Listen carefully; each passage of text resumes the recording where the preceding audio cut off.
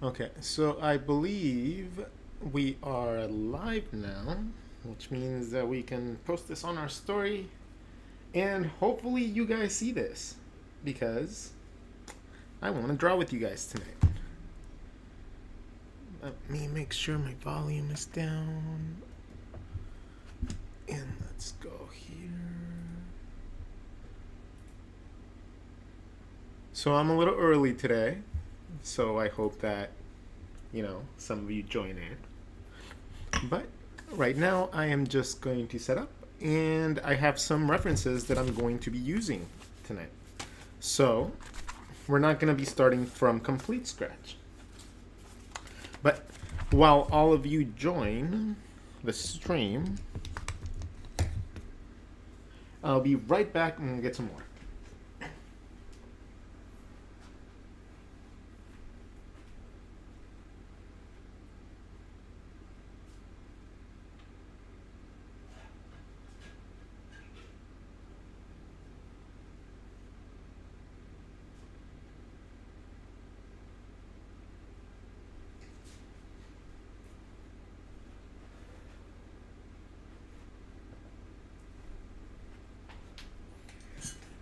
All right, we have my water. Okay, we got some coffee, we got some water, we got some people, and we got some questions. Tonight's going to be interesting. You guys asked some pretty cool questions today, so let's go through them. I'm just going to have it right there.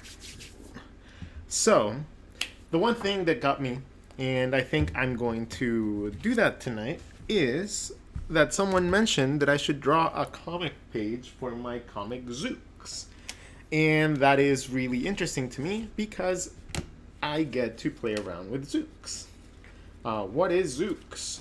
Zooks is the comic that I decided that I was going to start drawing a very long time ago. And, if I'm not mistaken, I want to create a certain page today. I just gotta find it.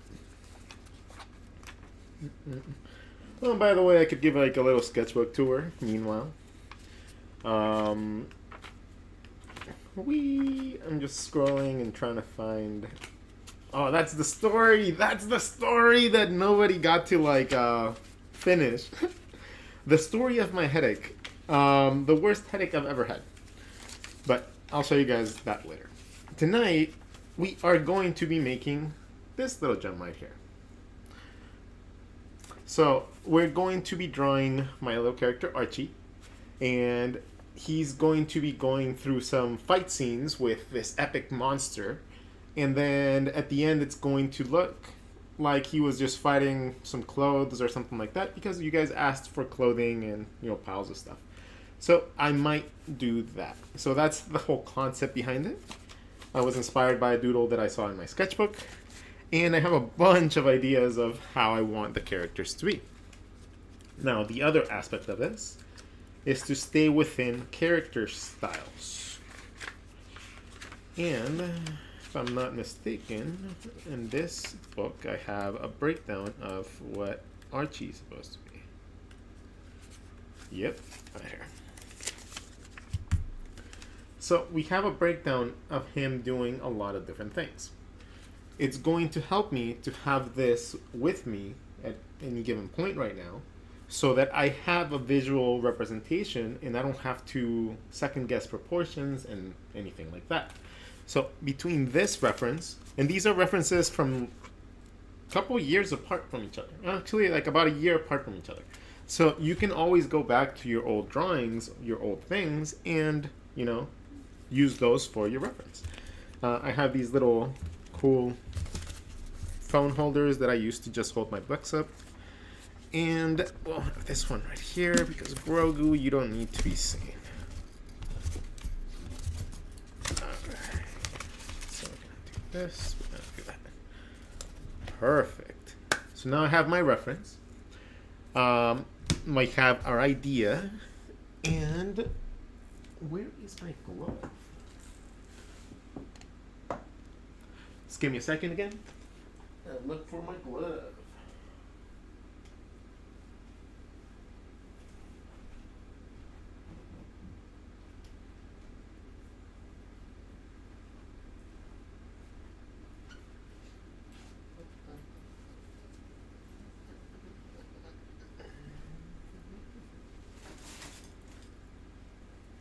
Well, we do not have a glove anymore. So it's okay. We don't need it. Alright, so now that we have that, let's go on to our drawing setup. Bam! Alright, so let's see. While I'm going to go about drawing this comic, right? Whenever you have, oh yeah, by the way, I'm gonna make it 8 by 10, which is kind of a weird size for a comic, but I'm not trying to go with a traditional like X-Men or you know, traditional comic. I want to do it more like the old school comics like Liberty Meadows, Calvin and Hobbes, and I absolutely love the paneling that they do. They had to tell entire stories within one panel or one or a couple panels. So you had to normally continuously be able to read what was going on. This is, to me, some of the coolest type of storytelling that there is. I absolutely love it, and that's the sort of thing that I want to replicate with my own art. So that is the goal. So that is what we're going to be trying today. I arranged my setup a little bit different so I can...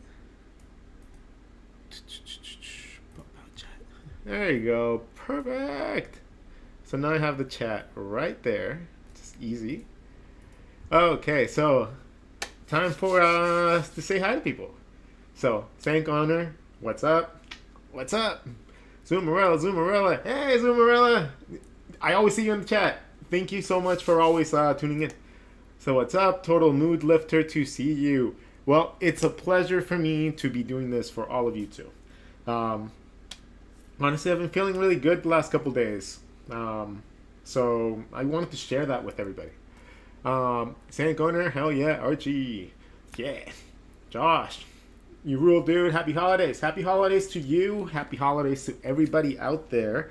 And let's start drawing. So the first thing that we're going to do, I know that you guys can't see all the panels that I have in Photoshop right now. But I'm just going to try to walk you through it, you know, like visually. So the first thing that you do is we're going to set up our layers. So let me just, where's my brush?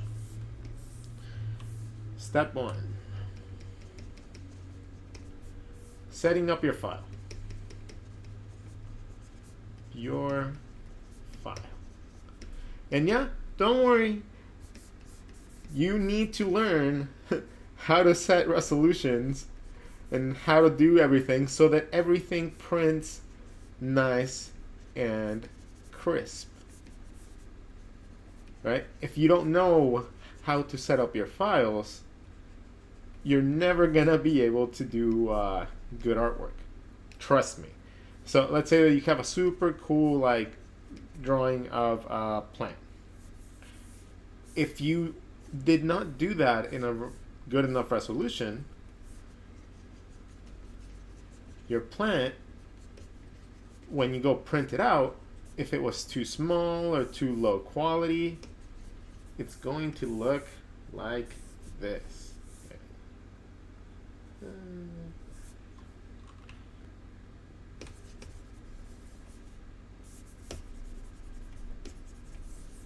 It's gonna look fuzzy, it's gonna look bleedy, it's not gonna print right. So I'm going to teach you guys the very basic steps that it takes to set up a file for print properly. This is something all of you need to write down. If you are not familiar with this, please do so.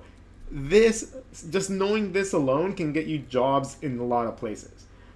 Knowing this and knowing digital artwork opens up so many possibilities for absolutely so many things. So please write it down, okay? And this is normally in standard production and illustration jobs in general. The formats and what I'm telling you to save in tends to be the standard when it comes down to most things. So keep those in mind. There's always exceptions, There's very specific things that some people have to use and save things differently, but for the most part, this is it. So I want to make a poster. Let's just say a poster because it's a large size. Let's say you want to make it 20 by 30 inches, right? So you want it to be a really large poster. So what you would have is you'd have like a little person.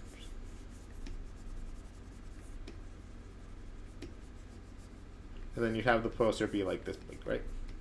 Something like that. So imagine you want to do something like that. Like, how do we go about doing this?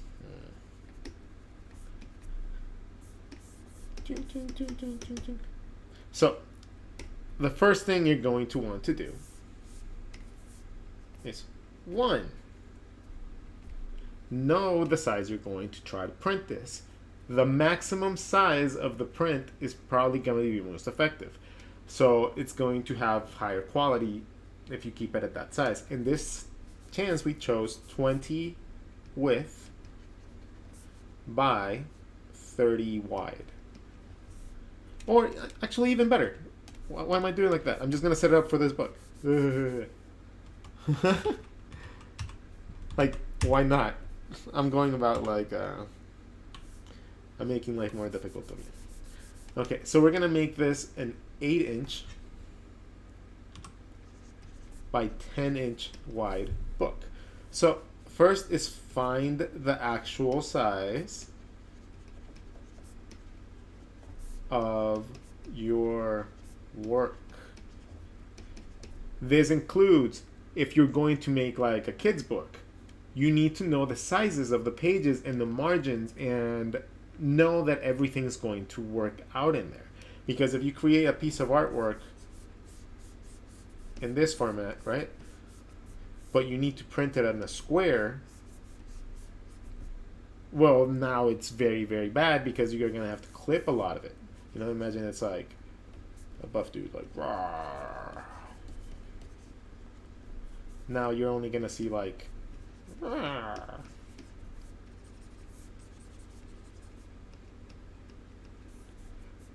And he's sad because you can't see him. Oh, can't show my muscles. So find the size that you're going to need to do this. Most of the time, it's as simple as just doing a Google search. Honestly, it's just as easy as doing a Google search. Like, it's not hard at all. So find out the actual size. If you do it at a different size, it's going to look bad, or you're going to have to edit after you already created the piece of artwork. You don't want to do that. So think ahead. Let's do that first. Now, the second thing you got to do is know resolutions for art. I'm not going to claim that I know everything there is. Resolutions. Yay! Resolutions. Yay!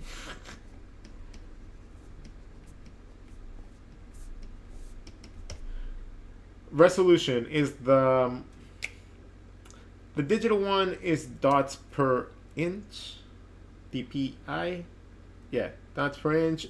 Dots per print. Huh. Okay. The way I'm just gonna explain it, it's super simple.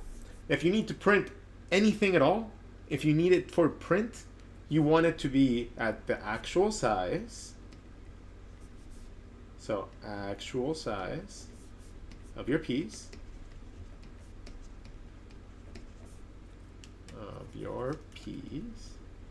Set it to 300 to 400 dpi. And that's dots per inch. Right? So what that means, this is going to be a print quality setup that's not too high and too big of a file to be able to send to anybody, but it's going to keep you with that perfect ratio that you can still blow it up a little and bring it down a little bit too without it, being compromised at all. So when it comes down to resolution, try to go from 300 to 400 dpi at least. All right, let's see. Oh, let me go through the menu. What else do you need to do? Color modes.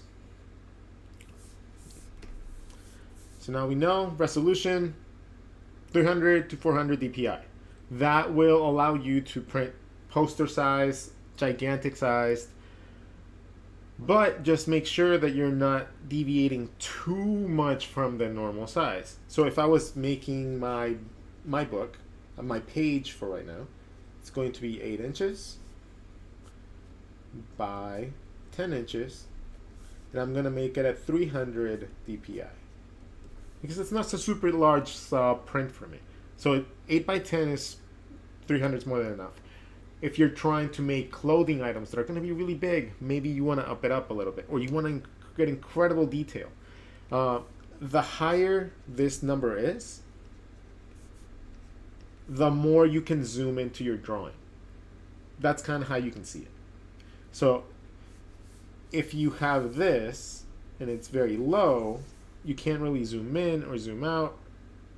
Detail is going to get lost the moment that you do any sort of manipulation to it. So just if you were going to be incredibly detailed, like down to like pores and stuff like that, go higher than 400 so you can actually get into your canvas and zoom in. Because this is what I'm going to show you. Right now the lines look crisp, right? But if I start zooming in, you start seeing these like these just edges, the pixels. So what having a higher DPI allows, it allows you to get farther into those files without this happening. So that's one interesting, fun way that you can see it. That's how it made sense to me. So hopefully that makes sense to you. Let's see, what was the next thing? File new. Oh, color modes.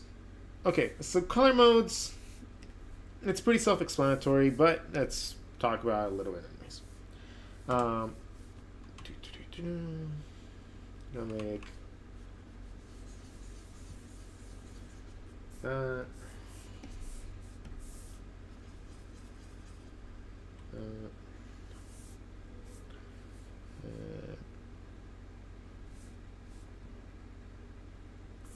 I'm going to show you guys what each color mode is, kind of. And bear in mind that I am a colorblind artist, so I am explaining this to you in the way that it makes sense to me. So if I'm wrong, that's fine. RGB.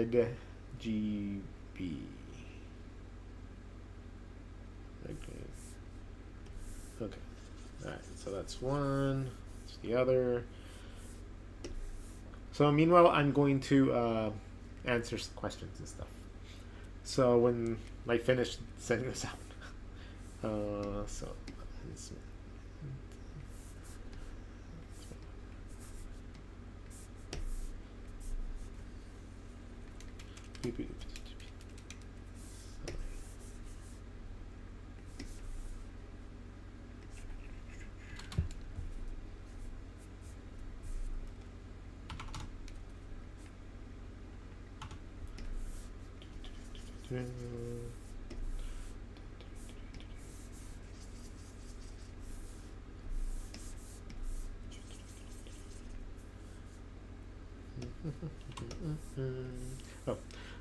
Garbanzo the Third. Hello, everybody.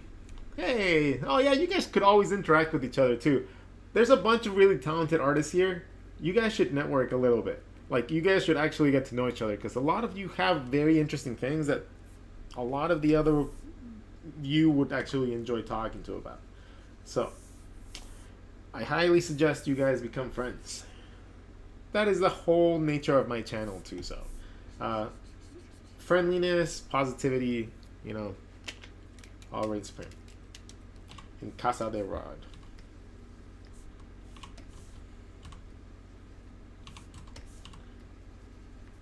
Alright, so let's explain color modes. So, color modes come in a couple different ways. I'm going to explain each one individually. So first, let's hide these puppies. We're going to talk about RGB. Where's my brush? So RGB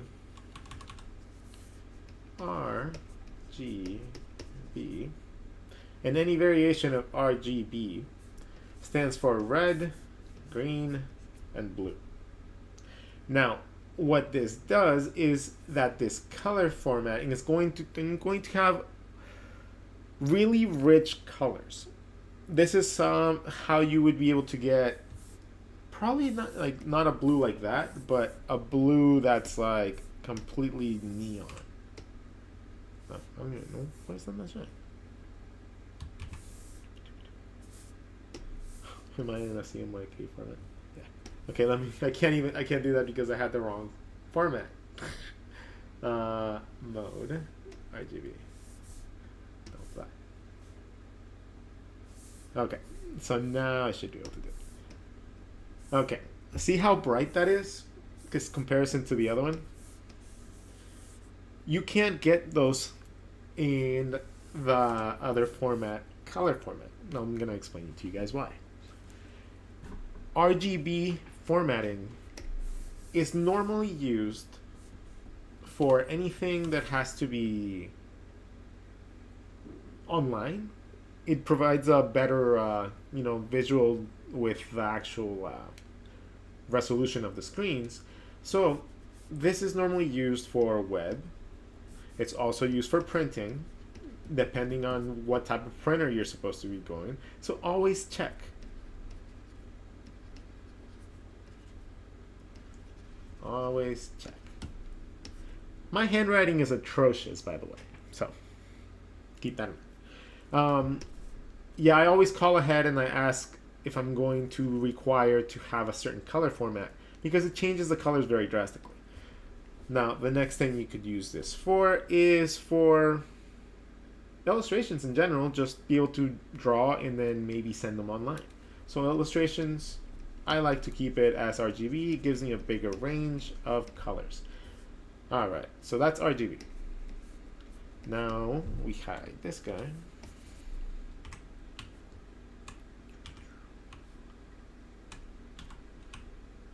Oh yeah, and for the love of God, please start using shortcuts.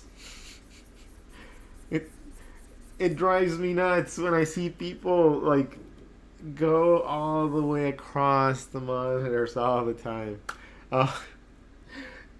Keyboard shortcuts, man, saves you so much time. Okay, so the next one that we have is CMYK.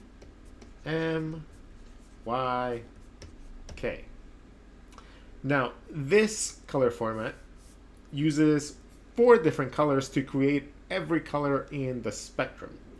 And it uses cyan, which is the blue, magenta, which is like a pinkish red, yellow, and K stands for black.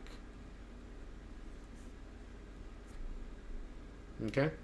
And then each one of these guys, yay! No. Oh. Okay. I just got distracted. CMYK. So this is normally the format that gets used when it comes to printing kids' books or things of very large proportions. Kind of like silk screening and, large quantities of, just prints in general. Not totally completely familiar why, but it has to do a lot with the printers available to be able to do this sort of work. Large format printers are normally CMYK, if I'm not mistaken. I might be wrong, but the ones that I've worked with in sublimation shops and production places that did t-shirt designs and just printed them there, it would either be silk screening into, different colors and stuff like that. It gets more complicated to that down the line, but the simple thing that you got to keep in mind is that CMYK is going to be used for large scale things. So, or anything that's going to go to print on any garment. It's going to be a lot easier for the people that set up your files to be able to set them up right, and you'll get a true color to what you're saying. People that send RGB files and the printer has to do CMYK printing are always disappointed because the colors are going to look more dull. And the reason is, it's because you can't get true blue. You just can't. There's like a really rich navy or like royal blue is impossible in CMYK. It just doesn't look right. So this is normally what I like to reserve it for any super big projects that actually need to be sent out to print in a certain way. Otherwise, just stick to RGB. And then, of course, there's the last one, right? Gonna reveal it. Ah, they're right here. Okay, so then we have grayscale. And grayscale is just as easy as it sounds. It's black and different shades of black. So you can change something from color to grayscale, and it'll give you the different hues. So you can just keep it like that. If you want to do like, I never do it in black and white because you can always save it as a black and white image later. I don't know why you would use except for just turning something color into black and white really quick. I don't know why you would use a black and white canvas, but hey, to each their own. Maybe I don't know something that they do. Maybe it's like the file size is a lot different or something. Okay, so now that we are done talking about the basic stuff, let's get to the fun stuff, right? So we're going to talk a little bit about paneling, and we are going to be drawing comic. Robinson Fernandez, howdy, hey. Joshua Cohen, 300 DPI. Celestial, hi. Mary Kim, hey. And Lorenzo Morelli, what's up? VOM, red. What? No, explain it. Don't really get it. Okay, so we have our 8x10 page, and we want to follow roughly the mechanics of what we had drawn into our post-it note. So the whole appeal of these comics for me is going to come from paneling the items perfectly. And that means I'm only doing about 4 or 5 panels, but I want one to be like a majestic little piece of art, and then the other ones tell the story. Like, this is Archie's imagination. So it has to be super vivid, super colorful, super nice and detailed. And then it tapers off to like reality where he's just like messing around with something innocent. That's the whole concept behind it. So I'll show you guys the end. We're going to go for this comic right here. And I decide from the off top of my head that it means that a third of it is left out from the bottom, and that's kind of like the formatting that I went with in thirds.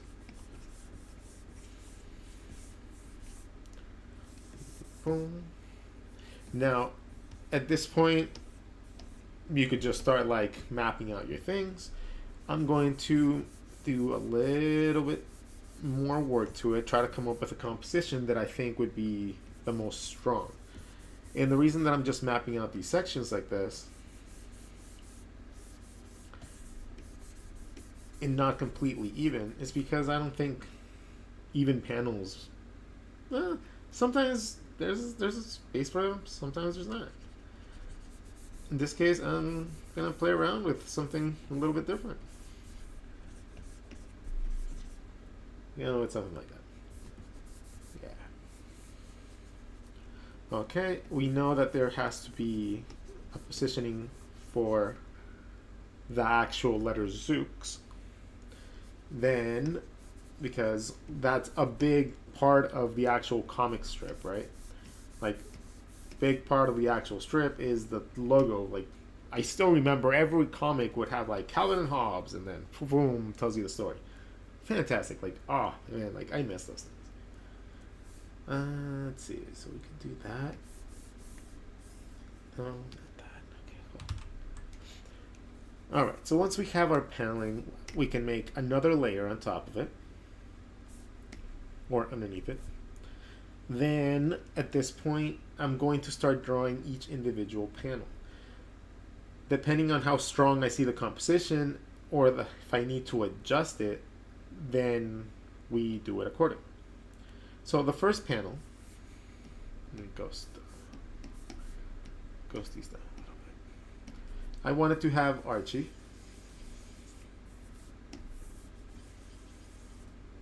Jesus. Archie, and he's looking up. He's gonna be looking up at this dude.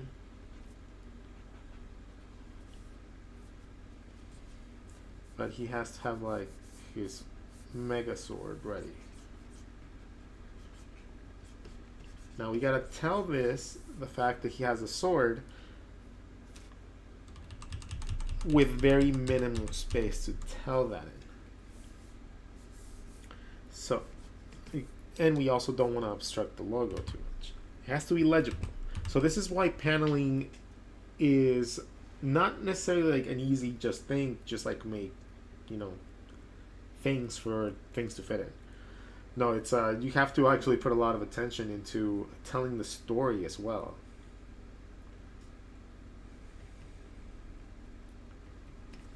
Let me zoom in.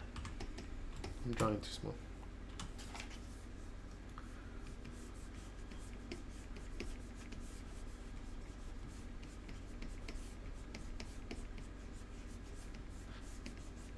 All right.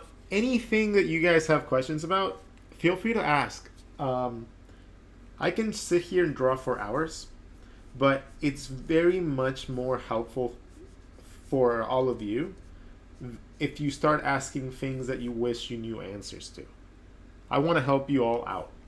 Like, so you guys just ask things. Anything that you've had like questions about that I can help with, I will do so. But take the opportunity provided.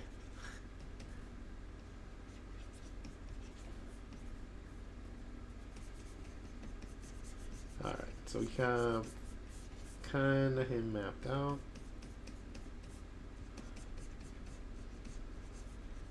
Still gotta come back and figure out how I'm gonna do the mouth.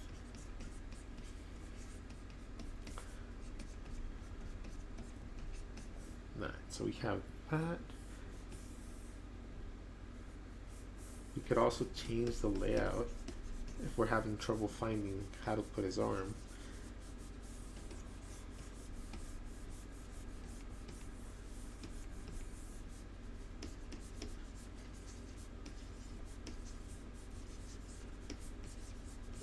Yeah, we could have something like that.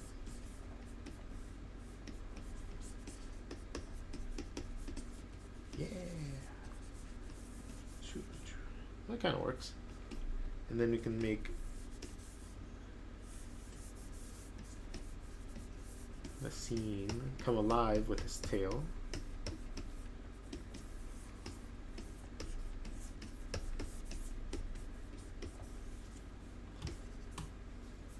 And then it'd be really interesting. I think the tail might be a little overshadowing everything else. So let's not do that. I still want him fighting a monster here. I want to show the monster. Or whatever he would be fighting. He could be fighting a robot. Or he could be fighting like a slime monster. And he'd be in the shower at the end or something. So, in this case, what task is he trying to get done?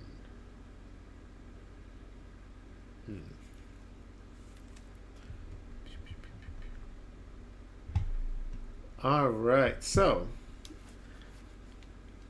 no, do you already have it sketched out in your head before you start drawing and setting up composition? Absolutely not. Most of the time, all these little like post-its and stuff like that give me like a close idea of what I wish I could get to, But sometimes along the line, I just find a stronger way to do it, and it's just a starting off point. So it helps me dictate a little bit. And now that you mention it, I look at the sketch and I started deviating from what I wanted from the page. Right? Like, it was going to end up being a completely different composition, not as strong, and I can't have that. So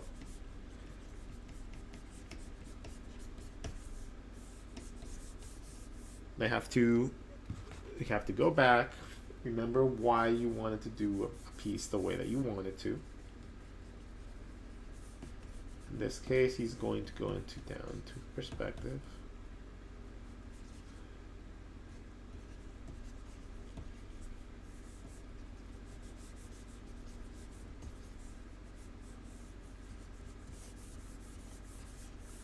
Okay, so super tricky perspective always requires a bunch of sketching. There you go.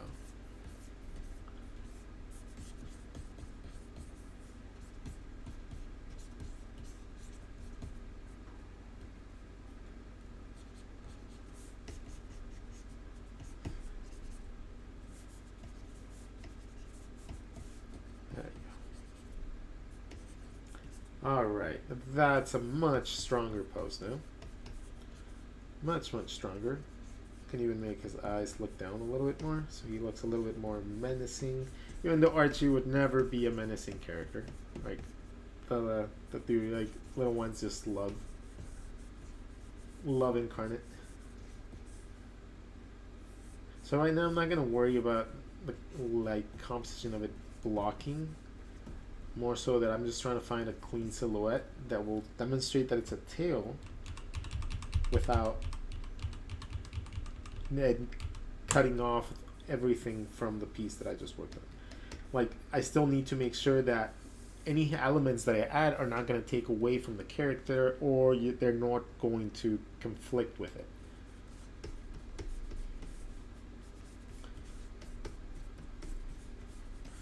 So I'm going to draw like that.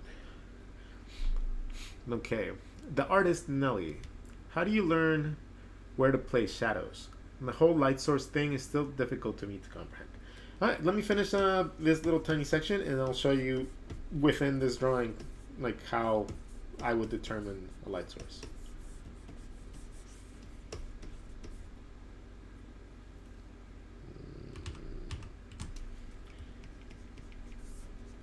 Okay, so yeah, we'll definitely go over light sources in this tonight.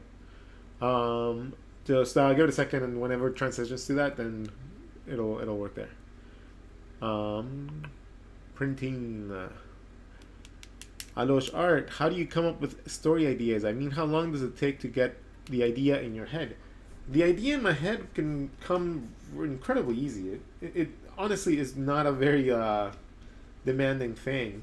What is demanding is having the technical skills to be able to translate that onto canvas. That is the hard part. The ideas for me are not the most difficult to, because my ideas are relatively simple. I just go with whatever makes me like smile, and that is literally it. Like, so I'm not like an overly complex person when it comes down to like figuring out stories and stuff like that. Okay, in this case, I'm going to make it have a cool hilt. Now he's grounded on the floor, but now his tail isn't grounded on the floor. Right? So if he's stepping on the floor has to be going in this direction. Right? I'm gonna draw through him, and he's going to be facing an enemy much bigger than him. So the shadows are going to go into the horizon point. Oh, I guess we actually do get to play with a little bit of lighting because of perspective thing. So he's right here, and this is probably looking more like that. Right? So in this case, just literally find out that the ear is a little bit too much. So that already made my composition stronger. Now I can draw the shadows going into the distance, and let's start with the shape on top. And then slowly kind of sketch them out.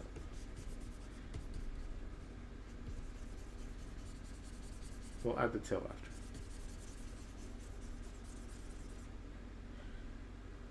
Okay, so that would be one ear, the other ear.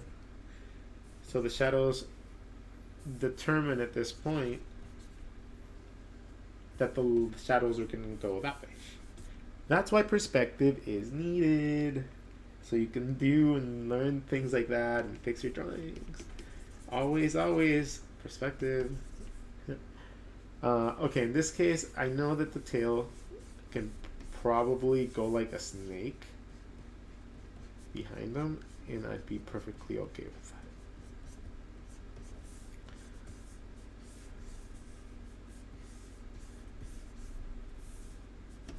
And then we determine the direction by drawing the tail. It's like a tube, right? So if you draw the lines going to a different direction, it's going to look like it has depth. Boom. Okay, this one will create a shadow, but the shadow is going into horizon, so maybe it would be like over here.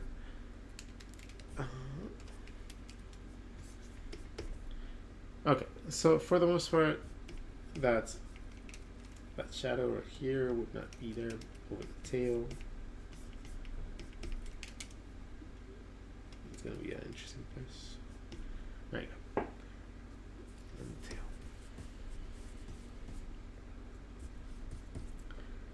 tail. Alright, so now we have our character mapped out pretty good. Right? I'd say so. Okay. So that would be panel number 1. After you have your panel number 1 kind of sketched out the way you wanted, fit it into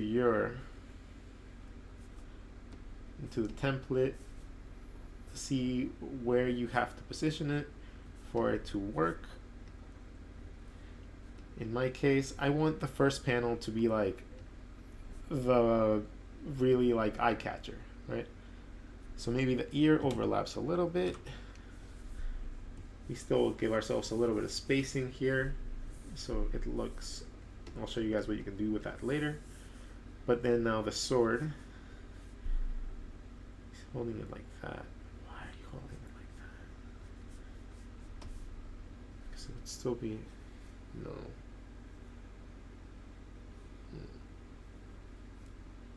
Hold on.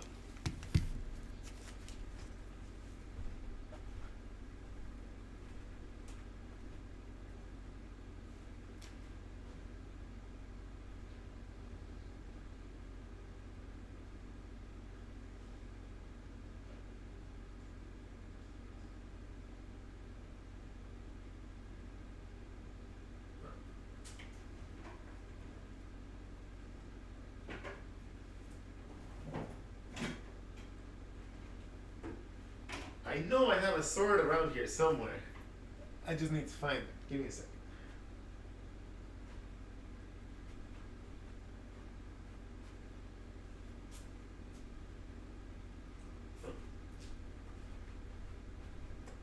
I cannot find my sword. Here it is. Here's my sword. Ha! So, alright, so now I have some reference. How would I hold it? I would not hold it like this, right? So that's how I have it right now because the hilt is pointing towards me. I need to rotate it so it's at least at a 45-degree angle, at least. Or if you're facing forward directly, you'd be like that. So, having swords. So I can also visually force myself to see this in the perspective that I need to draw it in. So that's horizon. And I'm just adjusting this, closing one eye, just trying to actually visualize it a little bit better. So we got that. You see a lot less of the bottom.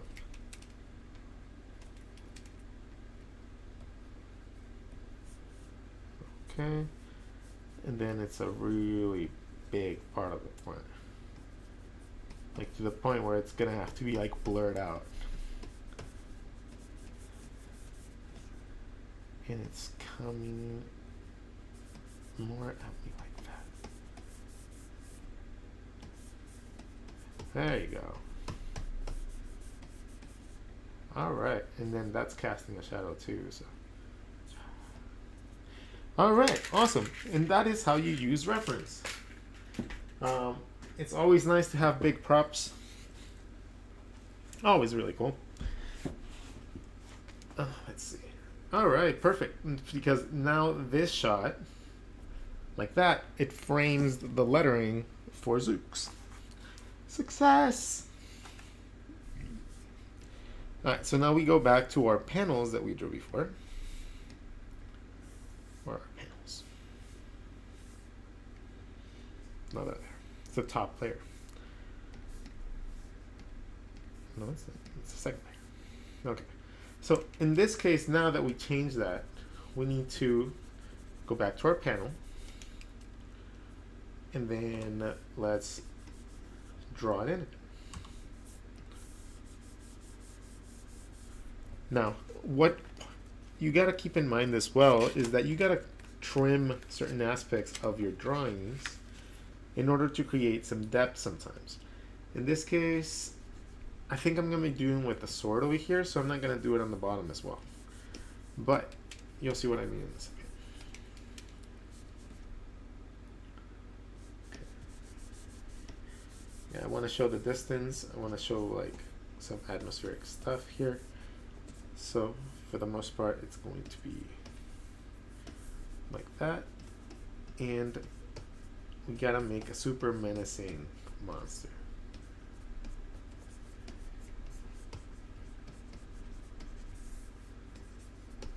So the monster's going to be around there.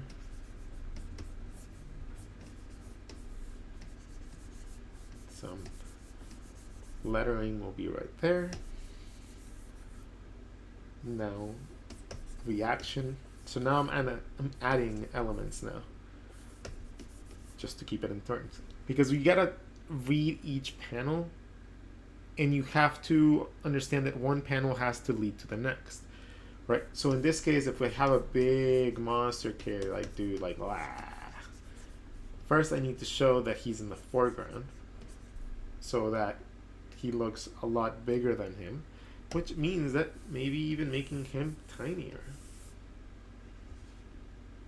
might create a better effect, right? Like the smaller I make him, the bigger the monster looks. But you got to find a balance, because you still can't have, you still need to have your character that you want to highlight, right? So in this case, I do admit it looks a little bit better if the monster is going to be bigger. And I can really make them like significantly bigger like that, while making like extra elements of there, something like that.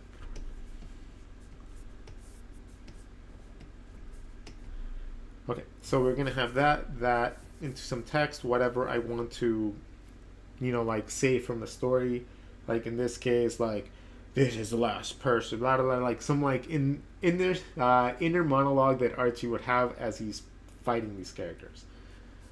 So in this case, I always enjoy having like a close-up like reaction, or in this case it could be like a shot of how incredibly large this monster is.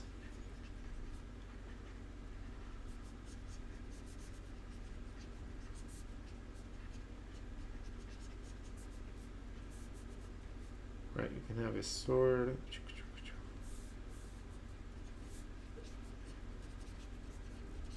So I'm going to change this first panel. It's mostly because I believe that doing it like this is going to just make the scene even that much cooler.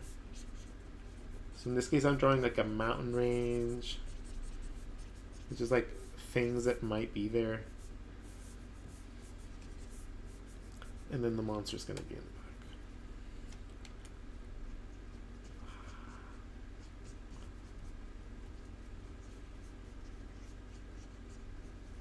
And I haven't decided what type of monster it's going to be. I just have a feeling it's going to be a lot of teeth.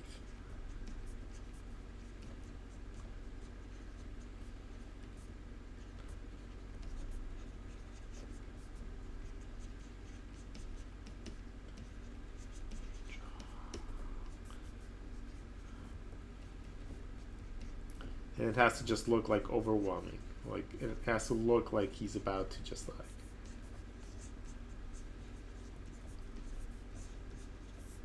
So he might have tentacles. Alright.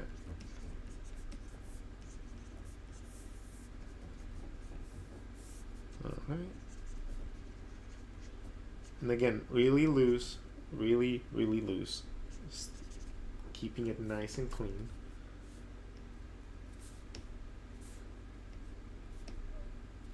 So, perfect. I think that worked out.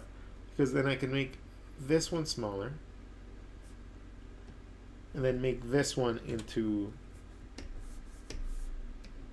the call scene. Like the scene that just steals the show.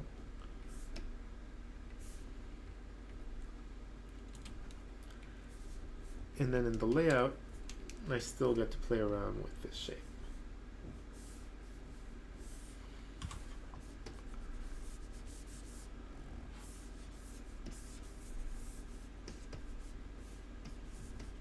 Yeah, there you go. Perfect.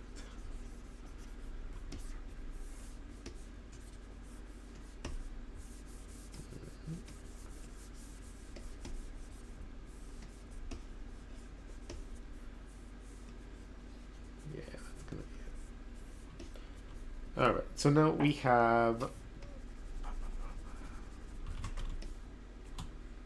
pretty interesting layout. Okay. So in this case, we're going to have Zooks Comics. Then I might angle the sword a little bit down more.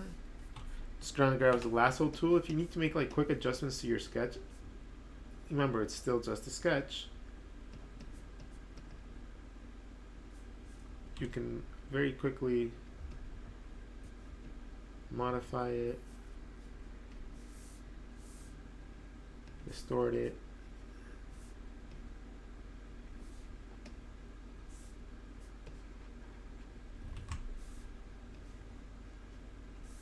There you go. So now I can make this guy bigger.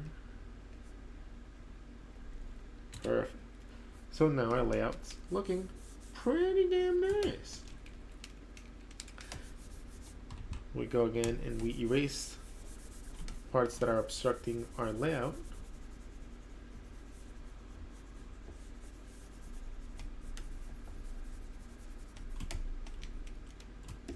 And then we continue on. Now the next shot is going to be our victory pose with Archie having come on, because I need, he's about to react, sees the monster, there has to be another panel, or I just incorporate that into this guy. So instead of him just sitting there, I need him to be doing something to engage, because then the next scene has to be a victory. Because I don't have that many panels, and I don't want to add an extra panel because it's going to have to mean that one of these has to be smaller. I have to think of how to draw him again doing what I need, and that's why I have my model sheets. So in this case, I already had it mapped out a little bit. I'm gonna make this a lot sharper. And then he's going to be jumping. His ears are gonna be there, and he's gonna have the sword right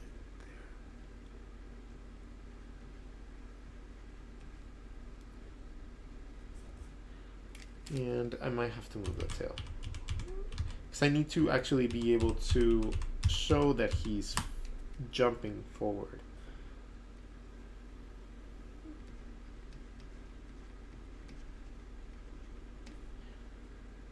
Okay, we'll figure it out in a little bit when we go into the first level of refinement. And this guy,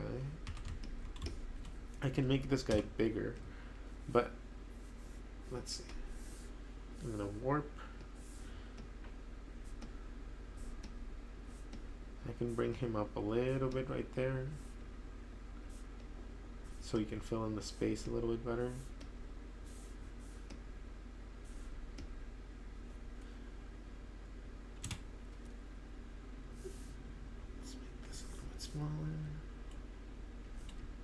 It's all about finding that nice ratio, because then I can have a little bit of story here,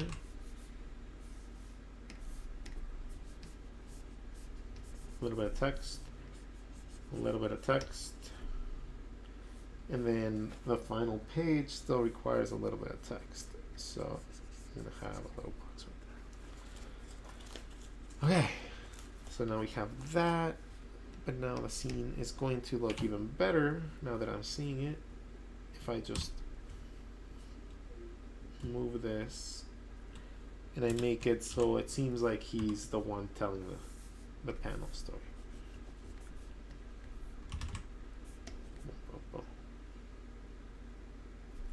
All right. Okay. Oh, you guys are actually active. Thank you. Amanda Lee's art studio. Going back to DPI. If I had 400 DPI image, how can I resize it without losing all the quality? Always have hit or miss with painting, and this is for anyone to answer, by the way.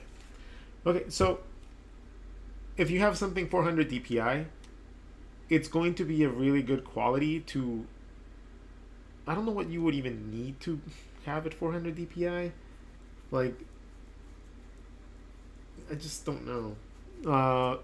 Like, even printers don't accept files like that are super big. But I mean, if you're going to, like I said, be drawing in a very, very strong detail, then I mean, 400 is perfectly fine. It's within that range. That's perfectly acceptable. Just a little bit bigger files. Just don't change the DPI. If you just resize it but keep it at 400, you'll be fine. Amanda Lee Studio Printing. Alois, how do you come up with story ideas? I mean, how long does it take to idea in your head? This idea doesn't take too long. It's I think I already answered that. What's a good way to study your favorite artist's work? Try to redraw it. Try to figure out how they're doing what they did. That's how you do it. I mean, there's no huge science to it. You need to understand enough anatomy and enough perspective to be able to see how they broke those rules in order for them to be able to create the style that they did. So practice, copy and analyze. Not just copy. Try to analyze what they did to get to that style.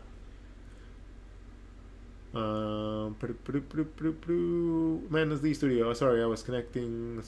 I had a question on DPI above, though. If you have time, no worries. How did you discover your style? That is a funny one that I get asked a lot. Mostly because I guess it's just a nice and appealing cartoony style that's not necessarily animation.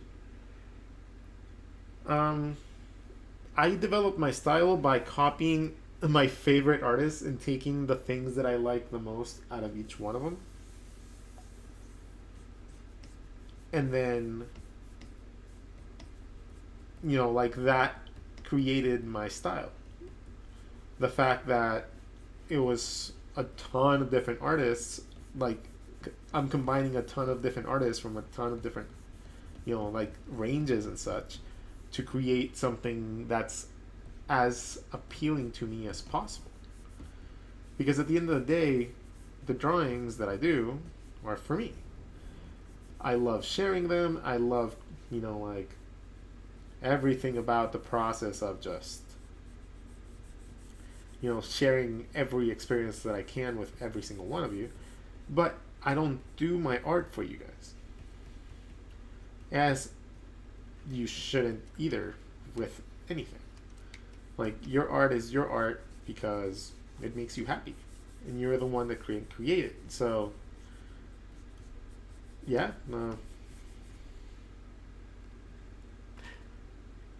That's how I came up with the style. It's just a amalgam of like Chris Sanders and Dean Yeagle and Steven Silver and a bunch of different caricature artists that I worked with over the years. Like, they all influenced me in some way or another, and it was this is the outcome of that. My style ish is the representation of that.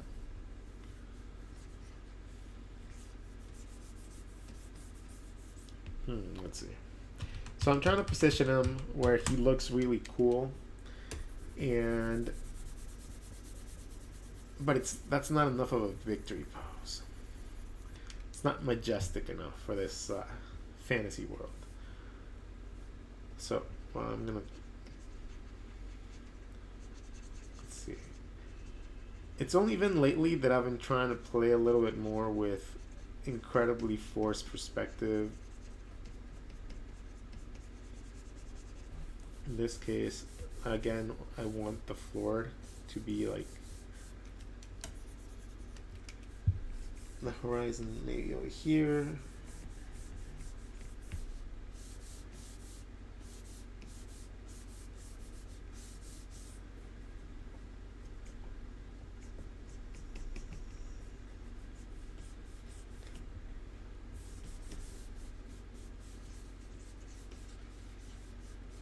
So having that plane allows you to map out things on it. In this case, I just want the monster to look like he got chopped in half. So having that perspective grid allows me to draw those rudimentary shapes that I can later use to sketch in the rest of the piece.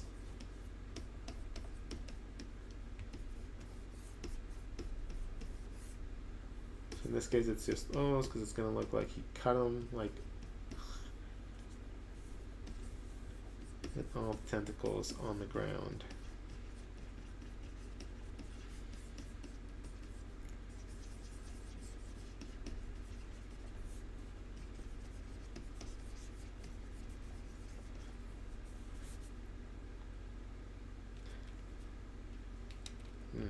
Okay.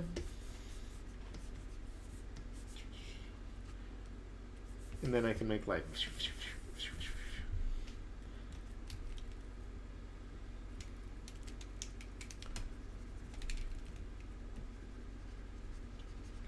we're gonna go like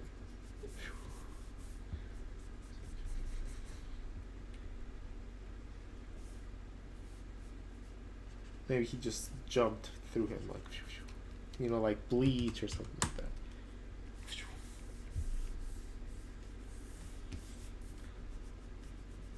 Some speed lines. Then, let's see, but then that doesn't really give us, that's just a fight pose.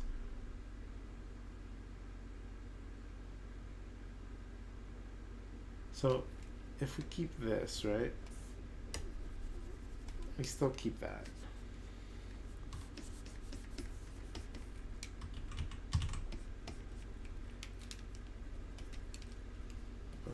him a little bit bigger.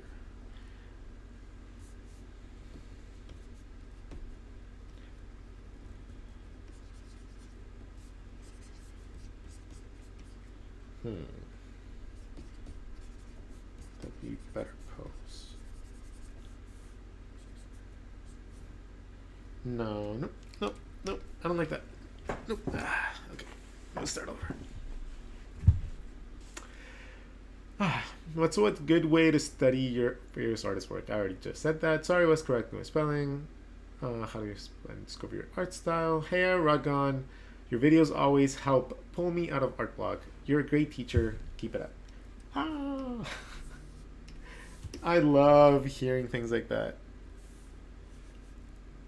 Okay, so maybe we have like a very somber, battle-scarred Archie, like I have him in my thing.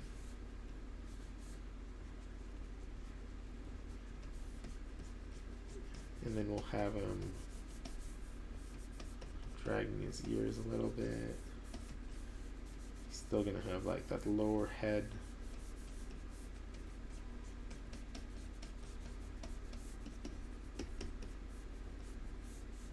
Maybe have like a part of a tentacle over his head, but it'll be bleeding. And then this is where we show like the monster just ripped to shreds.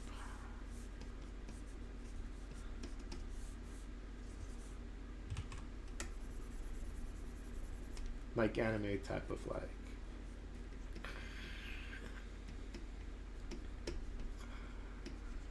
I'm just gonna do it in the silhouette.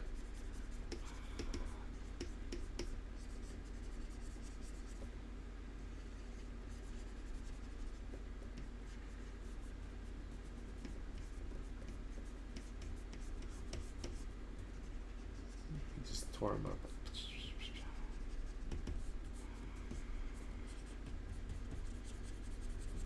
So in this case, it's gonna be easier for me to just make a big brush. Fill in like random tentacles and stuff like that.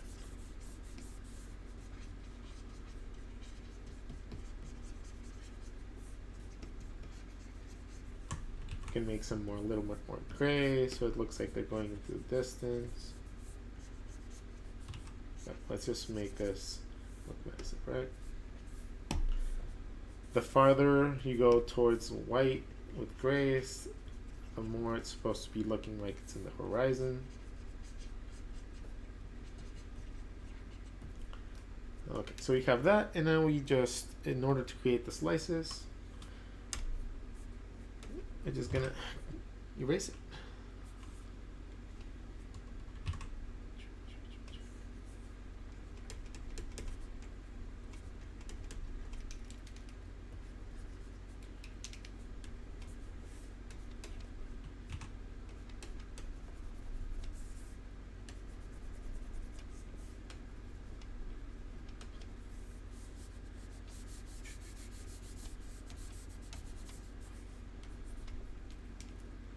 And then that's when you make like little sword effects.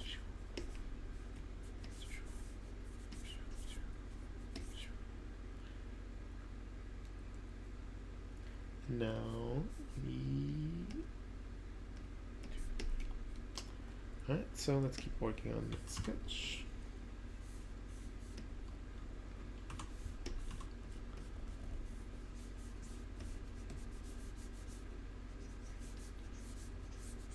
Maybe we'll make him into a Jedi.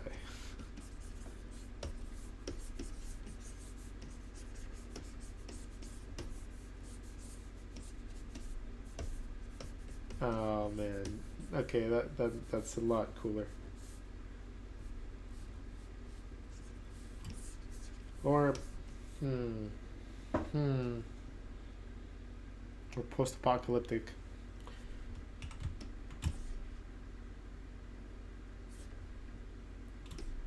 Nah, let's keep him as like a mage warrior thing. It'll still be like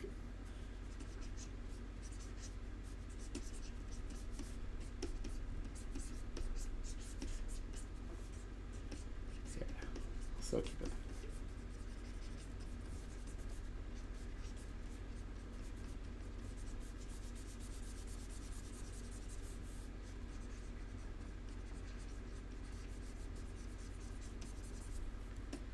All right.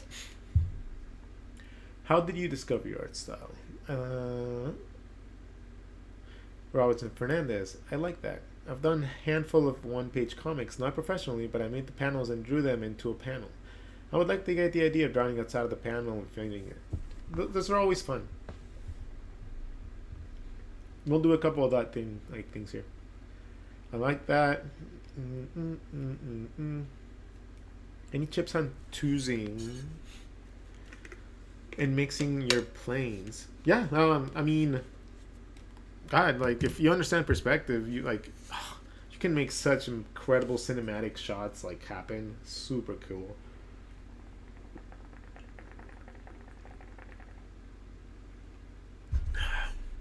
But you know, it's not the easiest. Oh, pineapple. It's dying out. I need to change the battery. The others then, a mutated banana monster with tentacle peels would be cool in my opinion. You got that. You got it. Totally doable. Banana peel monster. Perfect.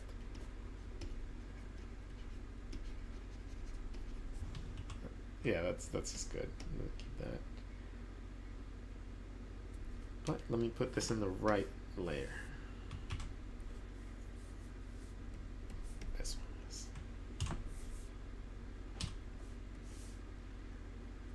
Okay. That's a really dope idea. Okay, so now we have something to map out with our detail. So now each one of these guys is going to be a banana.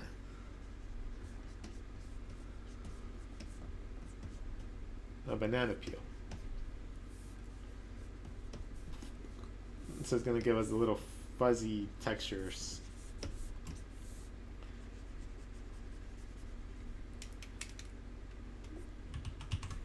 Don't draw on layers that aren't the layer.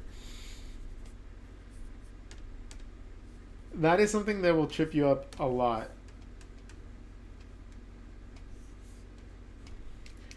Alright, so now we have... That was a funny idea.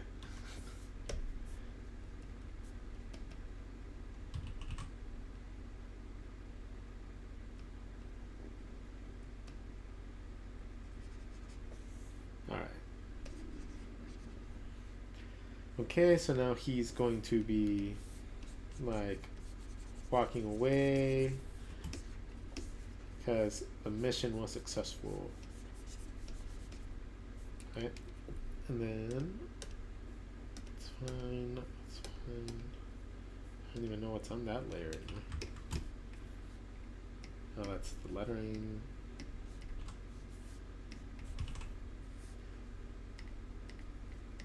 This is why we label things.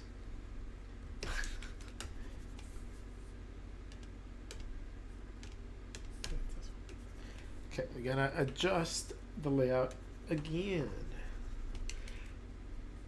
Now that we have this one, how big do I want this panel to be, you know?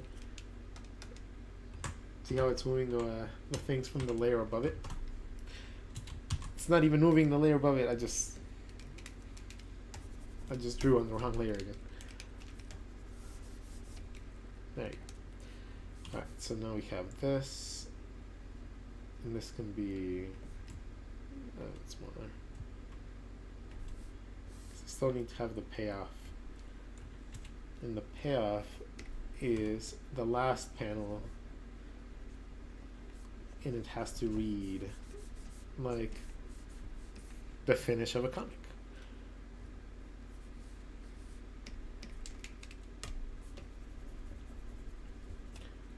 Let's keep the thought bubbles and boxes and stuff like that in its own layer.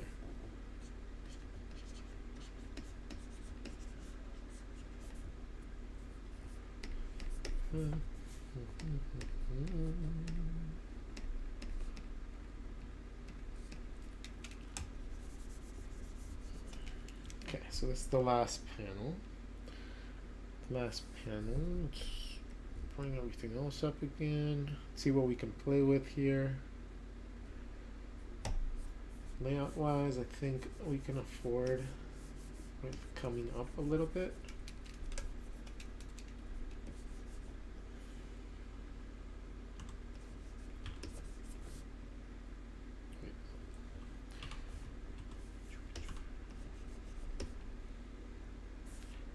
change the opacity.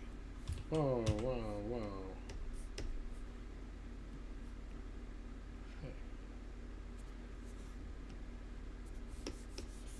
Okay, so we can bring this up, and then that means that this guy,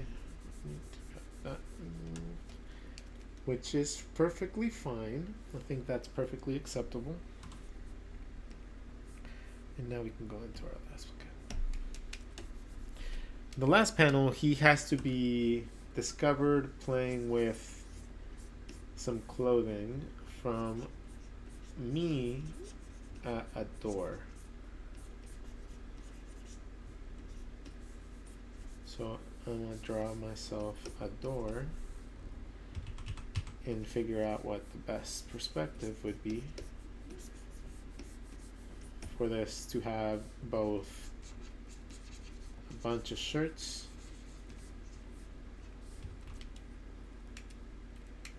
some bananas,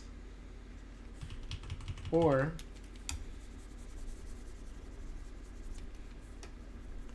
since it is a play off of banana peel,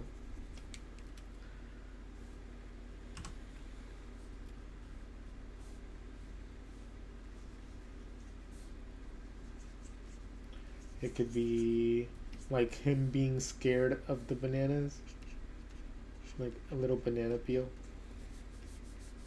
Planes, planes.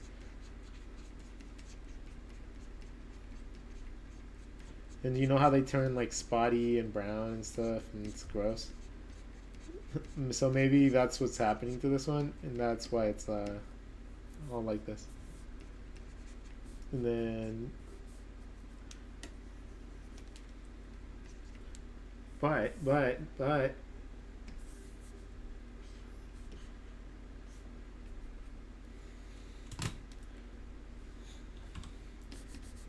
if it's on the counter?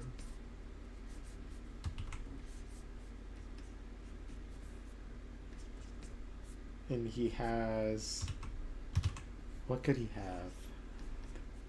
What would a kid use to poke something?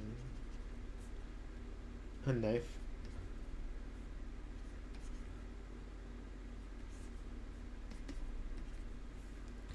No. I love the idea of the banana peel, but how can we make it so? Let's see. Could be like a dark banana right here. Floor.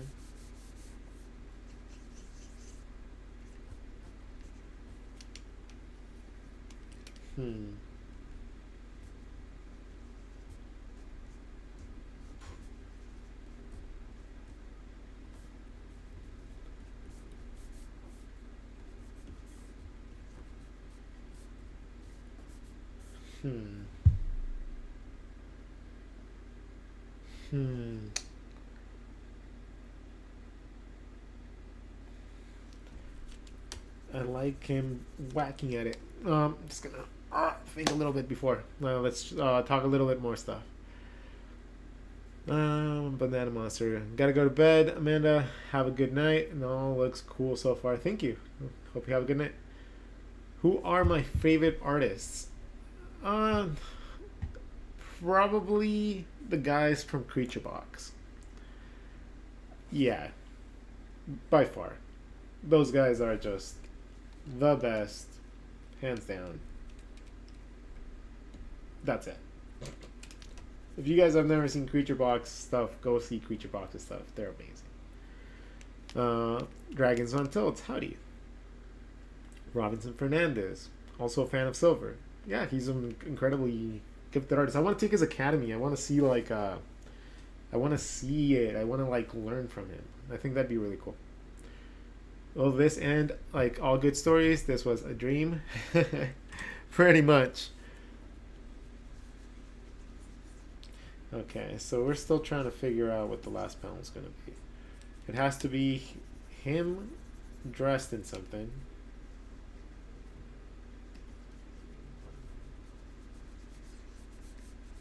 Maybe close up perspective.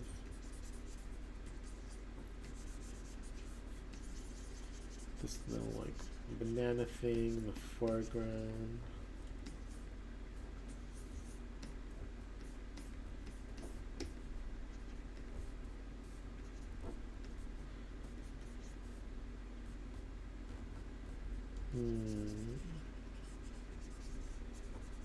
There you go.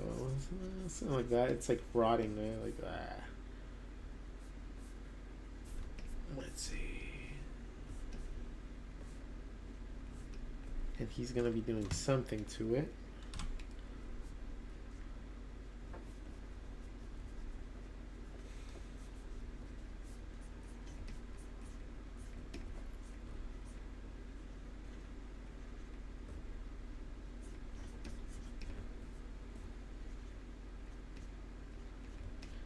Maybe I'm just snacking on something behind me. I like that. But not a mess up.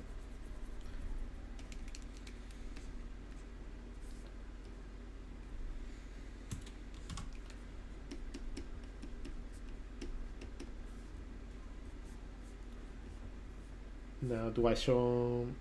Oh wait, no. He's just gonna have like a blanket or something over.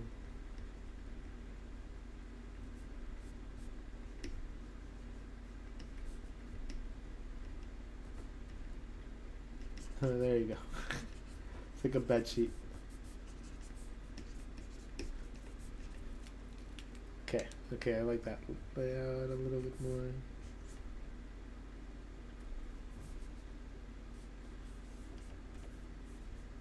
Now, if you draw me, I have to draw myself.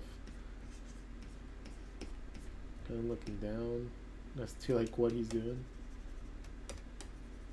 Not even that, honestly.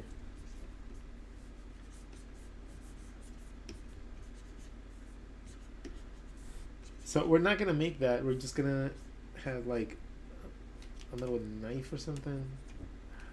What could we have? What could we have? A little butter knife, and then a bunch of sliced bananas. Who ate the bananas?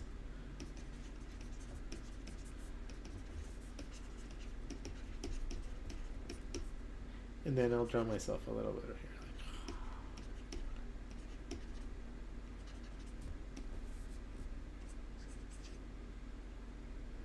And then he'll be like, oops. Hey, okay. Not absolutely the best layout right now, but I like it. I kind of like it. Just like with everything else, I'm going to tweak it so no two important details are very close to the edge. That is a very important thing that you got to keep in mind whenever you are doing comics or anything like that. You have to make sure that anything that's very important to the drawing is not super close to the edges, because when you print it, things don't always stay like that.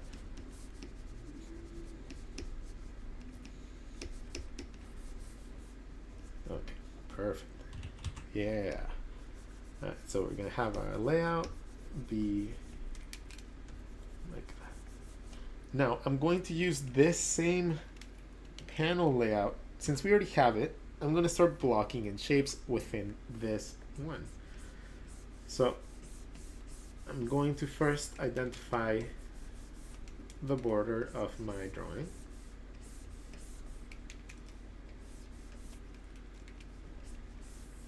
So in this case, we're going to want some things that overlap.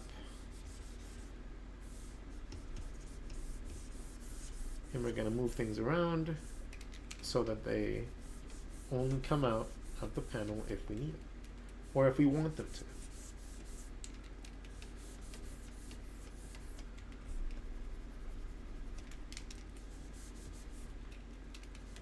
So in this case, I'm gonna leave myself about a 0.5 inch margin, half an inch margin, mostly because I know that that's the area in books that I can't print on, so I just keep it like that.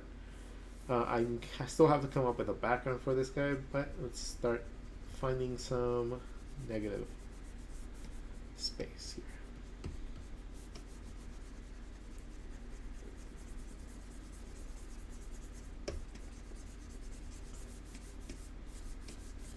Okay, in this case, we're going to have some tentacles and stuff like that coming out from here.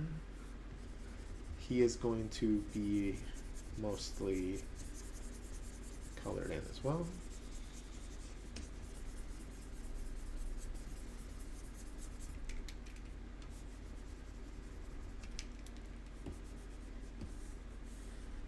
Now in this scene,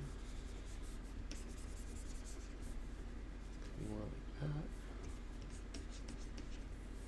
And then the last scene, we really want the middle part to pop out.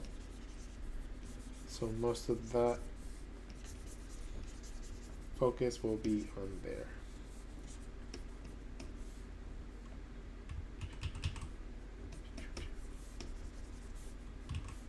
Okay. Okay.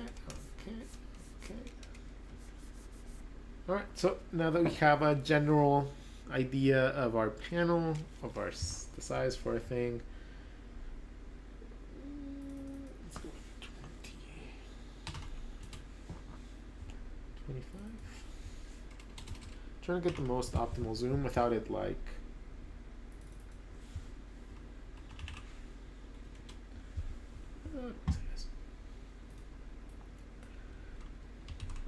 okay. Whenever you work like that, you just have to make sure that you move all your layers at once.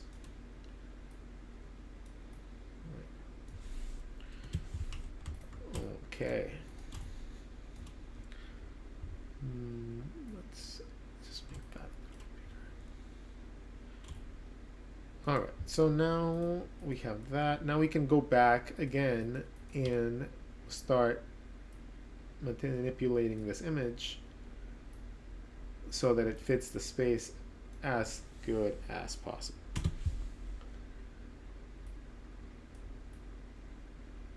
Okay, we wanted the sword to be overlapping it a little bit, overlapping the border. Now this guy right here, I have a feeling it's going to be a stronger composition if I make it more super drastic. You'll see how. So I'm gonna play a little bit with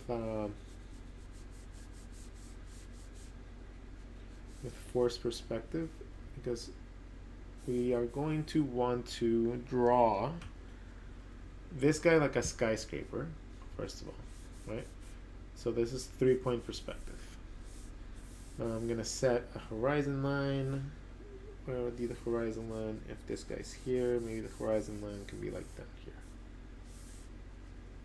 I'm gonna set a couple points.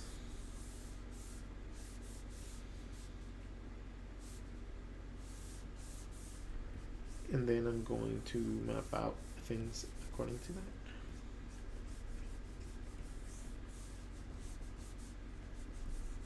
Since it's such a massive thing, like a massive creature, like if you don't, you can, that already looks big and cool and everything, right? But when you start adding perspective into it, I don't want to lose this right here. That is that one part that I actually really liked. So what I'm going to do, I'm going to take this and set it into the proper perspective that I needed. So whenever things are looking up,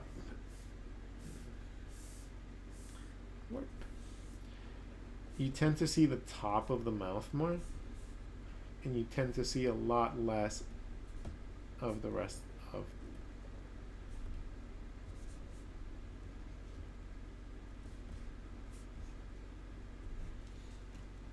Okay. And this is like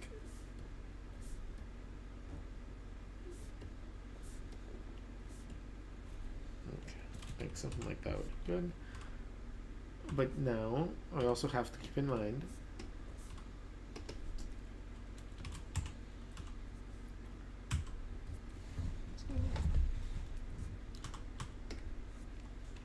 in numeric value. Okay, so since I want this to be going into perspective, I'm going to clean this up a little bit because I'm going to need a little bit more information than what I'm giving myself right now. So he's still a blobby element, right? This is gonna be his general shape. Now, the perspective line is gonna be, looking at this, should be around here, I think. And then we're gonna set a couple points, and we're going to start subdividing those points to give ourselves a very dynamic angle here.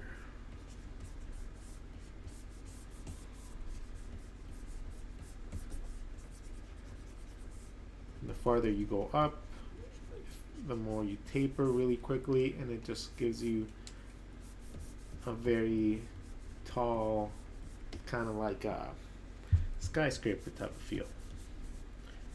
The more spacing you do in between the first ones, if you compact it at the top, it's going to look like it's a pyramid, which is the perspective that we want to achieve.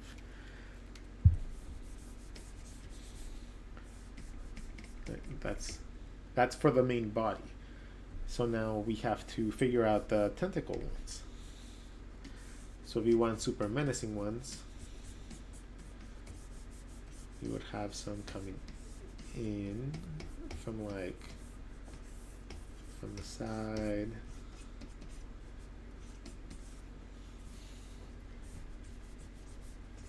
You can have it. It's gonna be like flames or something.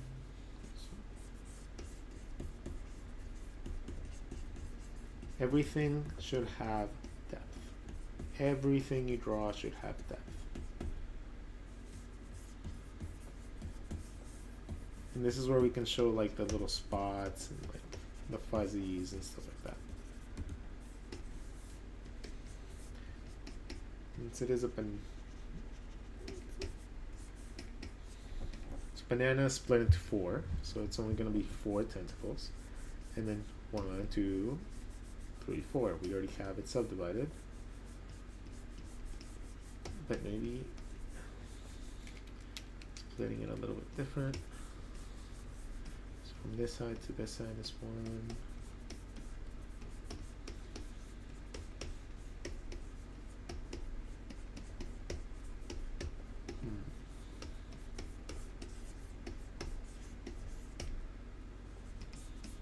Then from here to this side would be the other. And then from there to the other one. And then the last one would go from here. I'm drawing through the shape so I can actually like know where I'm supposed to be drawing. Because I don't want to just draw the tentacles going in whatever direction, because you know, it might lose a little bit.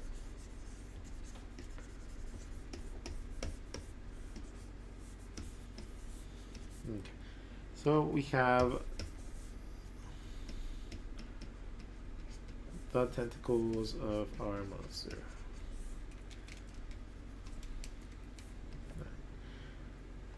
Okay. Tentacles are good. Let's warp them a little bit.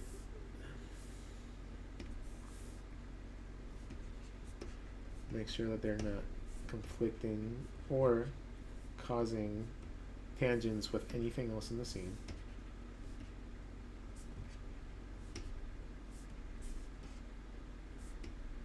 Okay.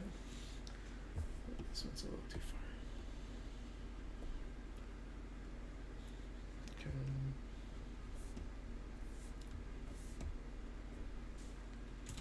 Okay. Okay. So we have that. Now we gotta draw the most epic pose that we can do with our character leaning towards that.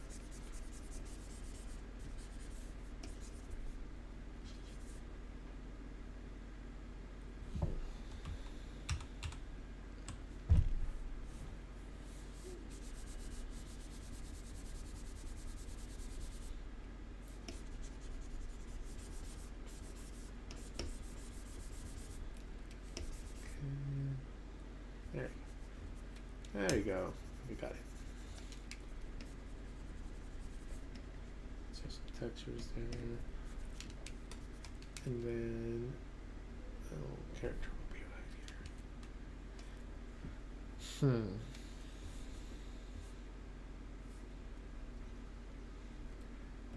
Okay, he's gonna be jumping with the sword.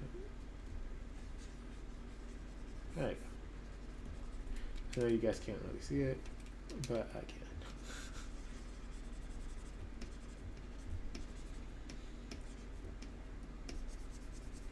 Okay.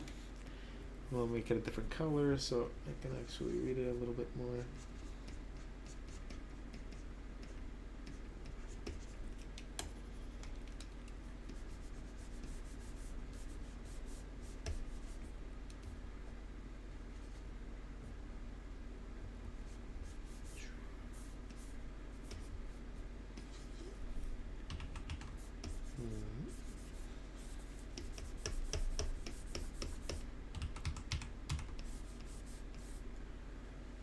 Okay, there you go. That's better. Let me line these up a little bit because I think they're just obstructing my shot right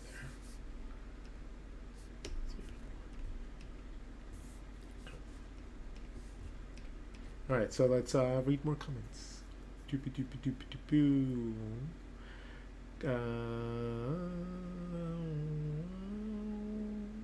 That looks so sick, bro. Thank you, Saint Connor. Robinson Fernandez, are there any art challenges you were participating in? How about the art challenge where I should probably start like creating things for myself? That is the challenge that I'm facing most of the time. It's just getting that consistent creating of things for yourself. Ooh, okay, I got it. I think I got it. So I'm gonna use the tail to create an error like he's jumping.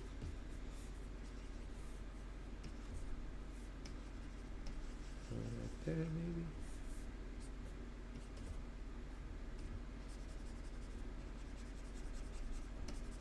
Alright. So he's gonna have a sword.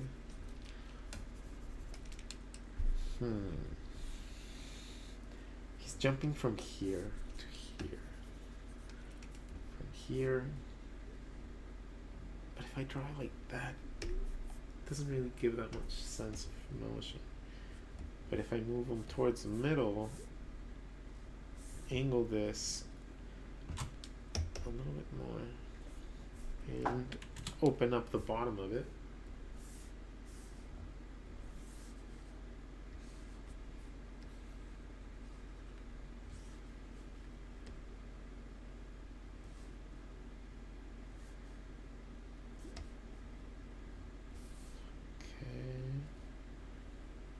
Something like that would do.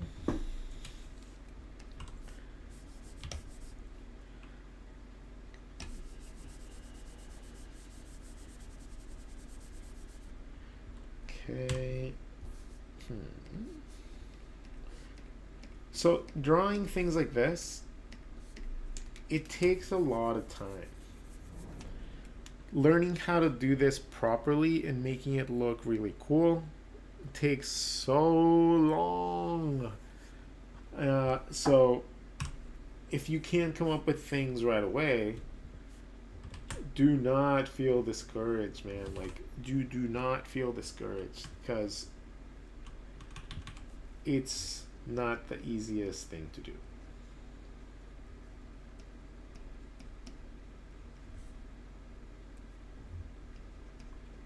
Okay, so we have our perspective plane, so we know that Archie's supposed to be here. He has a hood on.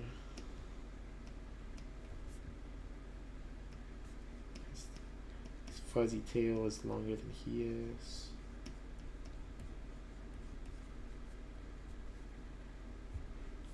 But I also wanted him to maybe strike an attack pose. Huh. How do we make the most? Okay.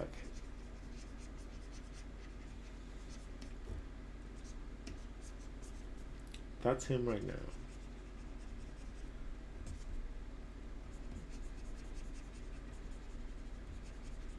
Him right now, he's just like that. So what I need is for him to start jumping.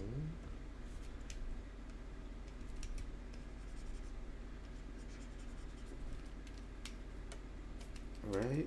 He needs to be like jumping towards him. But his sword has to be, he's holding it over here, creating streaks of speed.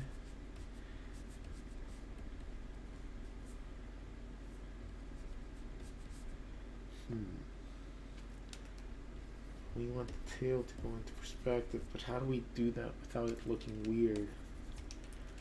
Okay. Alright, maybe that works. Kinda.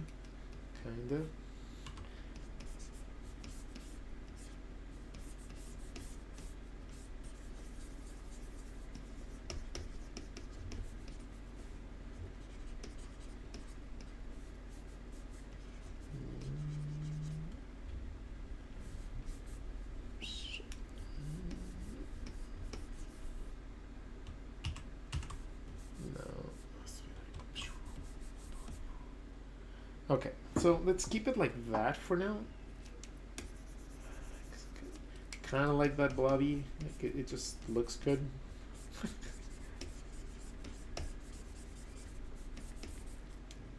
Okay, leave it like that. And then we have our victory pose. We still got to figure out his tentacle situation. Are there any art challenges? No, I'm not participating in any right now. What's a good way to practice composition? Watch and read a lot of comics. Honestly, that's the best way to do it, and it's more fun.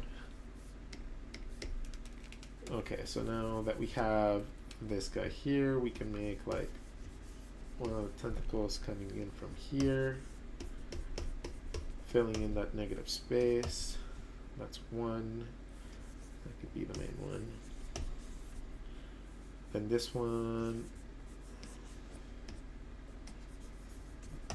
maybe facing towards him.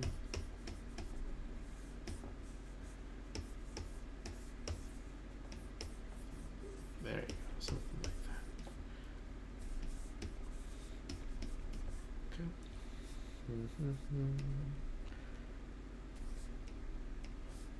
So are you guys tired of just doing the whole anatomy thing? Do you guys want to actually get into doing some sketching detail? Alright, give me a second. We're gonna go right now. Okay. I'm gonna leave this one light too, because I still need the guides, so we're gonna start drawing the detail. I think for the most part, our composition is pretty solid. We're going to, before we finish out the sketch and then move on to the next level of refinement, let me finish drawing some stuff. Where are I? Okay, this is what I hate about Me not labeling my layers. You gotta click through every single one. It takes forever. Okay, so screw that. I'm just gonna merge everything together anyways in a second. So I'm just gonna draw in any layer. So now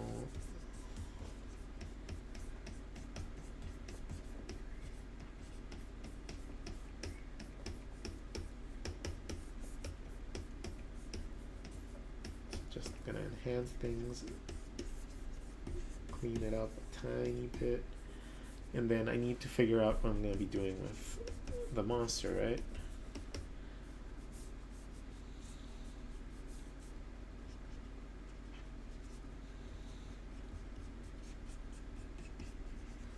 So I want to have a very open mouth, and I know that mouths, the jaw unhinges on most mouths. And then I want it to be like a mega roaring creature.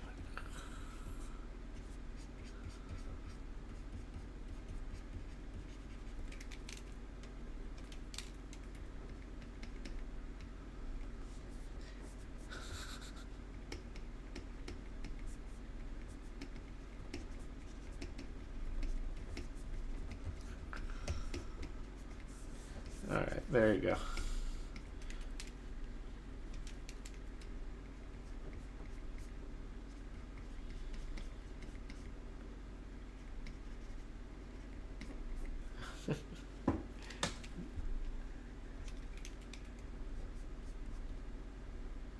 Alright, there you go. So, I don't like the little bump. I'm just going to draw it without it.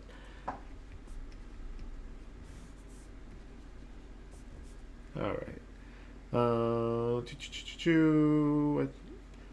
Jay Stone, what up? Finally made it to a live. Yes! What are your feelings on the free transform tool? Is it a crutch or just another tool? There's no crutches. Like, if the tool is there, use it. If there's no reason for you to limit yourself, why would you limit yourself? I use every tool that I can or that I need to achieve the look that I want. It doesn't matter if it's considered cheating. I don't even know what that would be. Like, why would anyone even consider something like that? Like, not like a crutch. Like, nothing's a crutch. I have had the pleasure of working with super old versions of Photoshop and Illustrator and the such, and all those tools are there because people complain so much that it was so annoying to do things in other ways. So don't knock it so much. You'll it really is like one of the coolest things you can have. Like, all these tools that you have at your disposal now, like, are so much cooler than anything I had when I was younger. So just be thankful for that. What if it's micro rotting banana the whole time and he thought it was a spider and that's why he attacked it? Oh, that's good. Okay, that or the banana stealing. One or two. Okay, so we have our monster, we have our kill scene, and we have our payoff. The payoff's not necessarily super clean right now, so we're gonna have to tackle that in the next level. Now, let's see. Let's just merge everything together. Everything. Nice.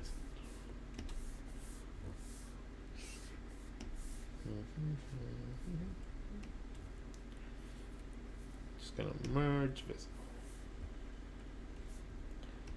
Okay. We still have a lot of layers in this. Okay, so now we have this, and now I'm gonna turn the background layer into a gray.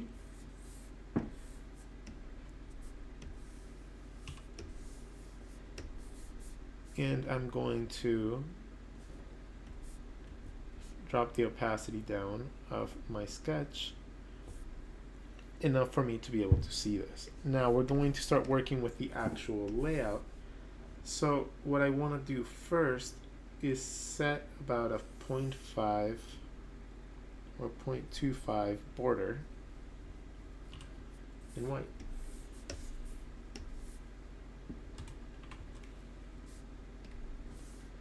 That is going to be my barrier. Okay. All the panels will probably be subdivided in white. So I already know roughly where my panel breaks are going to be, so it's right there. But we still haven't figured out how we're going to do the line right there, so I'm not going to be touching it yet. But now I'm going to go in and I'm going to start adding a little bit more detail over this and just refining as we go. So he has a hood, right? So I can go in, I already know where certain things are going to fall. Maybe he doesn't have the hood on until after he fights. I'm going to add his little hairs going back. Normally they're going forward, but in this case they're going to go back to show like the monster's growling or something.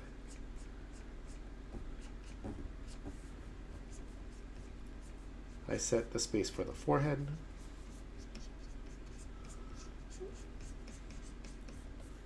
This will provide me the eye sockets and the other side of the face.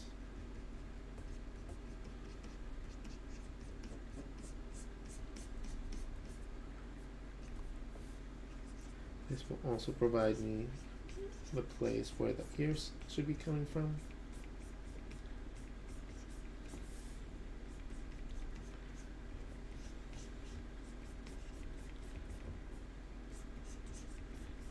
And remember, there's a perspective lens, so we know where everything is supposed to be going anyways.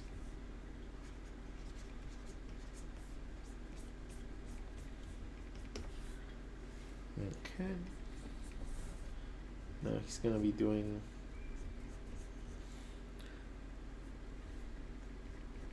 the whole adventure thing.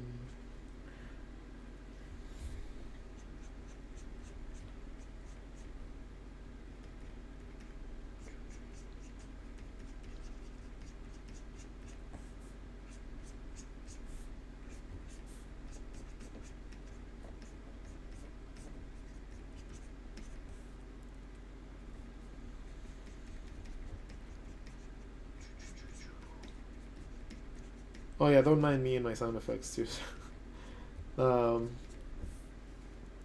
You guys just keep enjoying the content.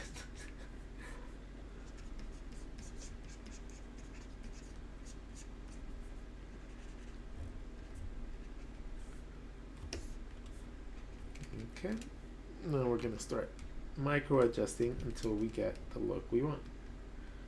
So for example, Archie doesn't necessarily have a lot of space in between where his mouth is and his eyes. They're relatively close to each other. So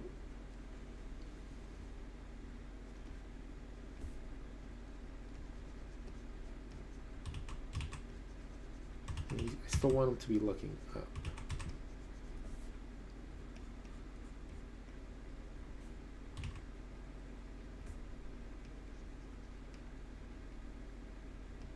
There you go.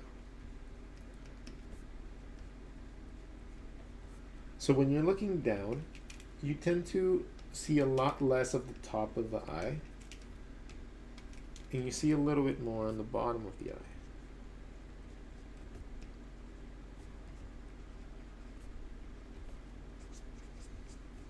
Also, you would see a lot less of the bottom of the mouth.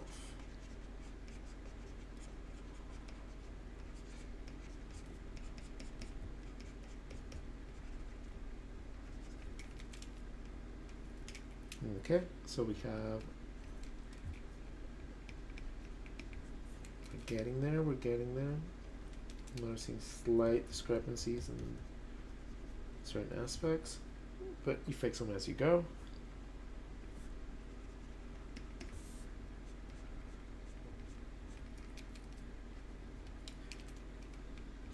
Okay, so now do we want to give him battle scars? Yes, I do want to give him a battle scar. As a matter of fact, that's going to make it a little bit cooler. So I'm going to find where his little mask thing would be. Okay, so his little mask is kind of like a little heart.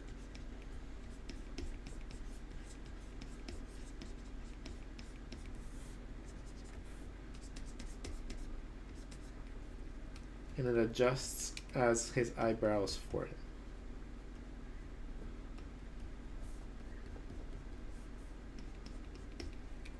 Like that's what his eyebrows are technically like the things over his eye. Okay.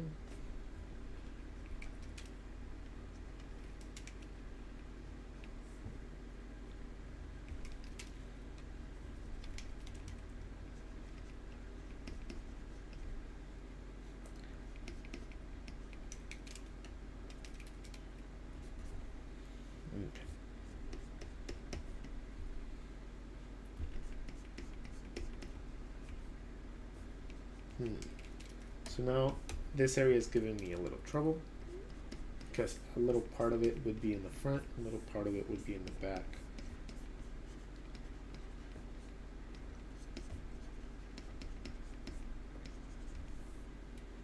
There we go. It works.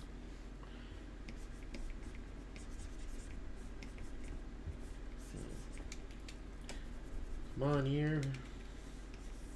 Or do I want to make it? Oh yeah. Yeah.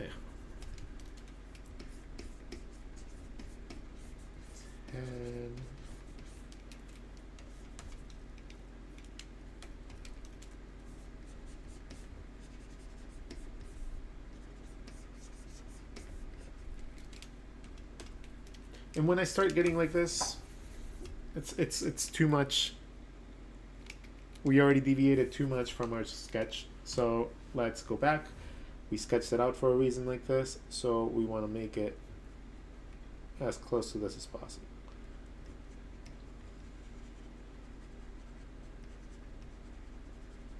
Sometimes it just gets away from us, you know?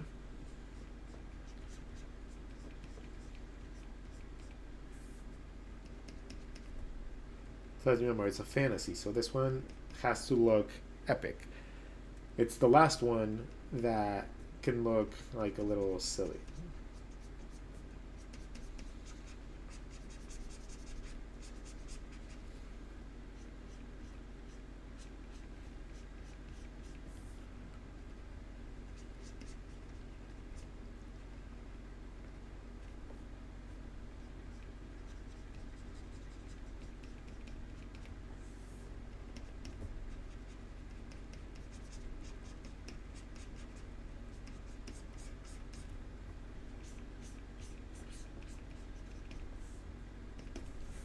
So in this case, I'm going to play a lot with contrasts.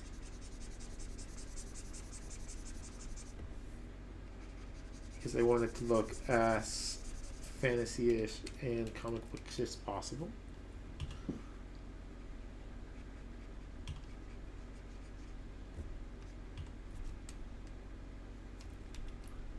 So in this case, he's going to have his eye.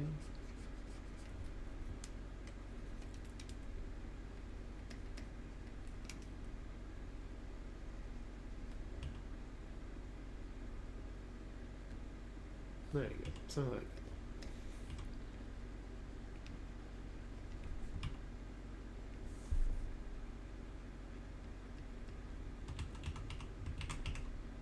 that. Anime Achi.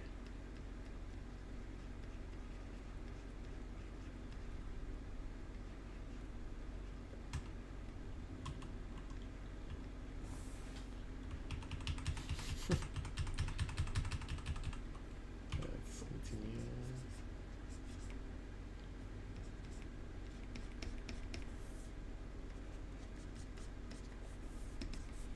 Okay.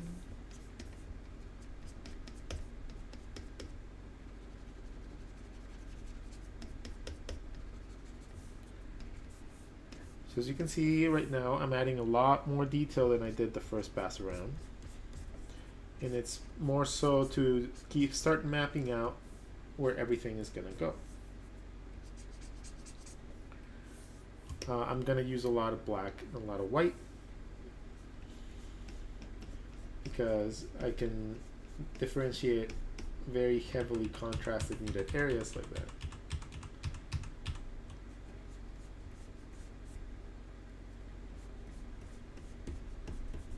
Okay, so animals tend to go into a defensive mode where they cower and they tuck in their ears and stuff like that.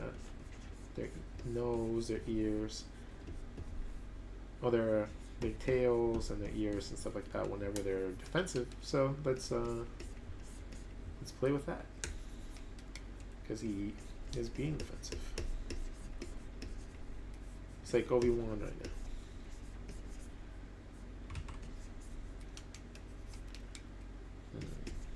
Right.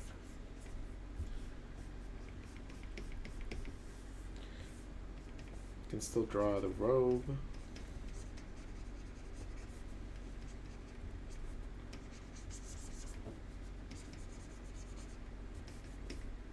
No, it is going into perspective.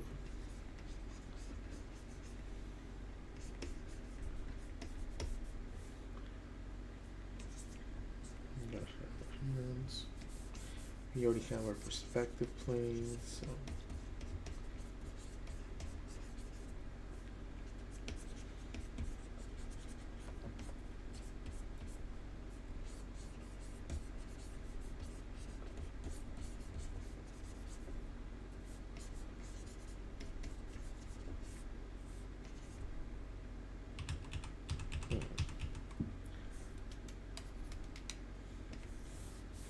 okay, the sword is coming down this way. It's lightsabers, so most time, let's say it's like extended arms, or slightly bent.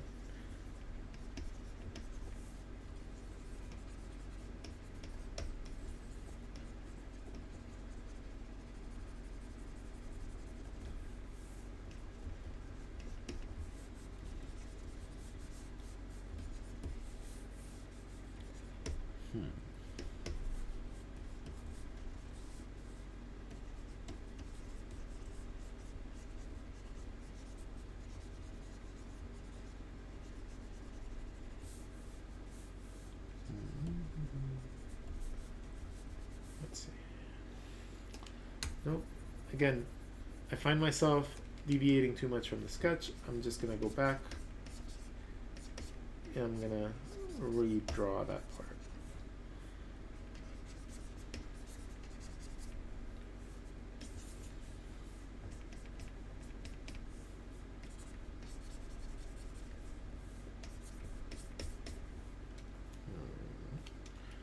So mostly straight.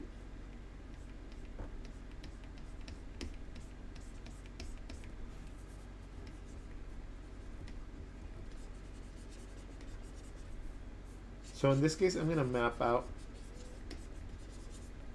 the holding of the sword like a little trapeze, so I can have that middle part to bring out into perspective.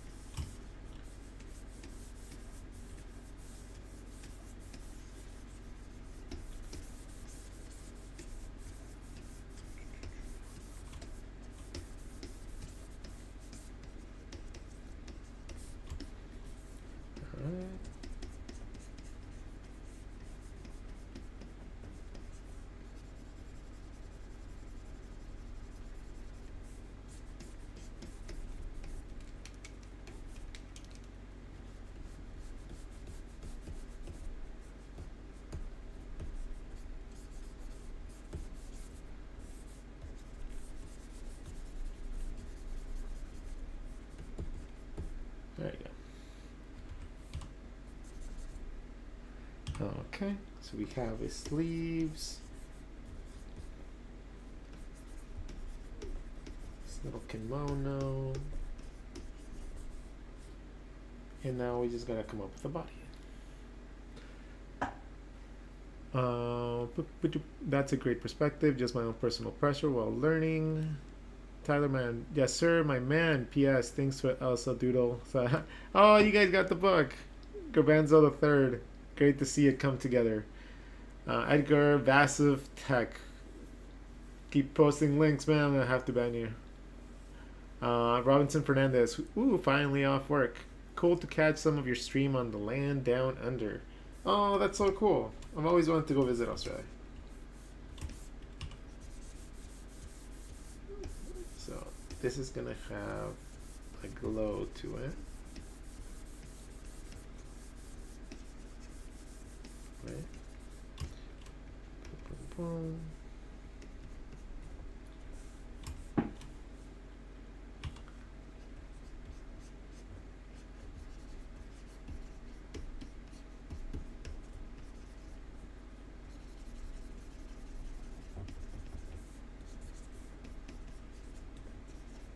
No. So now we have that.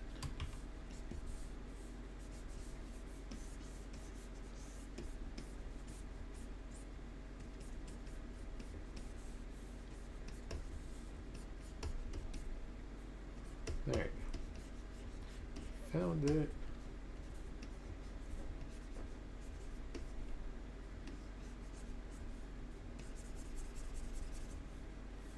Alright, so we have his feet, we have that, we have the other foot right over here.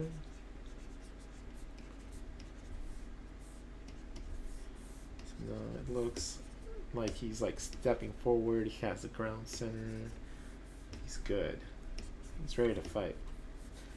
Now, from here,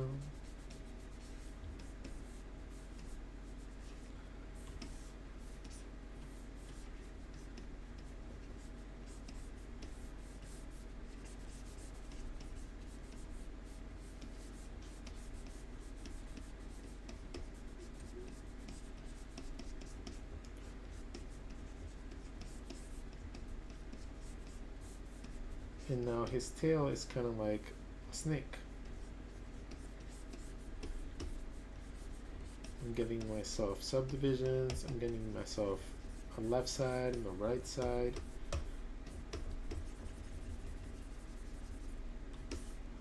There you go. So now we have the first part of our sketch. Oh, it's not looking too bad. It looks pretty cool. Makes a little bit smaller.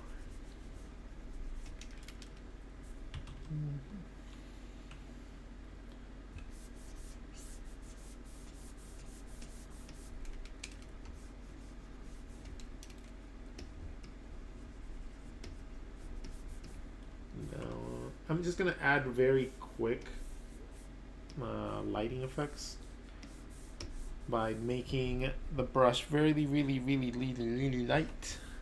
Very feathery, and this is going to create the glow for the sword, and this is also going to provide a certain glow to his face, right? Because all of a sudden now he has a very strong light shining on his forehead.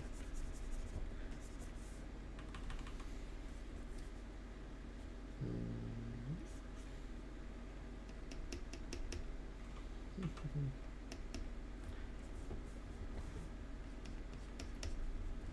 that. A little bit of lighting.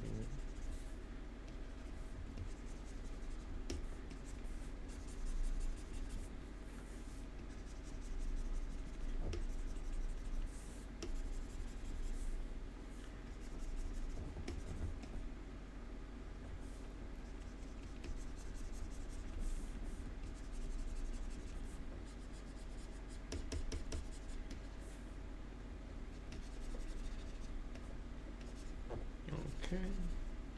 So now we have a little bit of an indication of what the lighting is supposed to be like.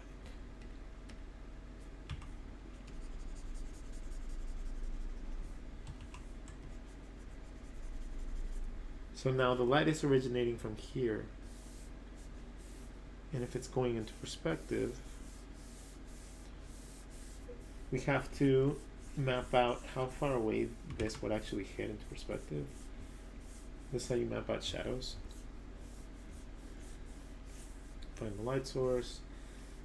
Essentially the shadow would like reach like all the way up to there, but it's really high up top, so probably not even that, it wouldn't fall that far.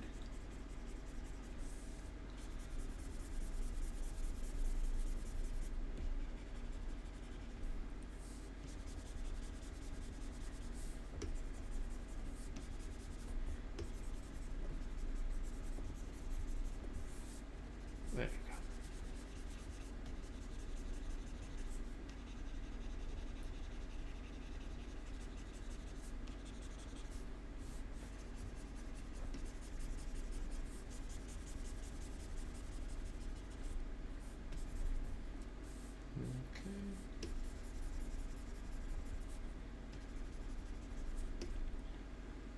Alright, so now we have a more advanced sketch. Looking a little bit more accurate.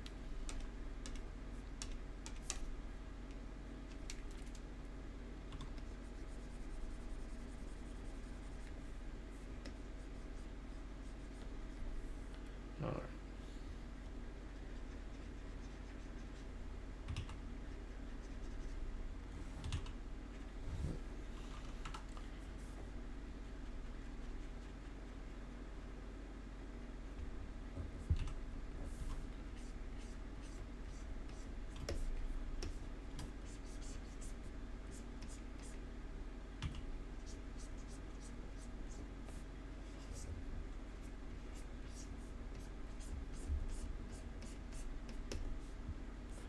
Oh, sorry if I'm not talking much more. This is like my favorite part of a drawing. So I tend to, zone out and just enjoy adding little tiny bits of detail here and there. So just give me a little bit of time and I'll start answering some more questions.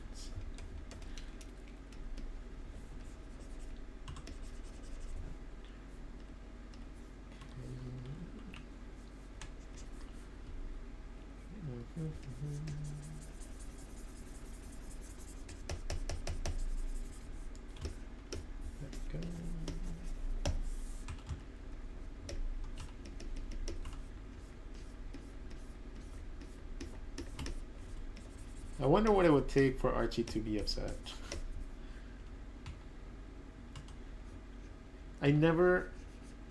He's like a total little sweetheart.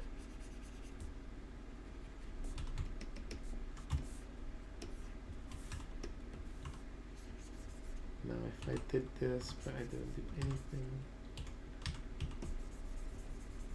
What if I just did that? No, that looks more dramatic.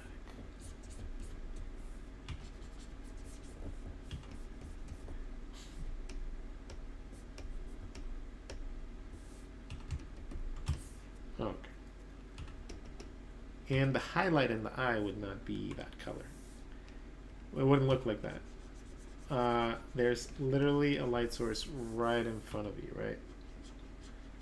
So the light source would be that. It would be the thing that you just drew.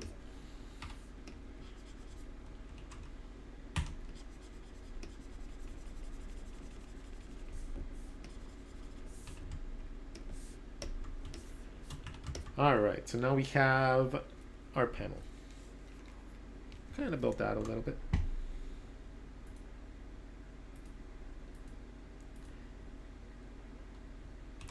think I still need to manipulate them a little bit more. But we can, at this point, merge it together. And then we can use our lasso tool to adjust the things that are needed.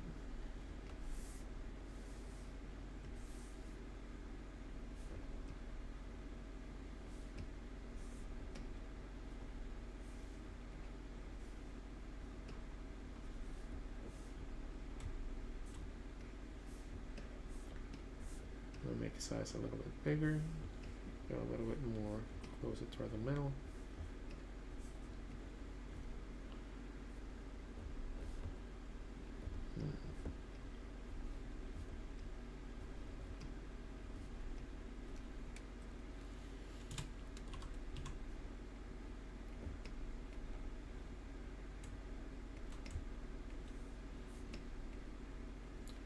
See that? Okay, so the thing is, right now he is losing a little bit of his face. He looks more like a badger than he does the way that he's supposed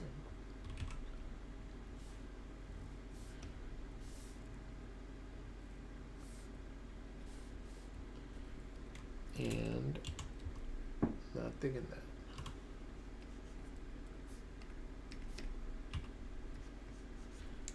Okay, so I like this eye. I like that eye right there. I'm just gonna say goodbye to that section. I think this is where I'm missing it too.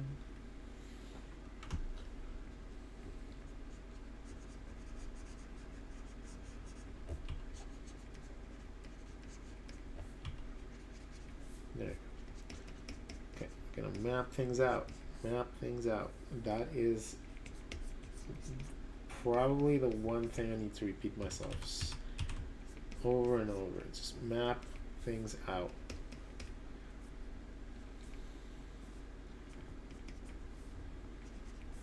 Okay, so forehead is right here. Ear would come out right here. So I had that off. That's what was throwing me off.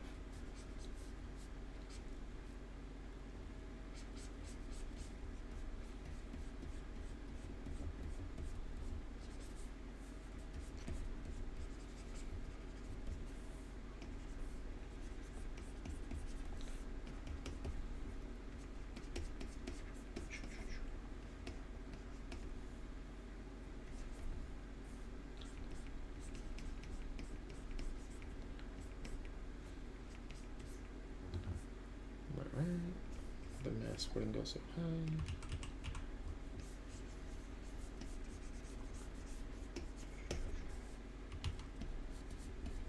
Let's read some more. Cat choo choo choo. Oh, he would look awesome with a mohawk. Oh my god.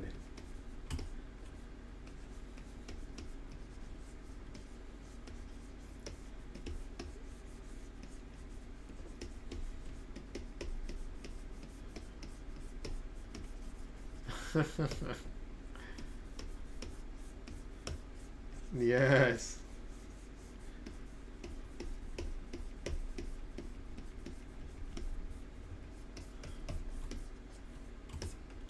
That would look cool. I like that. Gotta fix it though. Whenever you lay down something new with a scene, something completely new, I highly recommend you do it on a different layer. In case you don't like it, you can always erase it.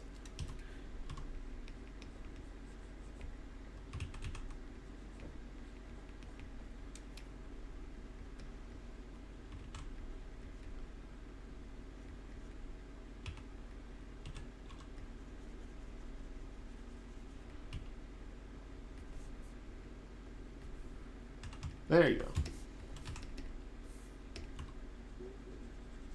That's the stuff.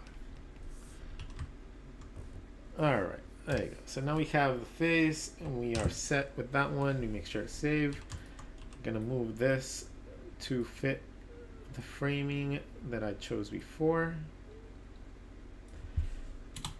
Alright, and now I can go back into that composition layer and clear out that composition.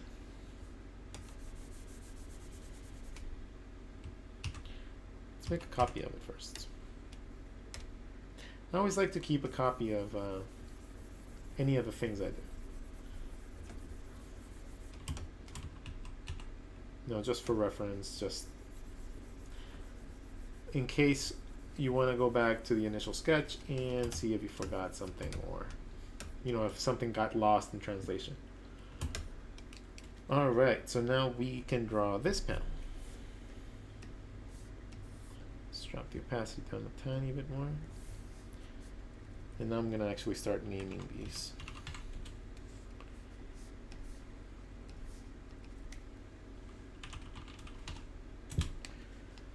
Alright, so now with this guy, how are we going to do this?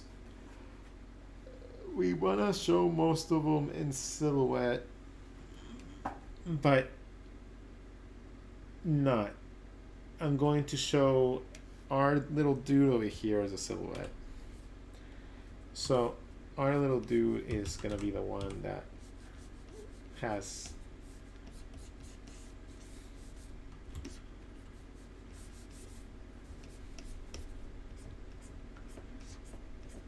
okay.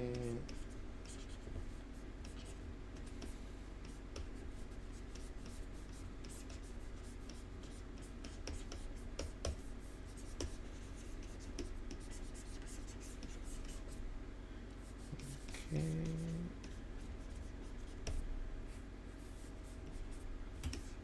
So in this case, I'm just trying to push that perspective so it looks like he's leaping from like the super really cool spot.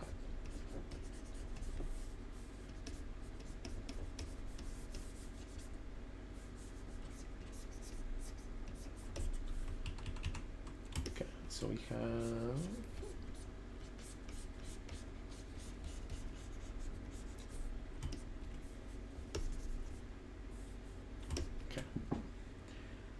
so that'll be his leaping platform.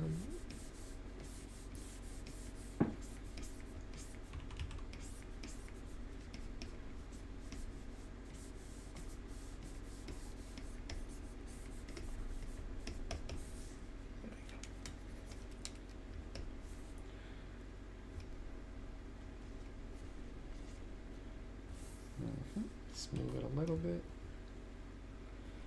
I want to keep it so that if I draw him leaping right here, it's not going to conflict with the lightsaber right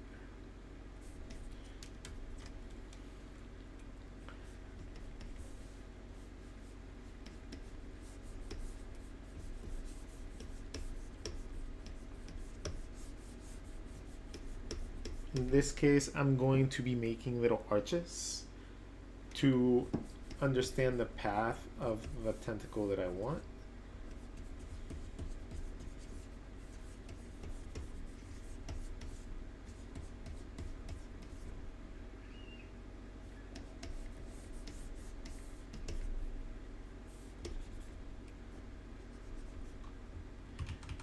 Oh, you know what I forgot? I forgot to ground him.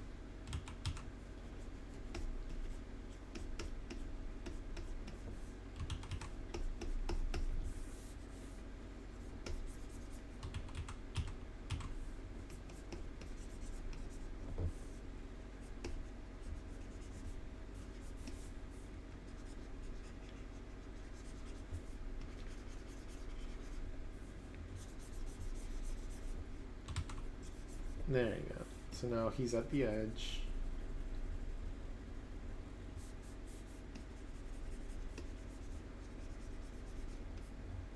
I have to move that leg.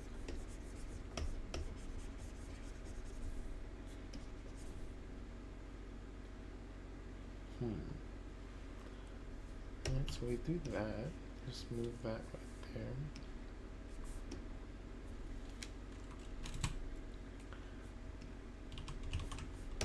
So it's a lot of micro adjusting as you go along. Like, you gotta just be like open to interpretation and like not necessarily having that exact outcome that you wanted. This has changed a little bit based on the thing that I kind of thought about doing at first. It's very different now.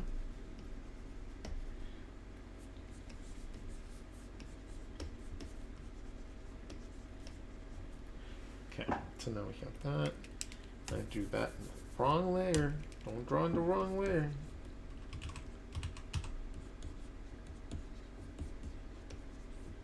Okay. Alright, so we have this platform. I think if anything, I should make this a little bit more drastic.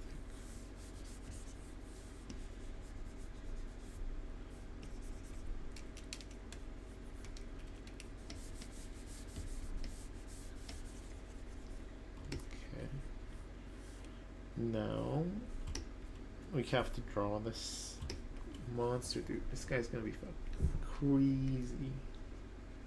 Freaking crazy.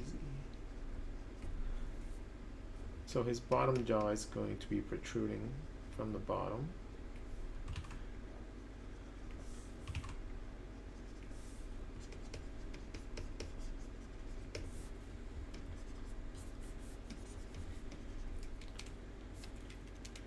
Farther. It has to really come out. But we're only seeing the bottom of it. We're not seeing much else. We're just seeing like a very irregular angle. So that's why we're only drawing this part, and essentially it's gonna mean that this bottom part will be shaded on the drawing. Right? Because we're looking at a downward angle. Now we're gonna draw the upper teeth.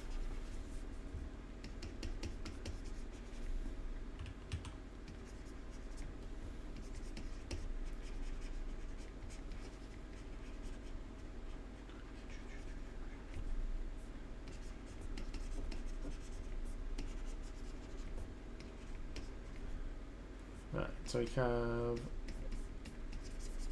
that.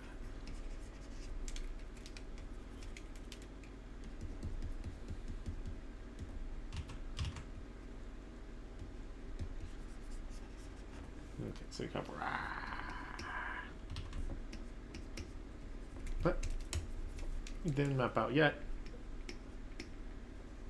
Like how we're gonna make it look like a banana peel from the get-go. So I made it so each one of these would be there you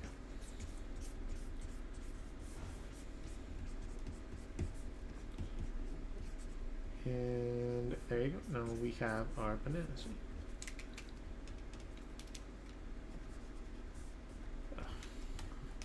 Okay, so this is supposed to come around.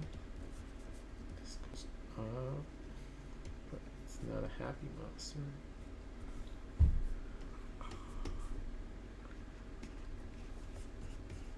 Okay. For the most part, like that. I know I'm gonna have to refine it a little bit, but I think for now it's fine.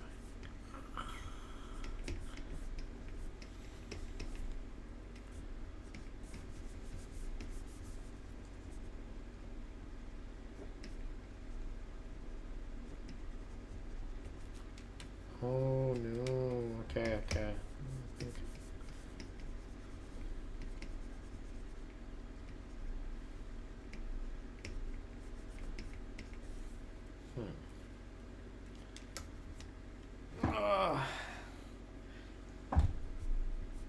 No. Okay.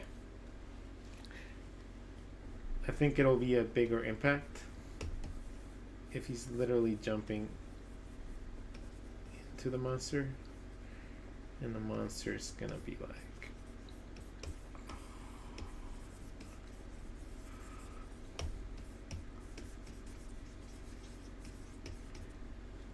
there you go.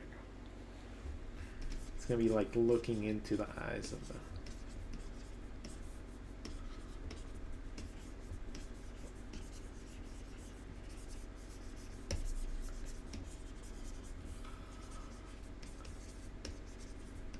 and I'm drawing the teeth as cylinders going into different perspectives so that they aren't completely uniform.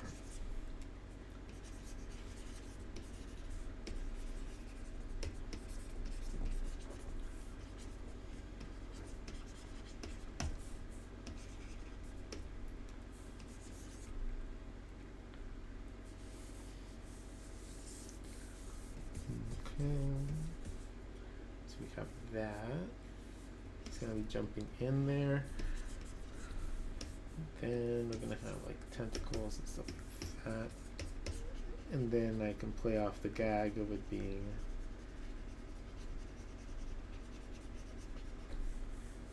a banana monster by adding a little bit of like curve right there.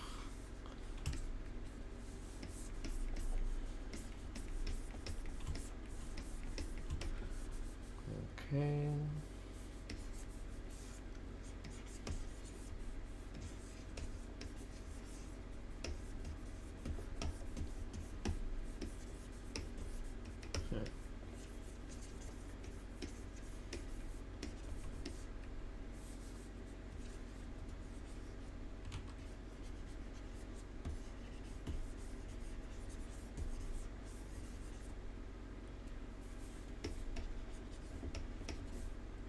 There you go. Perfect. Okay, okay, this came out a lot cooler than I expected.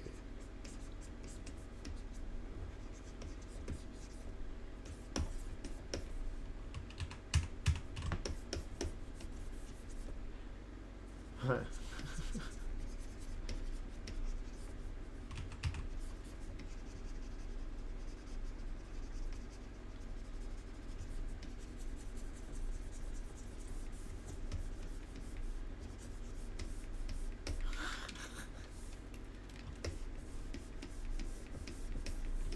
Okay.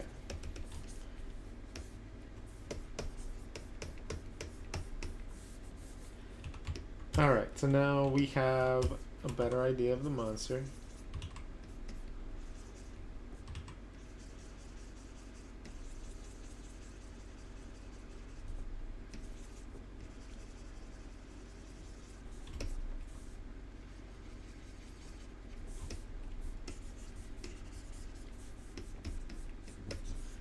There you go. Alright, so we have a better idea, a better perspective of the monster. We'll give him a mohawk. We're gonna give him a little mohawk.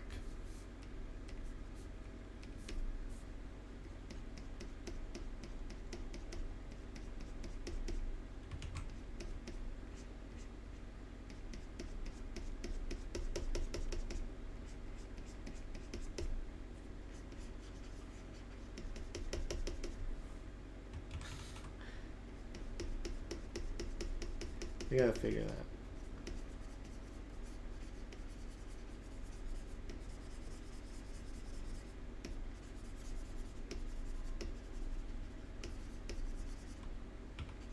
That could be cool because it can have the same stripy pattern as his tail.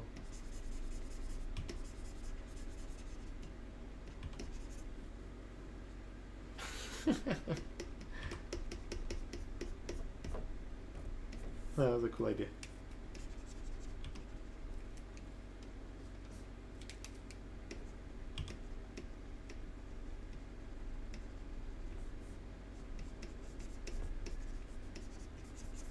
Alright.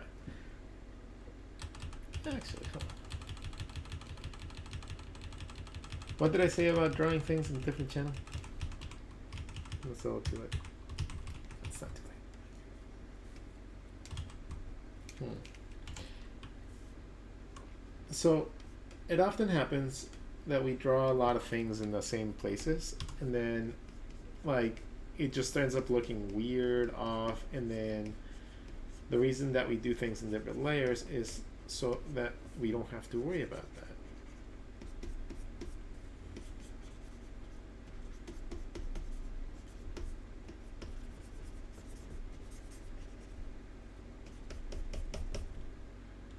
Oh, it's crooked, isn't it? Oh, it's because I'm not drawing it into the right perspective. The head shape's a little bit off.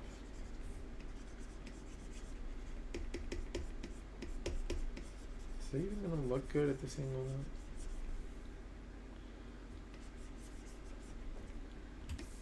now? Nah, I don't like it. Just gonna go without it. But I do gotta correct the positioning of the head.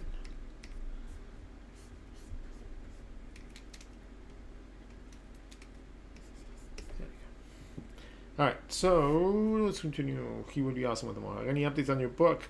The updates on the book, they will. The printers confirmed with me that that they are good to go. It's just a matter of getting them printed and shipped over here, which should not take too long, hopefully.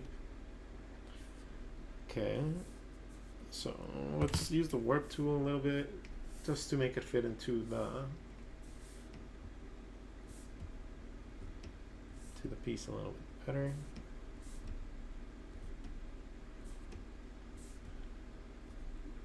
Okay.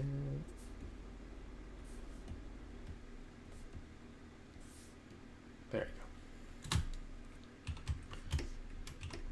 go. Okay, so we have that. Now let's go in and add a little bit more detail and then just start slowly adding it up. The teeth will systematically be broken down into a slightly more complex shape.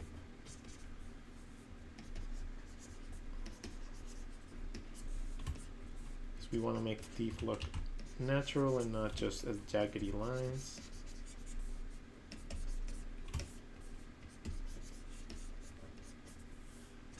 So we go slow and we start adding bolder lines.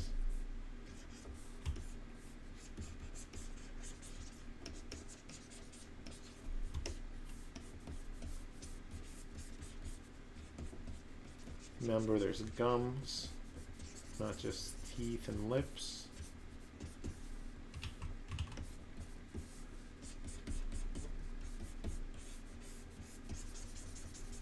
And by using black and white contrast, we start separating all the elements.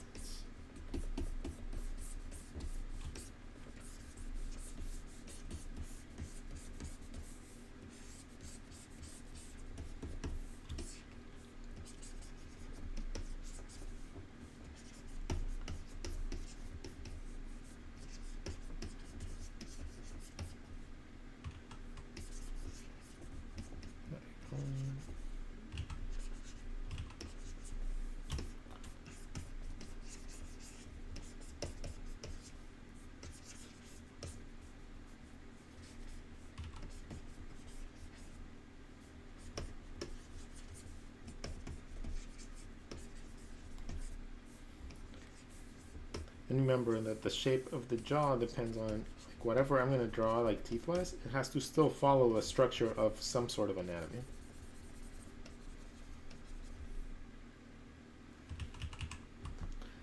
Right?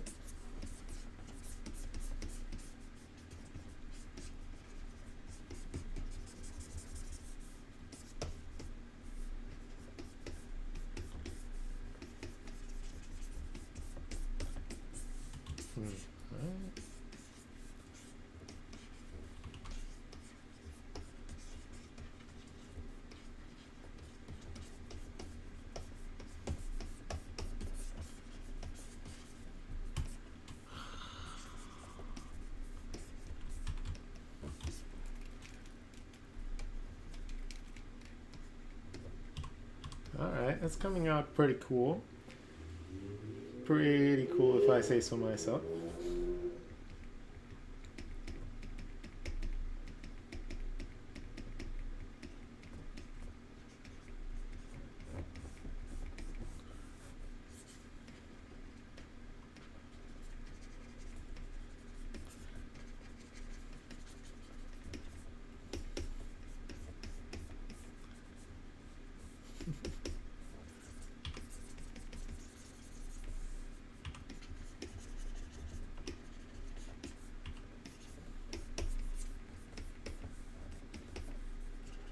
Alright, so this one is going to be where we show like a little bit of the browning, and we're going to add a little bit of texture to that, as well as this one right here. Since they're the closest ones in the foreground, those are the ones that are going to require a little bit more detail. And we're also going to make the mouth white, so it looks like it's about to like spew something. But let's make that into a different layer because we don't like it.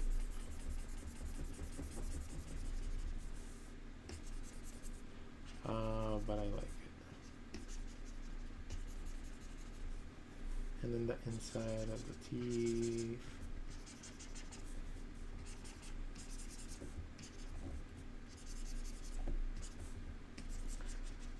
All the outskirts of the tongue.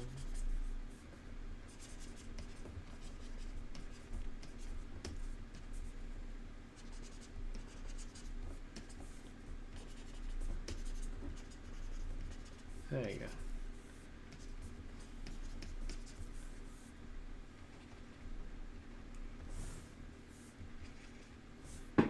So we have a general idea of our teeth. Bananas are like, when they start getting yellow, they start getting like this weird yellow color in the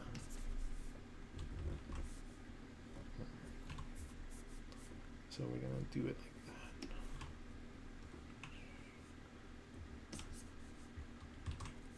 Soft brush.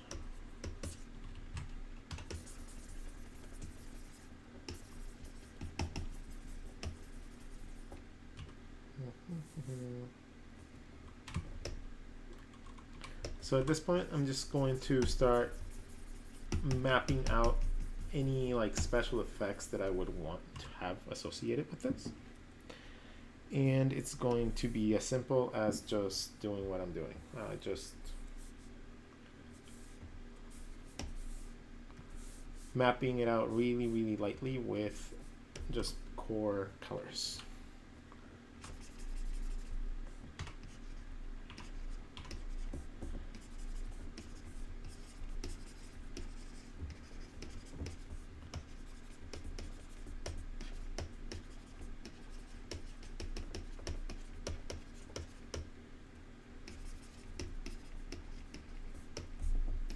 So that's kind of like the teeth. Then let's go on to the actual banana, and for the banana I'm going to use like a purplish, like a dark purple at first.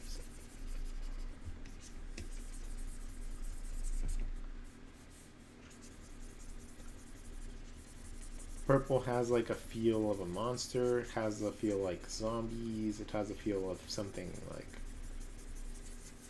putrefied, right?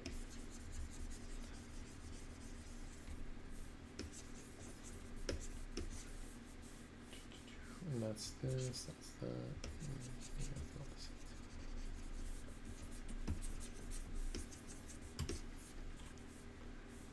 Okay.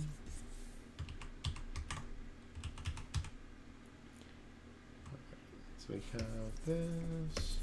Now we're gonna do the same thing. We're just gonna add a little bit of color to add a little bit more like dimension. In this case, all the light is gonna be coming in from where the mouth is. So we don't want that much light everywhere else. Plus, the farther your object is, the darker it should be. So it looks like it's, you know, this is where we want our detail.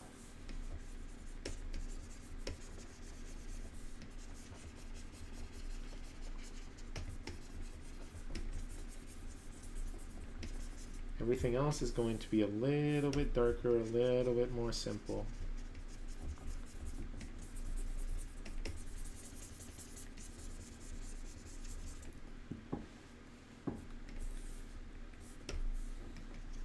I'm just adding more and more black, or a little bit darker colors until I get the look that I want.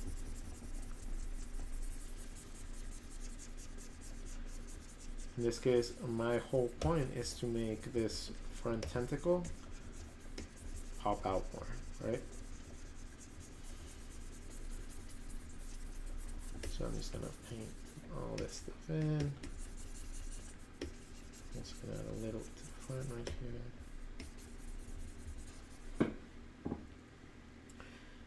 And then let's give the tongue some love too.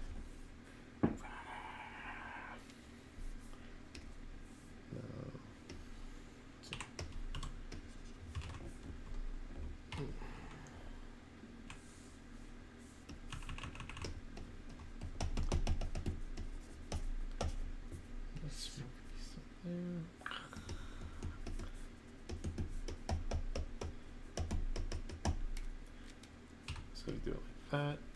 It's just gonna look like a power up.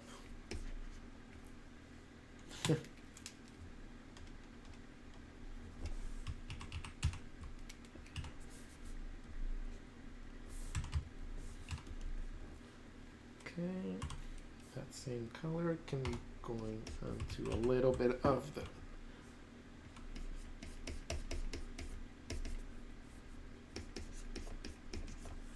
actually that could be what differentiates that.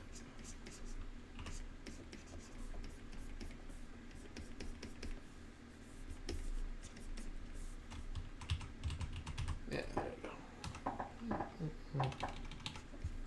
If you guys are wondering what I'm doing, I have my keyboard right here. Sometimes I just lean back a lot.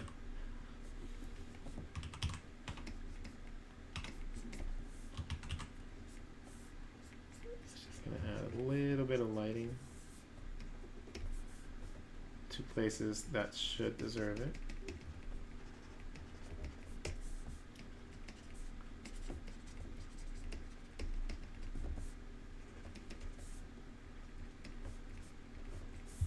Okay.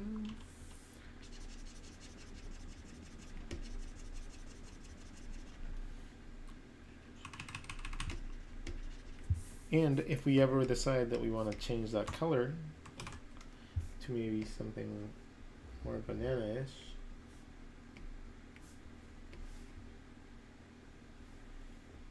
we can always lighten it up, get the right hue.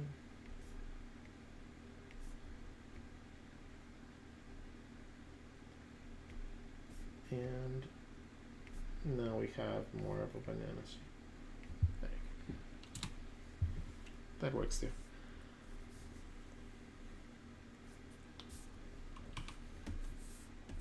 Let's go for browning.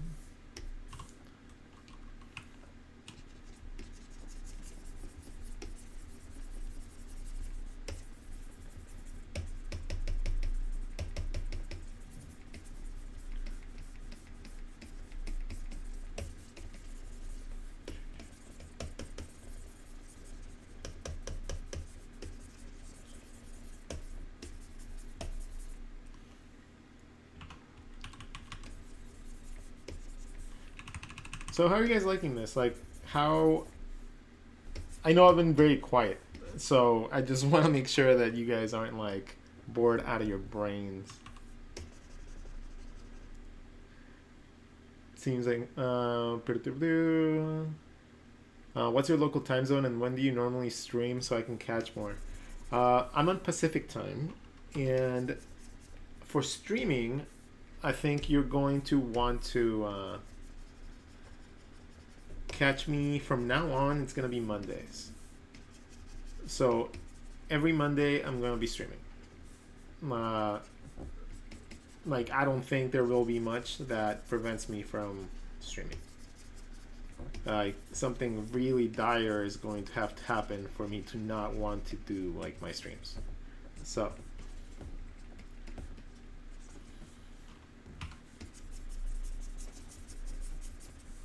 now I'm adding some browning. The browning is also going to be mapping out the way that the body is shaped, kind of like spots do.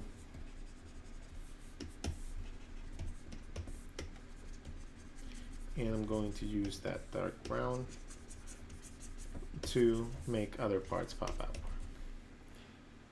Alright, so now we have a pretty cool layout.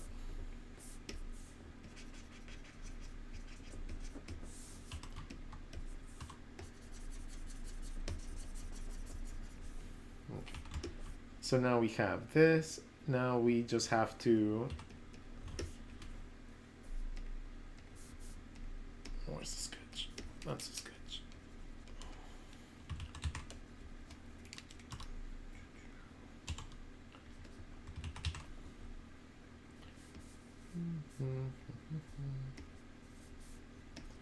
Okay, so now we have our leaping platform.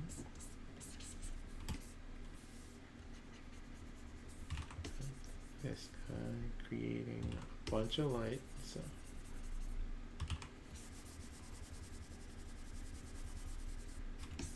That would mean that that's in shadows, probably all this in shadows. That's gonna be masked out. Give it a second.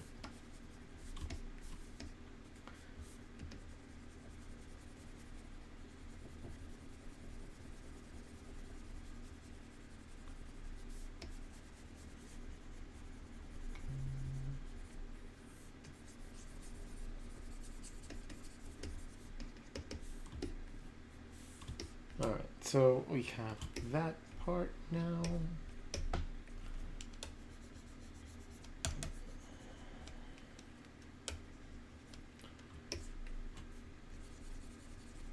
And now, okay, so this is just going to be dark layers. No, that's still that sketch. Okay. So Archie. Let's block out this guy's.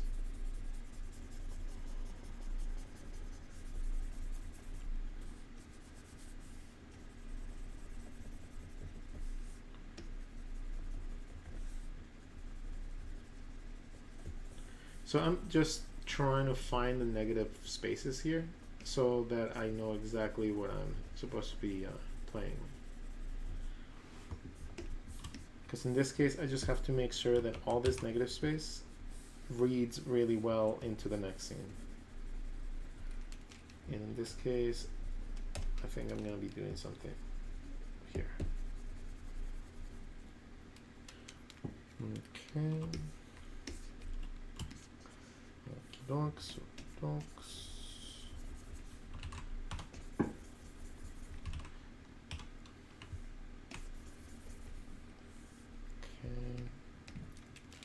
Wrong layer.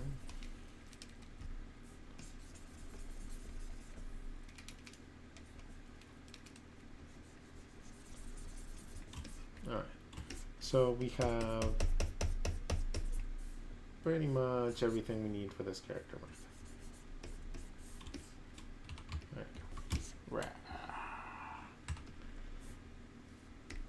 The enormity of the actual creature is what's tripping me up, because it could be, I can literally just draw this.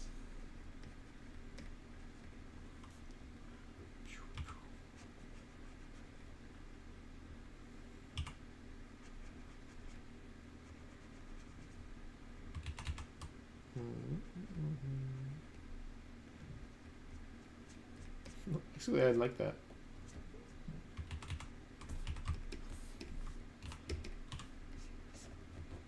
This little guy.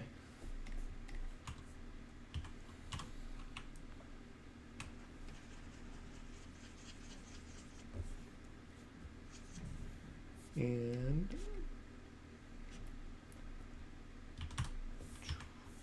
a soft brush to give it a little bit of peel. And then let's drop that shit down. All right, so now we can go back to our sketch and we can start cleaning up some aspects we don't need anymore.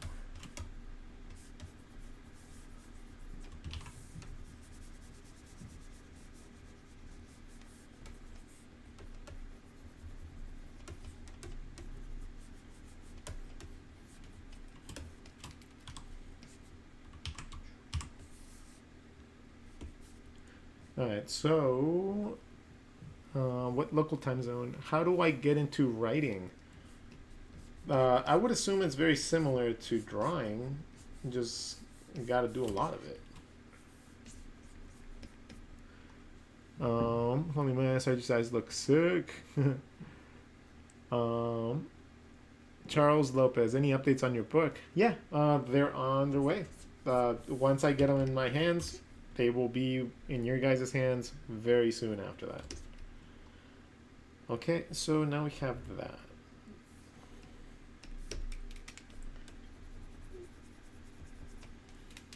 Let's make this be the overlapping shape to the next panel.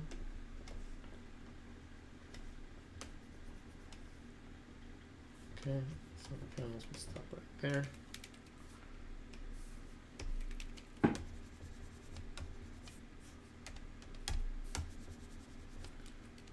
Okay. Now we go on to the next panel. Let's gather all these up.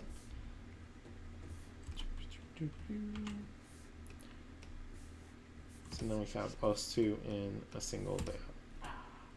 Now let's go to our third layout.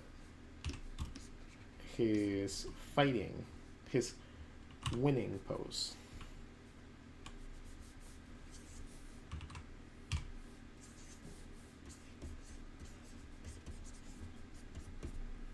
He's going to be pulling over his cap.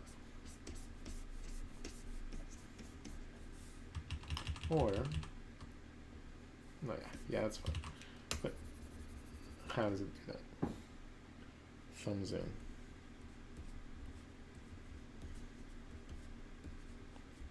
There you go.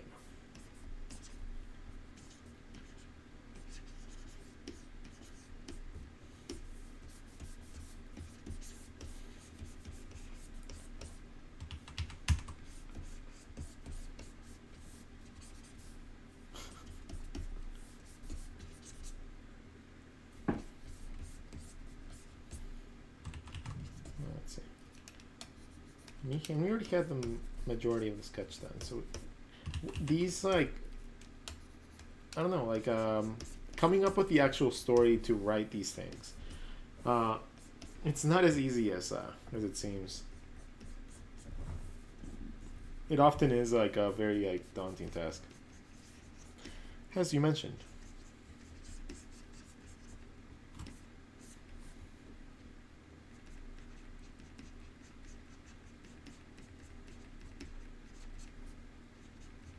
Mm-hmm.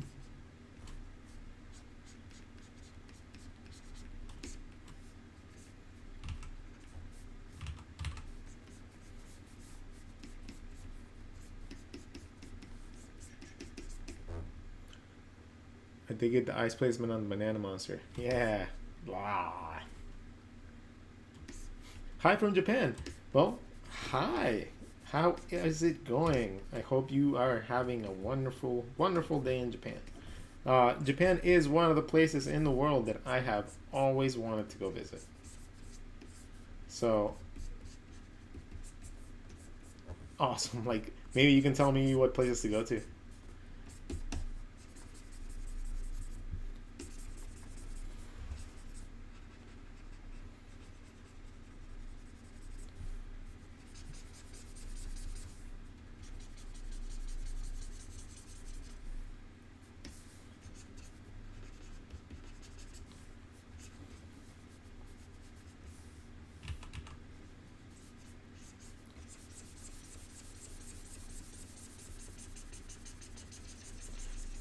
So I want it to be like super mysterious, right? We're gonna play a lot with a very heavy black.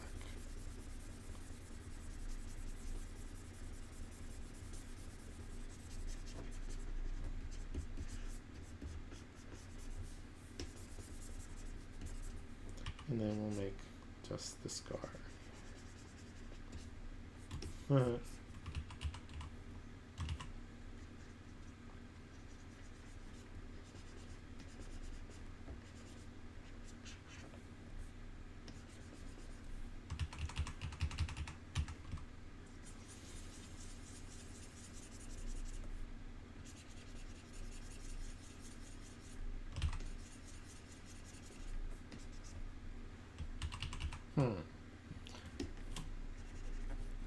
I'll figure it out.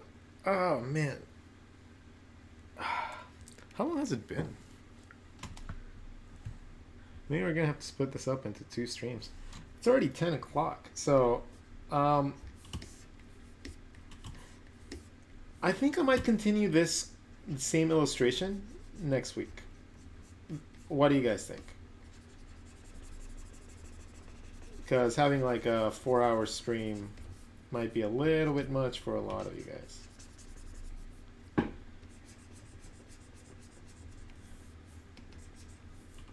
Like, let me take a quick vote. Who wants me to continue? Who wants me to stop?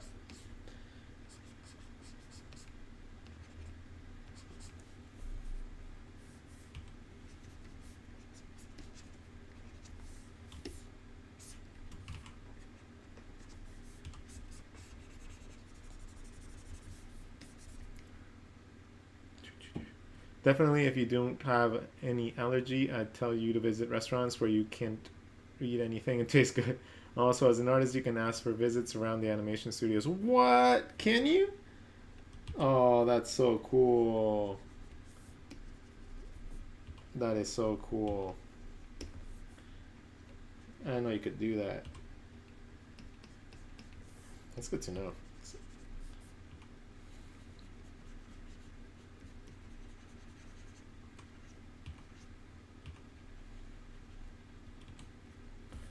Oh no!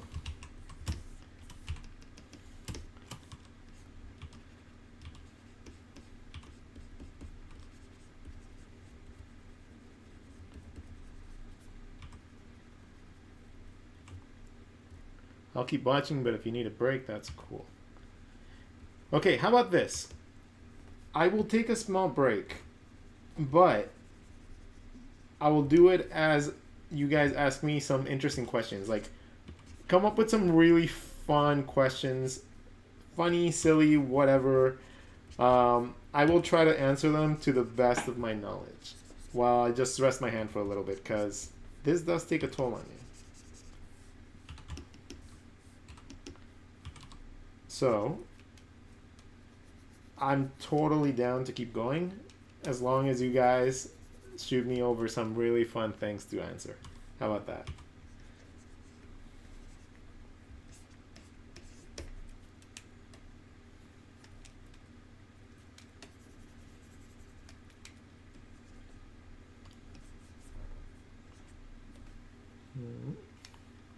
Fingers in, thumb out.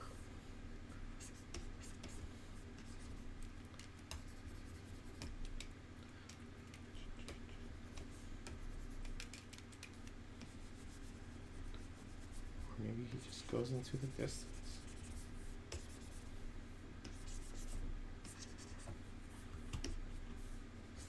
This lightsaber is right.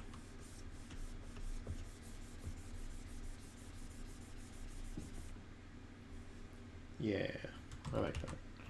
Okay, so this lightsaber is gonna go this way.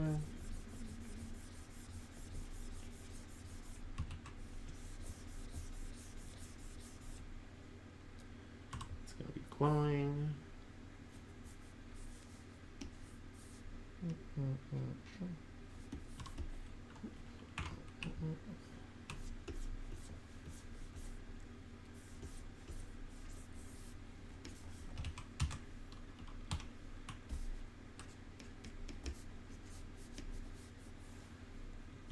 Okay.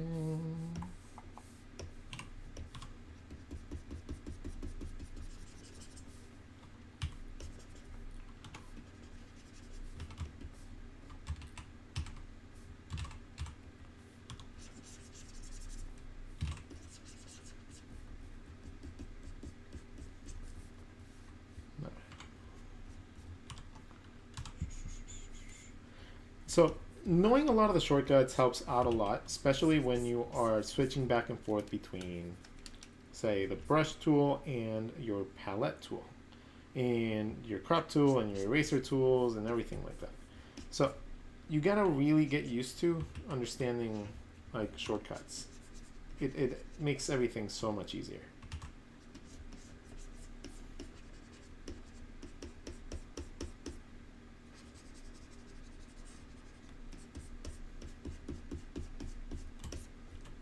There you go.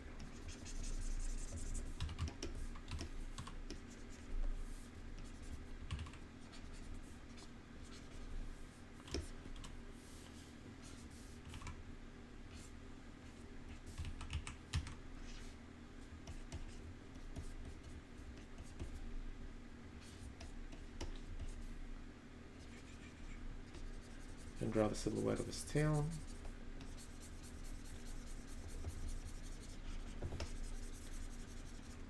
To give the lightsaber a lot of depth. Let's see. Okay, so where do you get inspiration from when you're feeling a little low on creativity? You need to really try to have an active life outside of your art in order to have a never-ending well of inspiration. Like, that is something that just, it comes to you most when you're happy. So if you don't go do things that make you happy, you're gonna have a hard time finding inspiration a lot, because it's just going to pile on and you're not gonna be able to,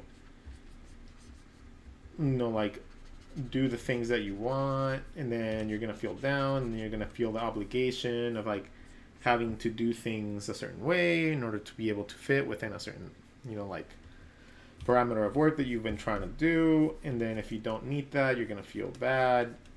So my suggestion, just do a lot of things you love, and everything else just kind of falls into place.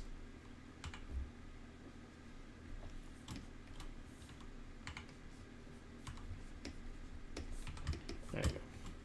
Okay, so we have that. Now he's gonna have his finishing move, and it's gonna be like energized. And then we gotta draw the monster getting sliced up. So the monster getting sliced up, it's all gonna be black and white lines. So we're just gonna draw a quick silhouette of the monster again.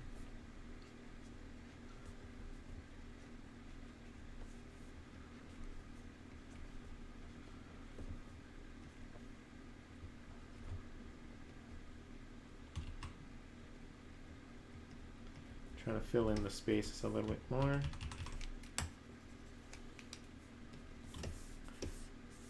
I remember how we drew him, kinda.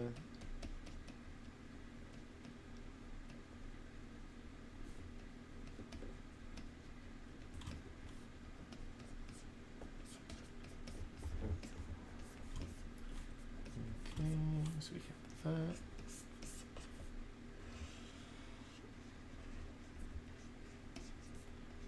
So in this case, I'm going to use the bucket fill tool real fast in a second. And just fill in the general area of black.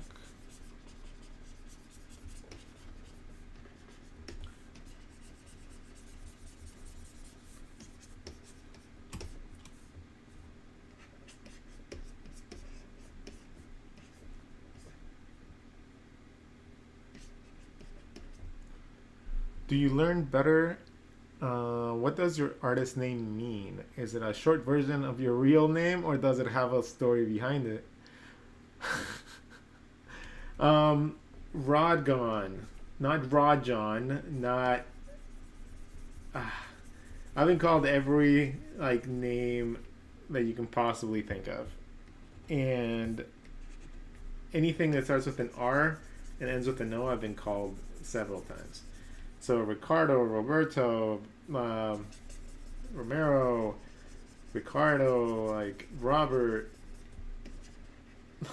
So in college, I just got tired of that. So I just combined my first name and my last name, which is Rodrigo Gonzalez, and Rodgon came out.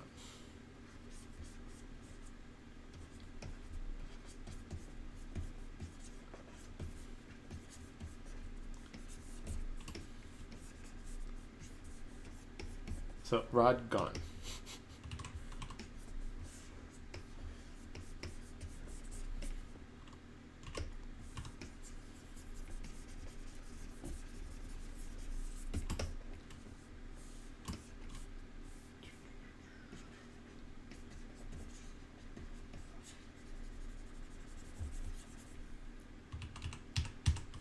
Okay.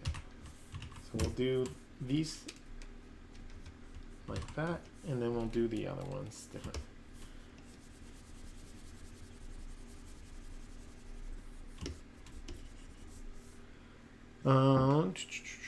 Jessica Webb, do you learn better from watching videos on how to draw something or from reading a book? I'd compare those to be the same thing. Essentially just learning from other media. And I don't know, whenever I have a book that's really good, more than reading it, I'm constantly just fiddling with the drawings inside, and then just, you know, like playing around with how I see the person draw and how they explain it and everything, and I try to dissect that. That's how I learn.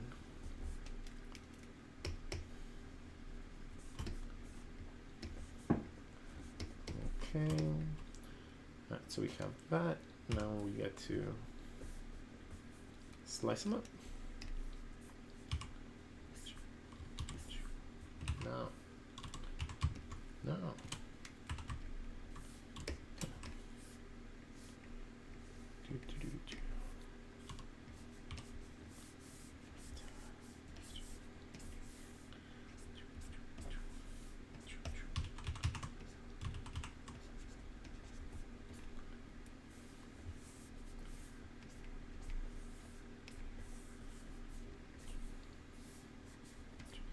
And I'm just gonna add like zigzags, like he just like cut them up completely.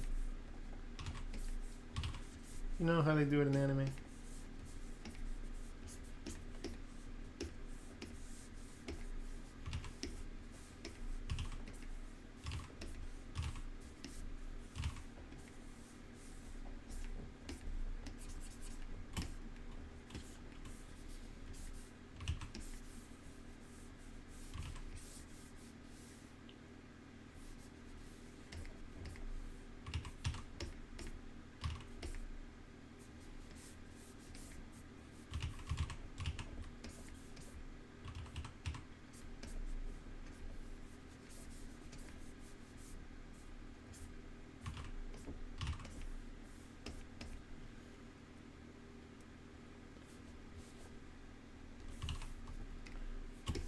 Okay, let's add some eyeballs. A little bit of that glow.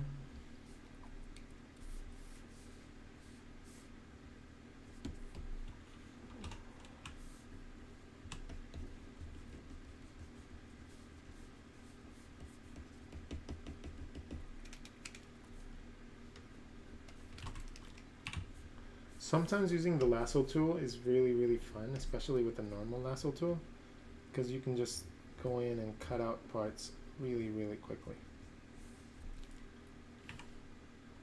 And it looks pretty cool.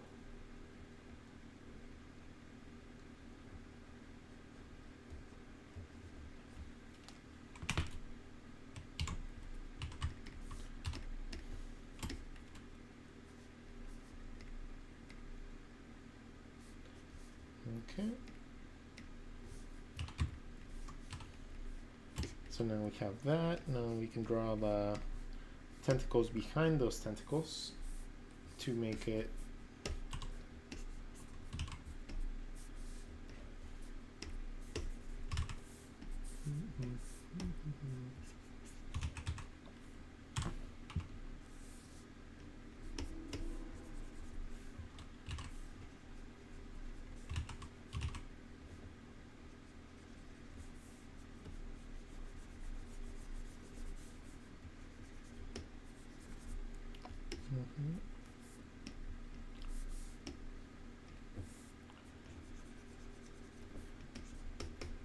adding some more impact things in the background, some more things to just kind of like point towards the middle.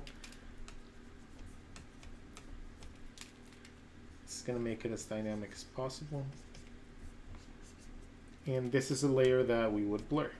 Now let's erase a little bit of that sketch so that we can actually see what we have here.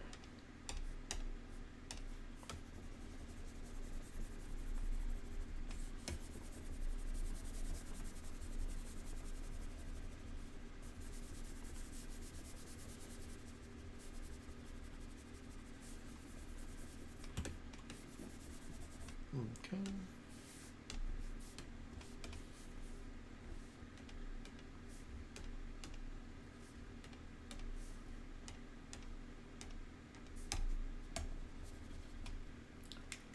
Okay, so now we have Archie, jumping into him, slicing him up. And then the next panel,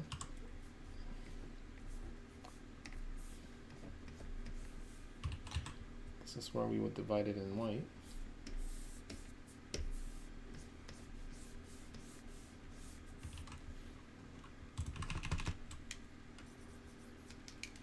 Like the white would be right here.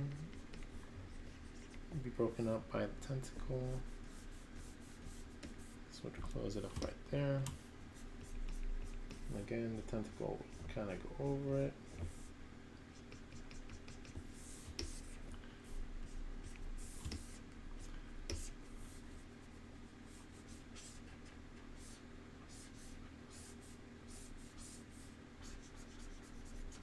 And this is where the other panel would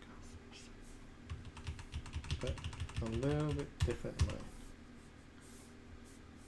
You don't want it to conflict with that.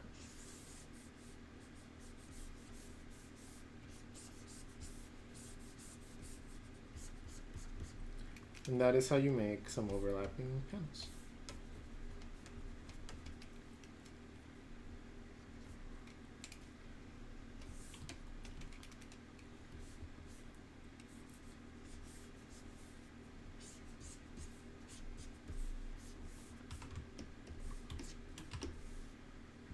See how cool that looks?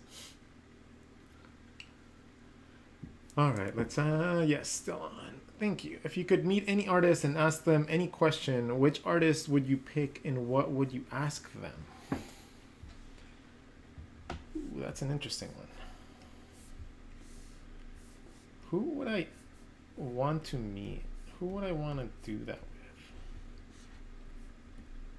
with? Jedi robes are like brown.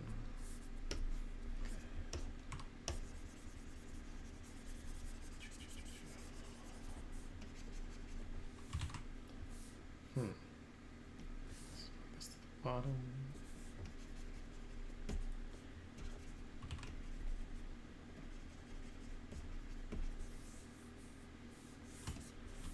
Okay. At this point, I'm just adding a little bit of color. I'm gonna start adding a little bit more darker tones so that I can start creating rim lights.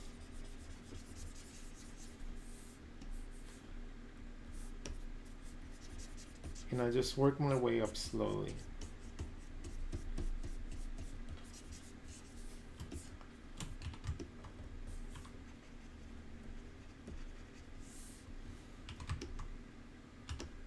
Okay. All right. And then we go on to, oh wait, we still gotta draw the little effects. Cool. So this is gonna depend on whatever color we want his. So I'm gonna use a calligraphy brush, and actually no, I'm gonna make this into a calligraphy brush. So in Photoshop, you have a lot of things that you can do with your brushes. Unfortunately, you won't be able to see this because my brush settings are in a different window. But you can change the shape of it very, very easy. I'm going to change it into this type of thing. And that way it can be like,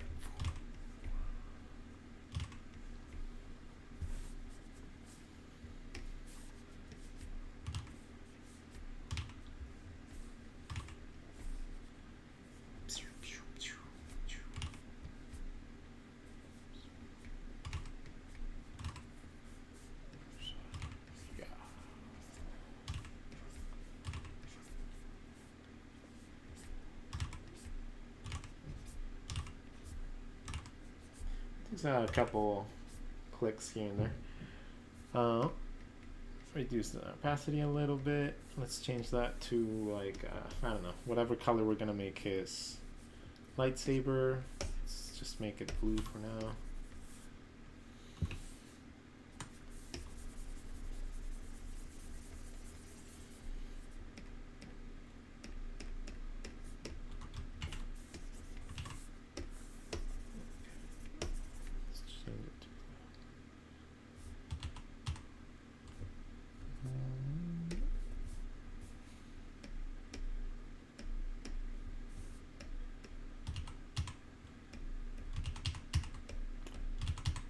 So when I merged it, I set it to a lower opacity first.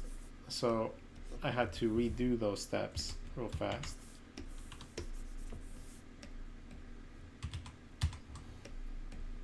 Okay. Perfect.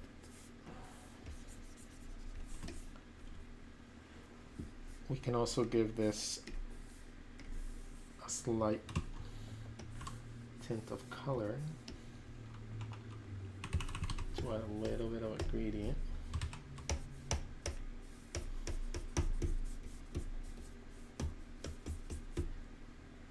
There you go.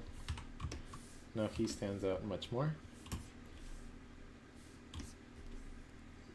And can you bring that down a little bit more?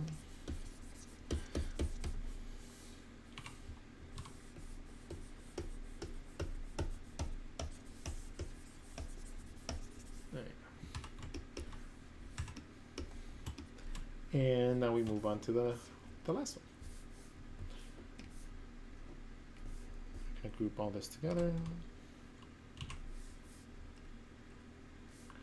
Kind of just merge that. And it's actually coming out pretty cool. Okay, let's see. If I could meet any artist and ask them any questions, what would I ask them? I think if I got the chance to meet any artist that I wanted,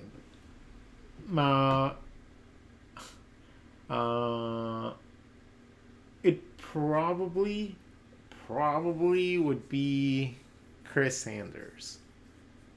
Nah, because I've met Chris Sanders too, though, so I don't know if that counts.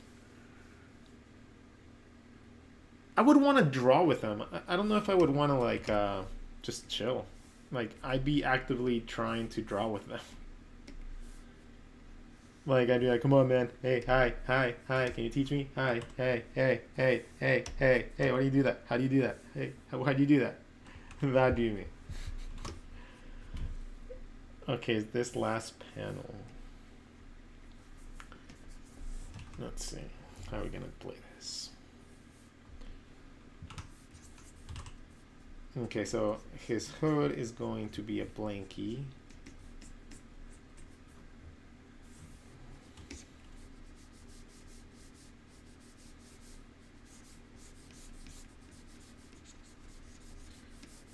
It's going to be a night table, and that's where the banana peel is going to be.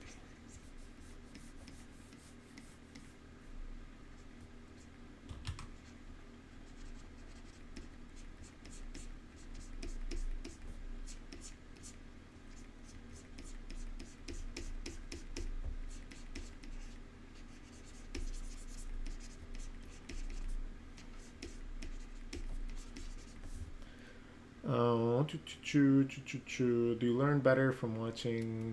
No. For me, Robinson Fernandez. For me, I really dig drawing while watching the streams of other artists. I don't even need to be drawing the same thing. It's just kind of knowing that you chat. Yeah, it feels like a sketch night, you know, like just friends hanging out. Like that's something I very, very seriously miss from pre-pandemic stuff. And it was hanging out with friends and drawing.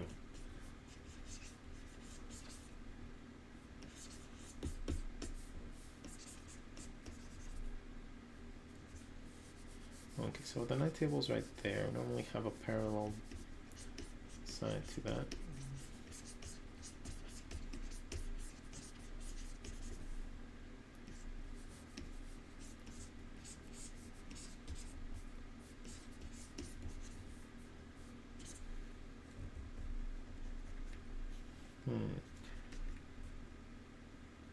Okay, so he's gonna be bundled up.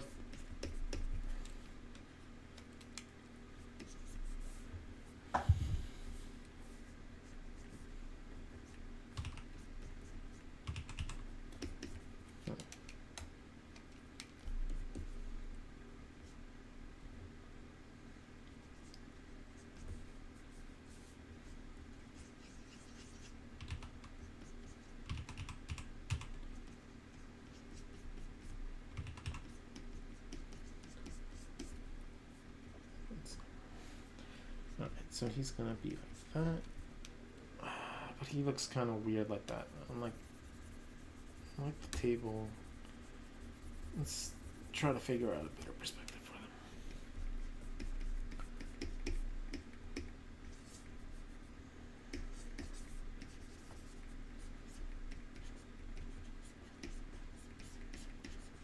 Okay, he's gonna have whatever sort he wants on that side.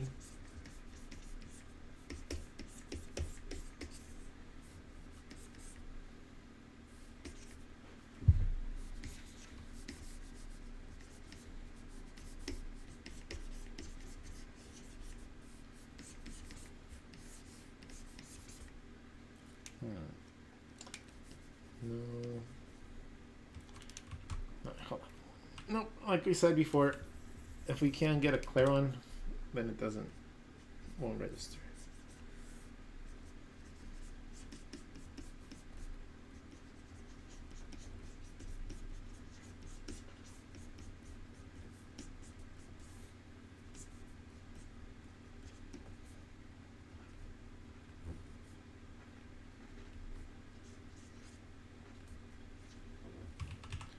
Okay. There you go. I think I got it.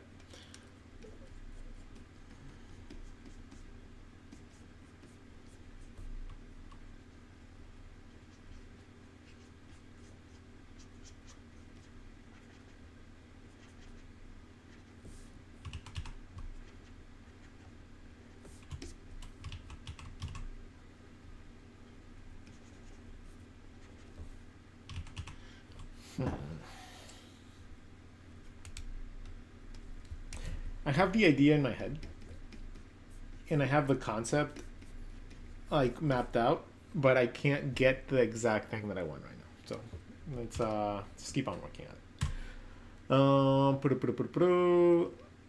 For really gets my brain going, not necessarily like competition. What does your artist name mean? I already said that one. I could meet any artist and ask them questions. Which artist would you choose? When I see your art, I see your personal style, but I also reminds me of Humberto Ramos and Joe Mad, especially the framing for this page. Those two are some of my favorite artists as well. So you nailed it. Like during college, Humberto Ramos just seemed like such an unattainable style because it had so much. It's like man, it's just awesome. Like if you guys aren't familiar with Humberto Ramos' stuff, man, like you guys please go research on an amazing artist.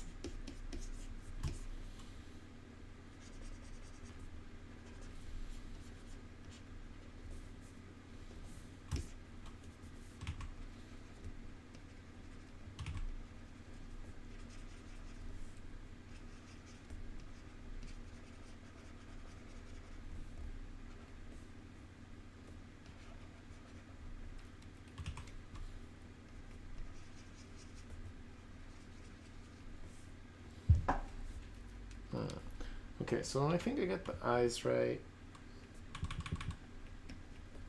I want to have like or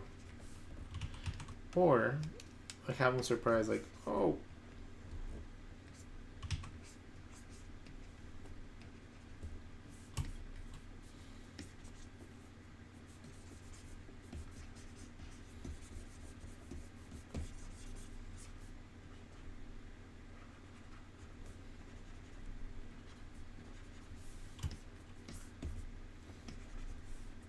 like he did something wrong, like, oops.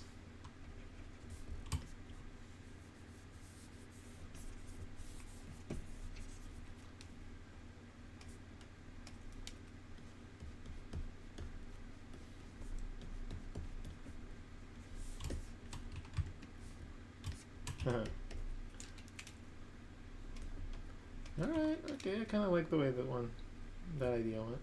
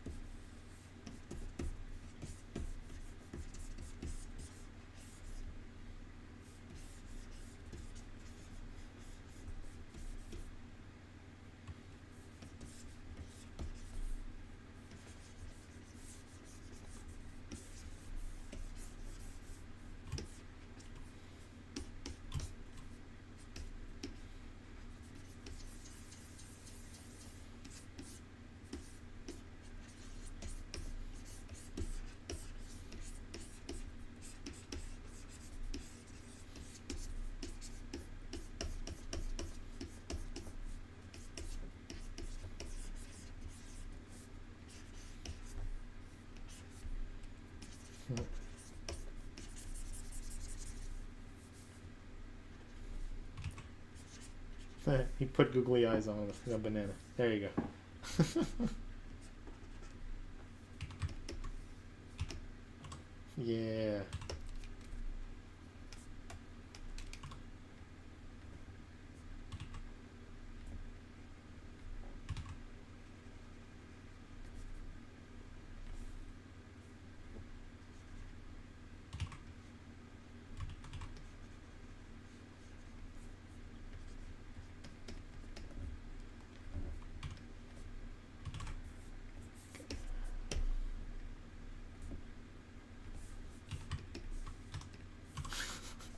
Just gonna whack it with a pencil or something.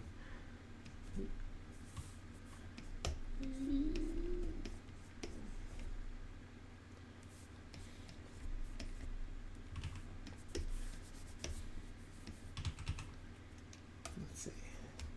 Gotta give him a sense of being under a blanket, but at the same time, I need him to look like he's cozy.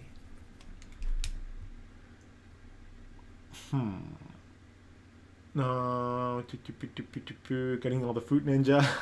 I'm so excited for Zooks. It's going to be awesome. Oh man, like I'm dying to get it going.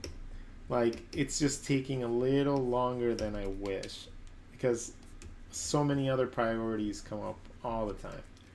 And I need to actually set myself priorities because otherwise I'm never going to get anything done.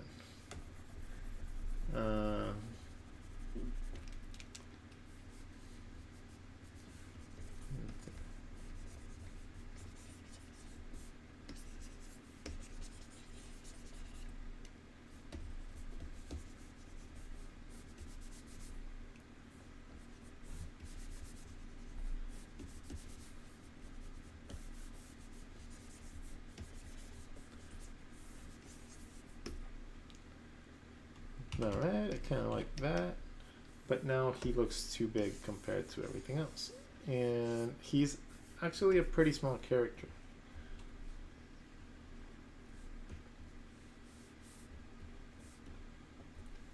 In order to make this layout a little bit better, since we've used a lot of forced perspective, let's keep that going with this.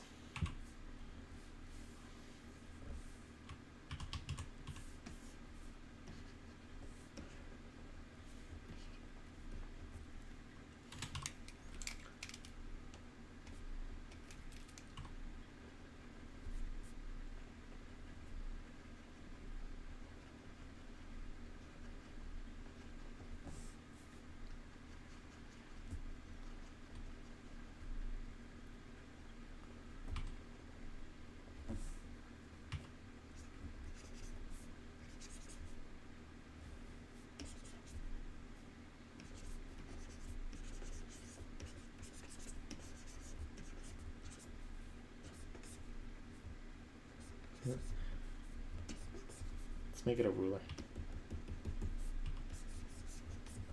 Because who hasn't played with a ruler, making it into a lightsaber?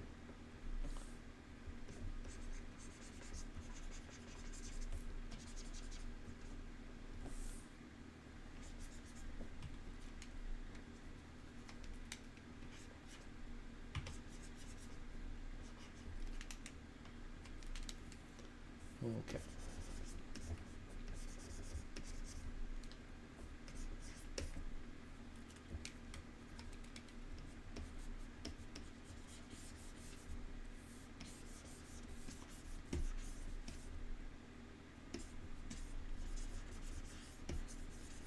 In this case, I'm gonna be in bed.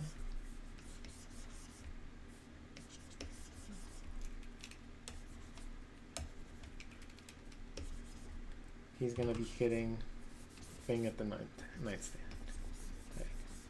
So be in the back, and I'm just gonna be like, huh?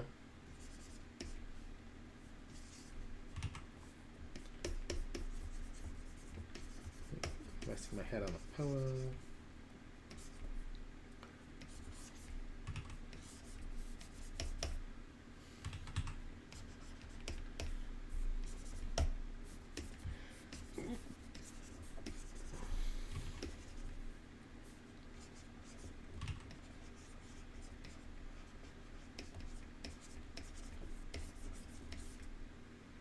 There we go.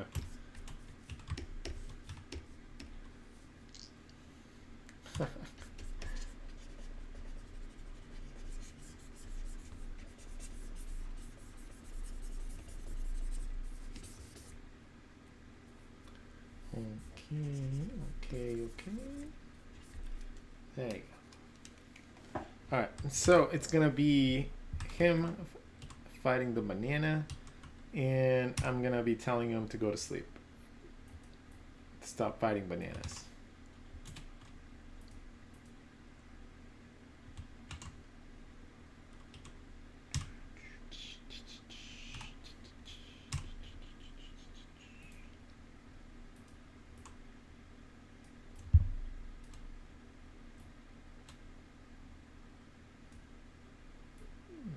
Okay.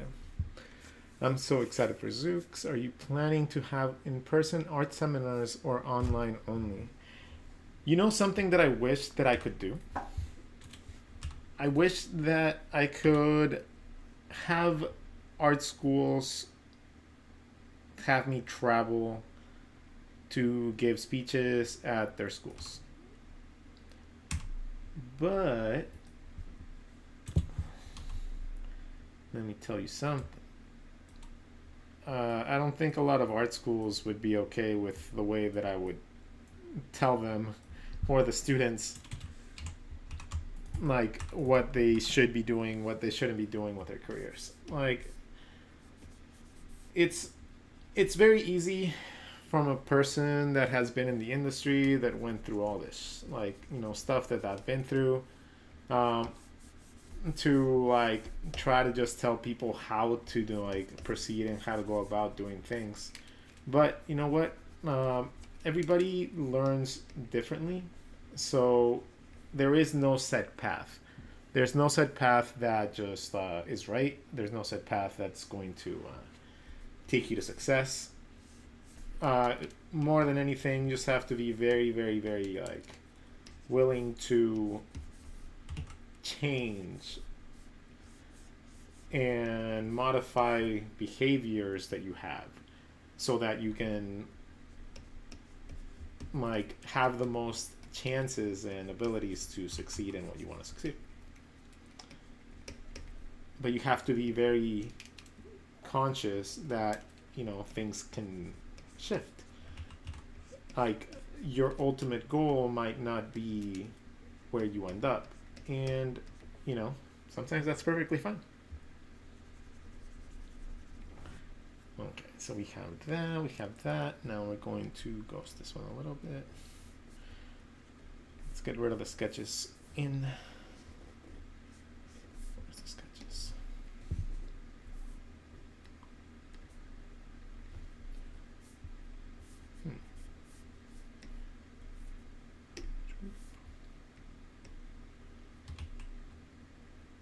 Nope, not merge group. Okay. Alright, so we have this. Let's get rid of this.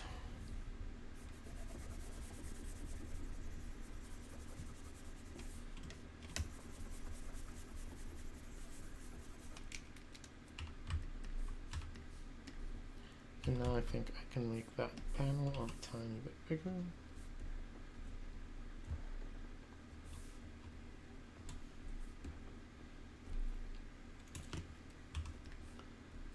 There you go. Make myself a little bit more pronounced. I am supposed to be considerably larger than Archie.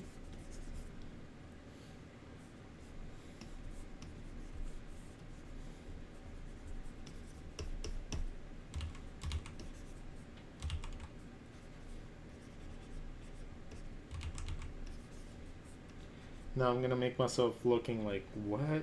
But like trying to make myself look sleepy at the same time.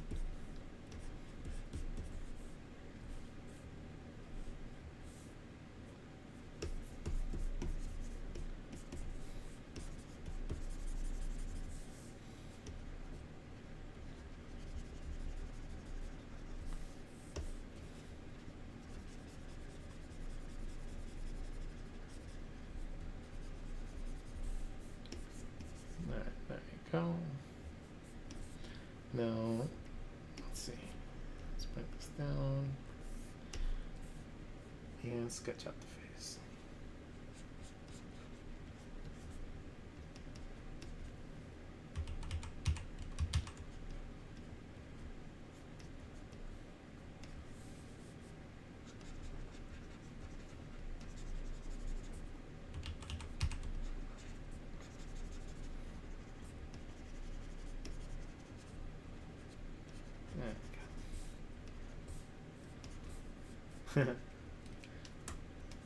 Let's keep it simple.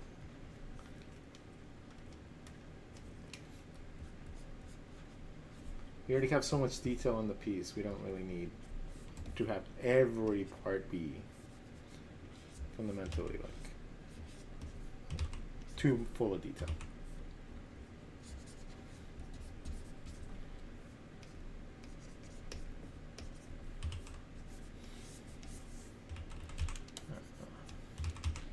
We can do that better. So I'm trying to figure out, so it looks like he's just like holding himself up.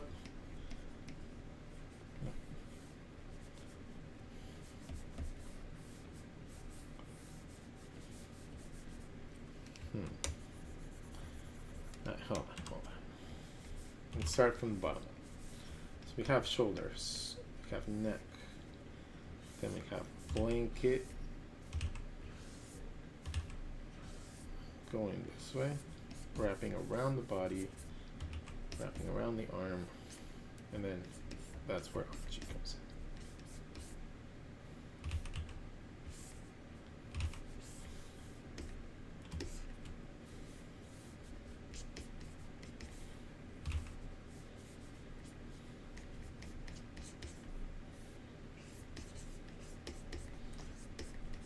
Also, his tail has a life of its own, so it's really fun to draw it in the scenes reacting differently than Archie.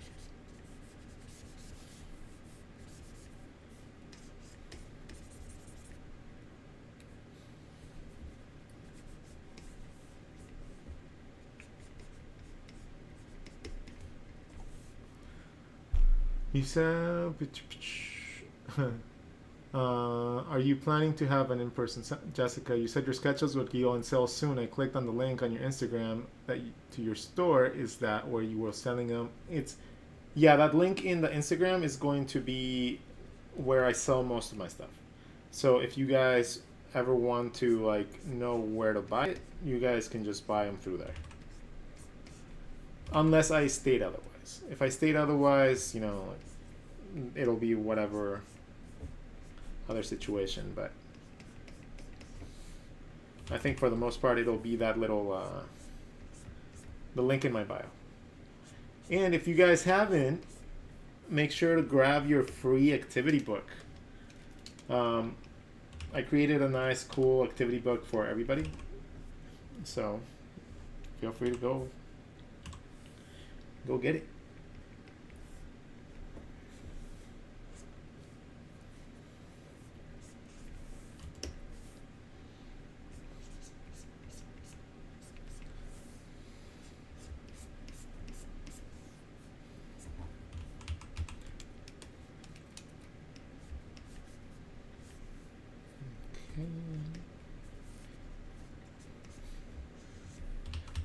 You gotta make it into perspective.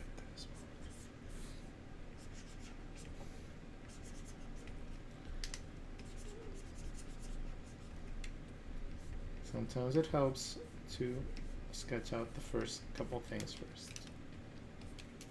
Like the first plane that's pointing towards wherever you're supposed to be doing. That one tends to help. And then you can fill it out.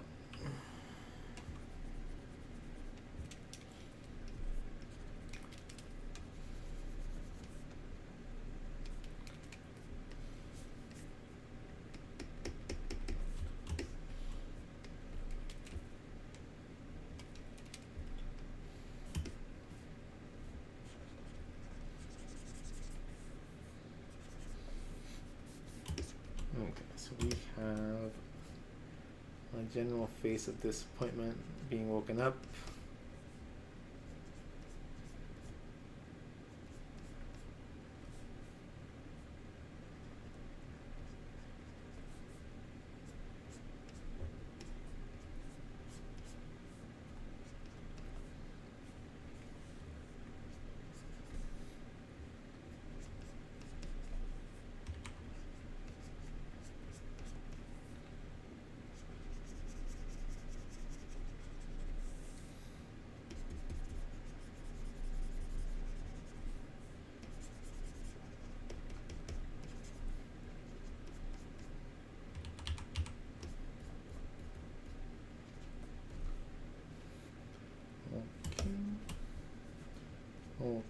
It's coming out, it's coming out.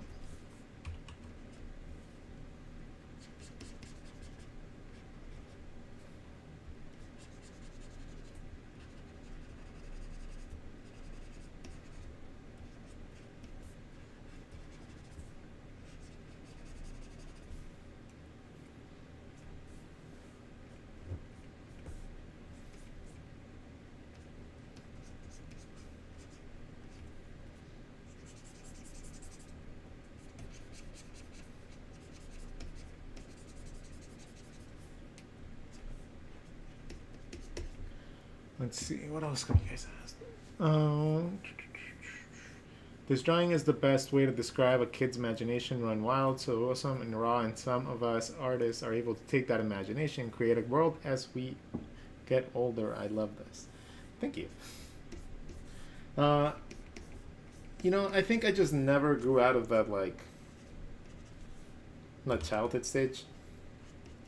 Like, I always stayed there. Like, you know, it never made sense to me at all in my whole life as to why people stop doing the things they love. You know, like, people get criticized, people get, like, mocked, people get ridiculed, people get, like, you know, told that what they're doing is wrong, or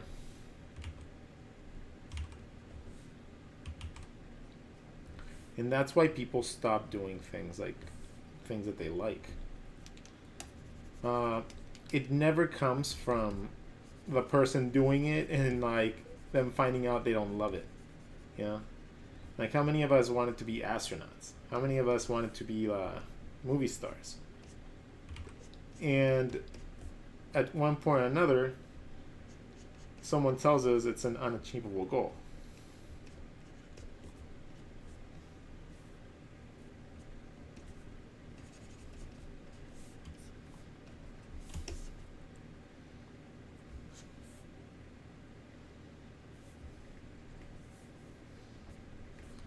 So we stop pursuing it. And then we follow things that we might not even like, just to fulfill somebody else's expectation as to what we should be doing with our life.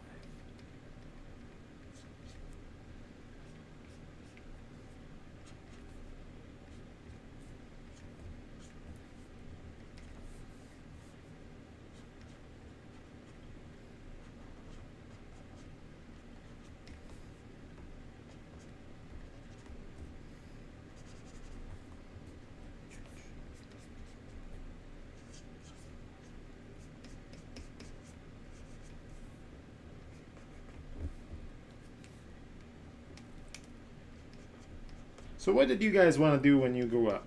Like, when you were younger, tell me in the comments. Like, what did you want to do? I personally, I wanted to be an astronaut. And then someone told me that if I didn't get all straight A's, I wasn't going to be able to do that, so why even bother trying?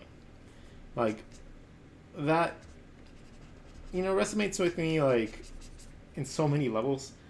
Like, it doesn't matter if you can't do what you want to do. You can always learn, and if you're capable enough of learning, that should be enough to, like, warrant, you know, trying at least. Like, I always regret not having followed that, but I ended up with something that I like even more, and that's art.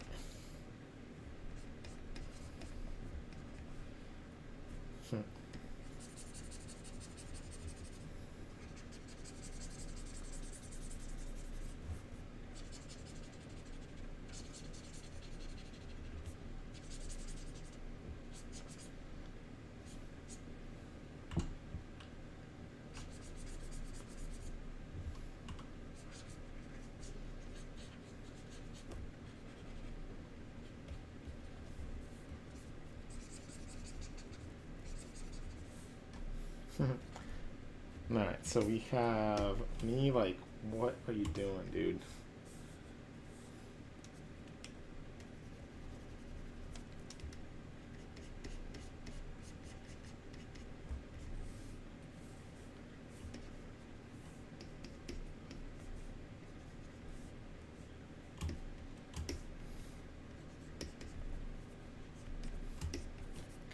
we gotta draw.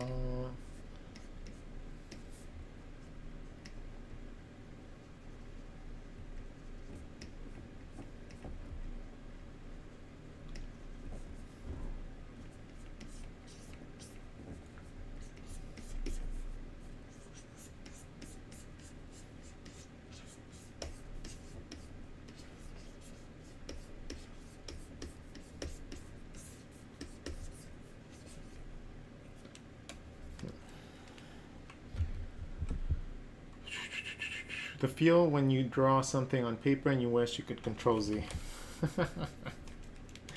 Oh man, that's like, yeah, yeah. It's, I mean, yeah. Who am I even kidding? If we had control, like, undo buttons in real life, it'd be amazing.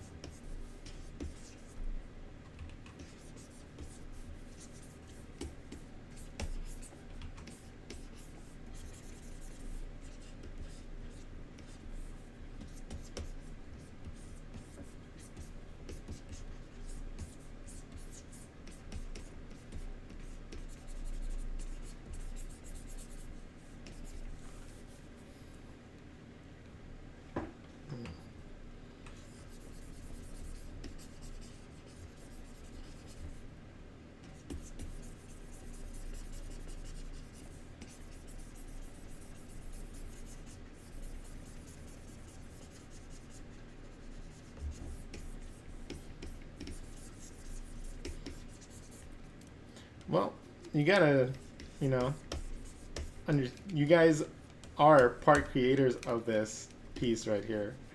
I kind of like taking suggestions from you guys. That was really fun.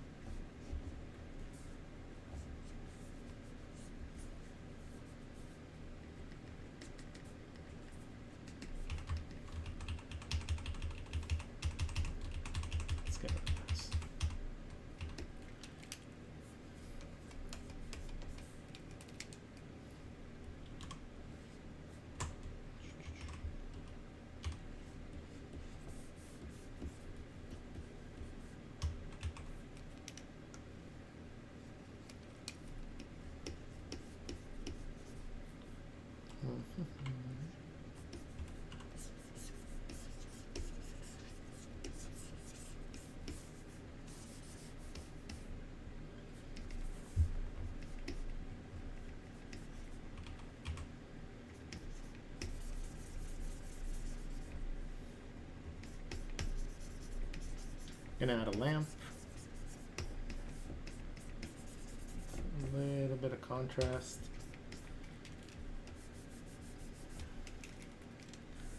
Just something to break up the symmetry right there. And so we can have space for that, we need to scoot this up a little.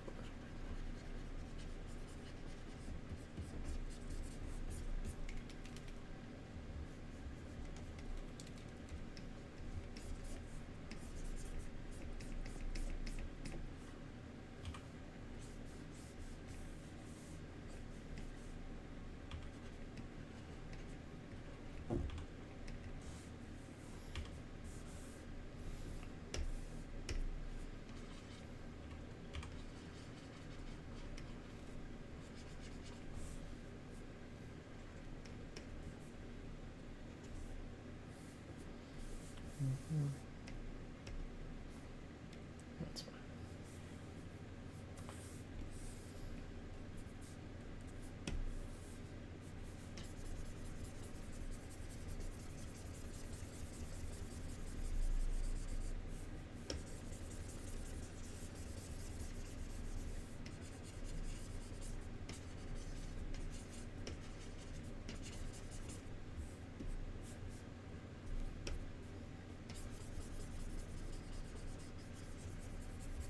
So right now I'm just doing the same thing I did with the other ones. I'm filling in the negative spaces and just finding my values as I go about. I know that most of the scene is going to be mostly dark because it's supposed to be nighttime. So we're going to, cover it with a good amount of dark. Now, some of the darkest parts are going to be the parts where he's in shadows.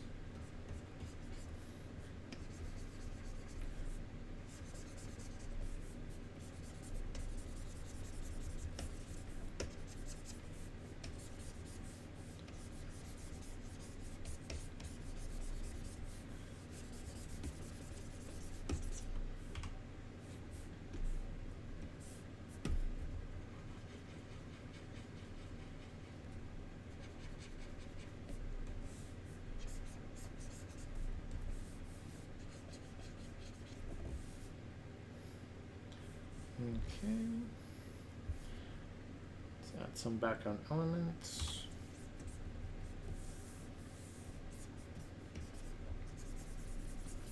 Like a picture frame.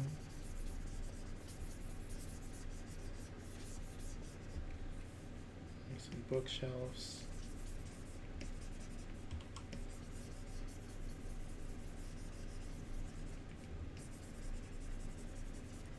Anything that's going to break the composition up and make it look a little bit better.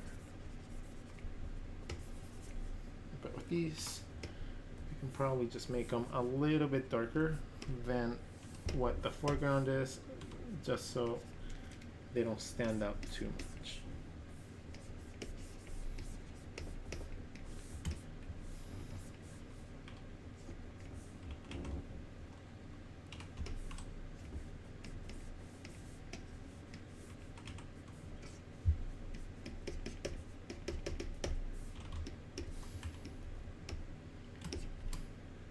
And we can actually make this a window. And then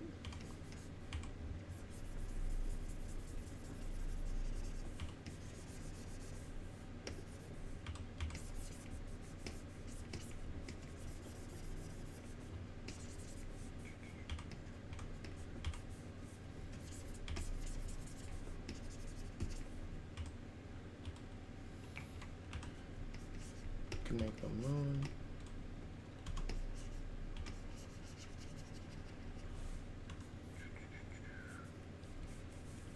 And then we can create a light source.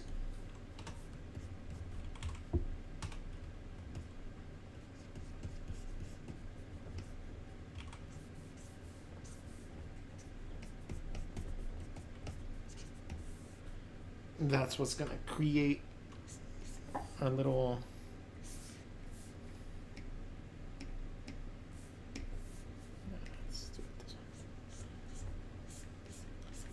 that's just going to give us the light to a few of these things.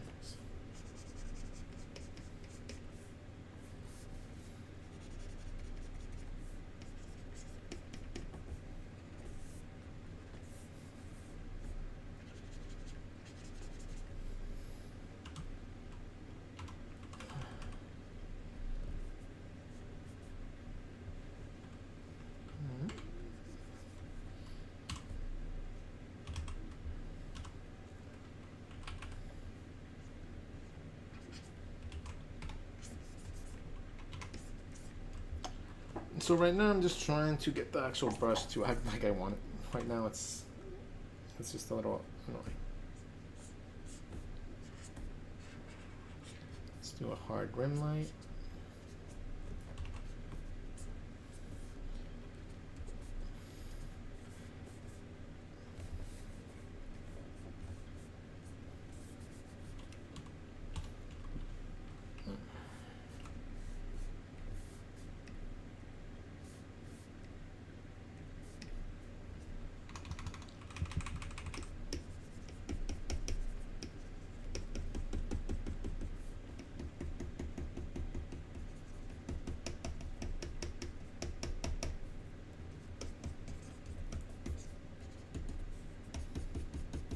Wherever the light would hit, I'm just going to lighten up a little bit.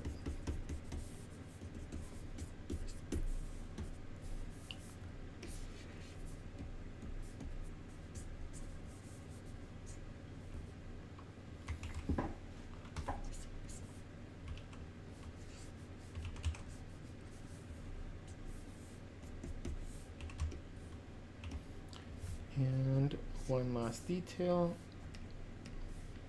is to add a little bit more dark to the background. Just to make it pop a little.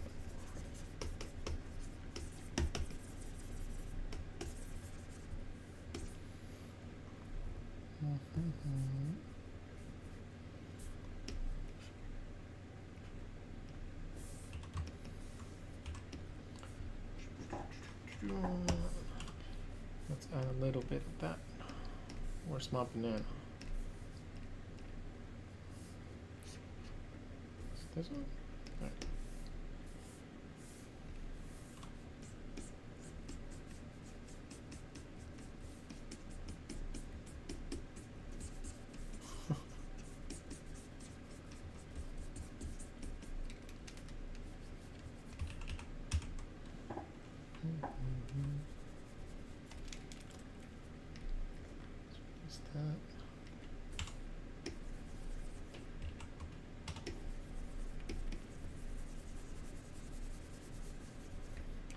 And shadows for the banana.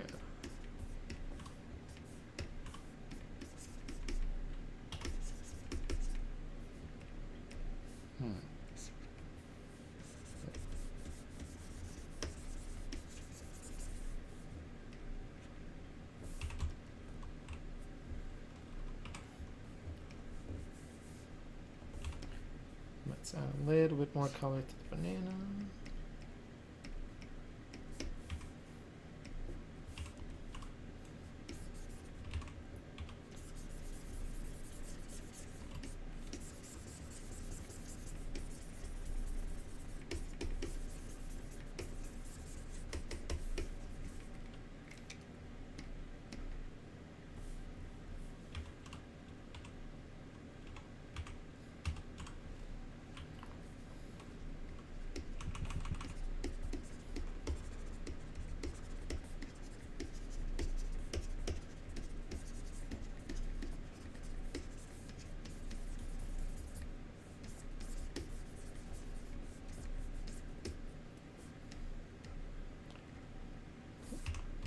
There you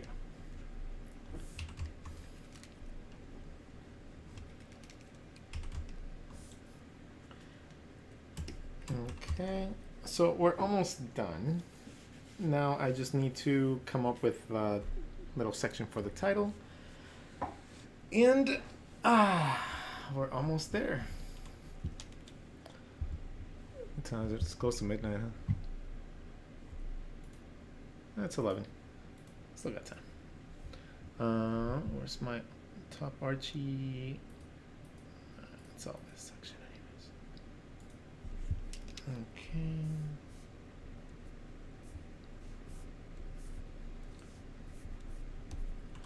Let's add a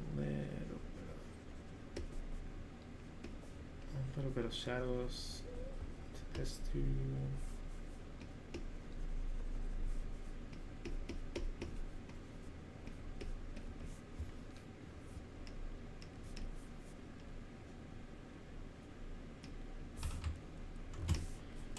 Okay.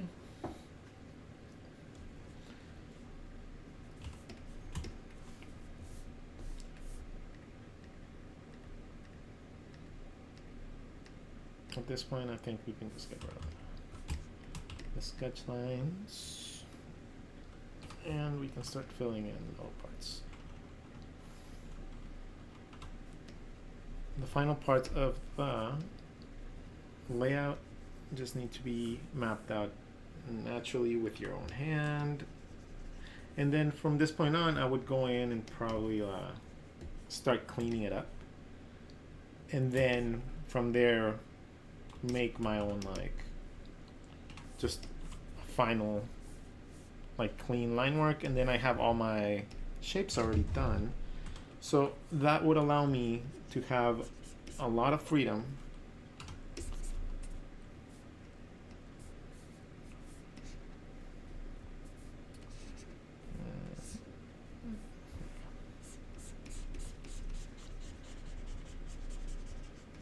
You can have a lot of freedom since you already mapped out all the essential things from the illustration.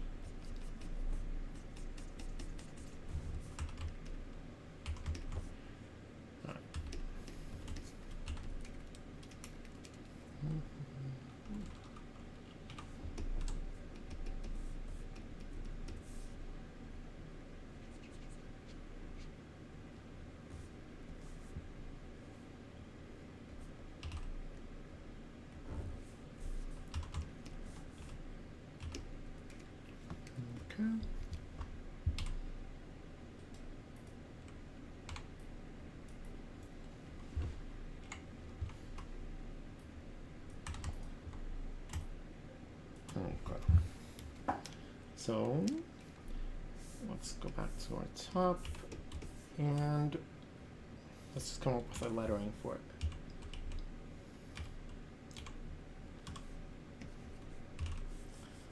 So it has to be within this area.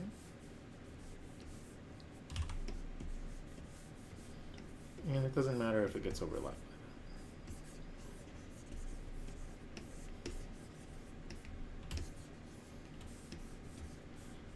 So Z O O K S.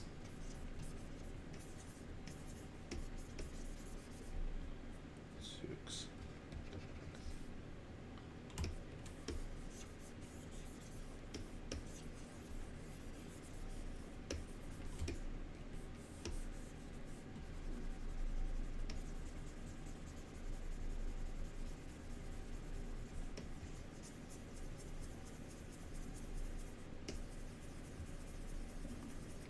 I'm by no means a lettering person. By no means at all. Like, I always wanted to learn how to do graffiti. But I never quite got the hang of it because it requires a ridiculous amount of perspective. And I was adamant about not doing perspective because I wanted to do everything stylized. Learn from me, boys and girls. Learn from me. Learn your basics. Okay, let's move this down. Oh, it's gonna go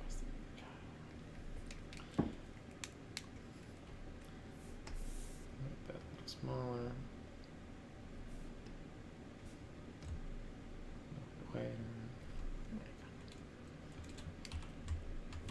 So for the most part,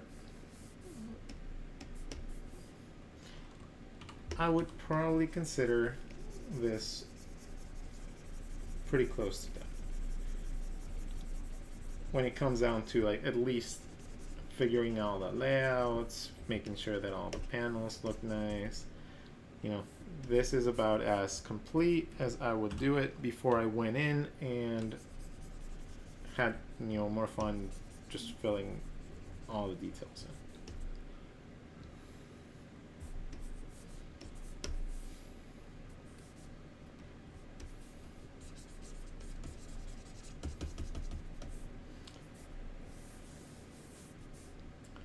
Now, other things that we can do is we can change the color of the scene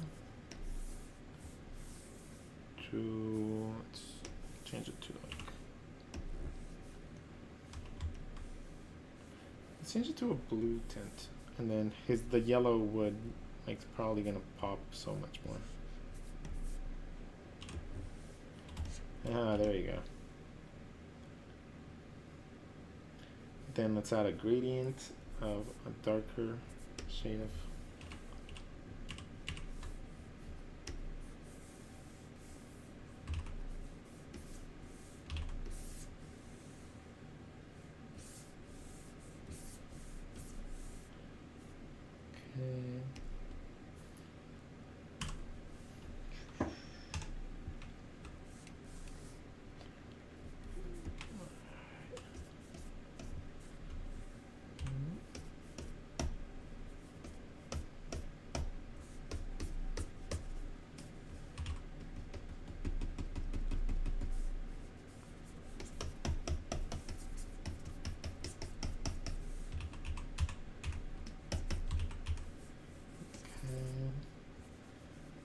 Okay.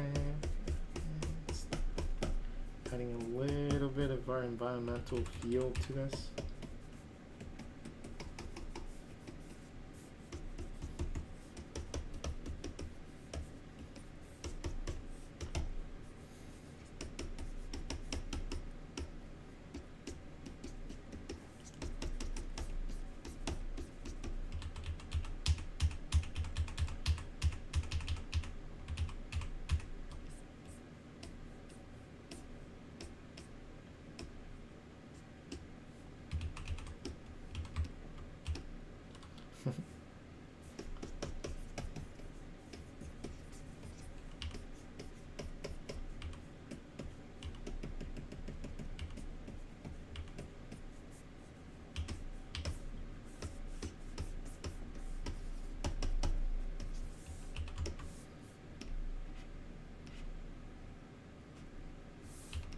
All right, so the more that we keep adding, the more it gets better.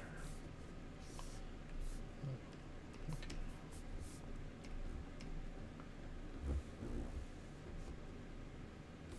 Now let's make this white.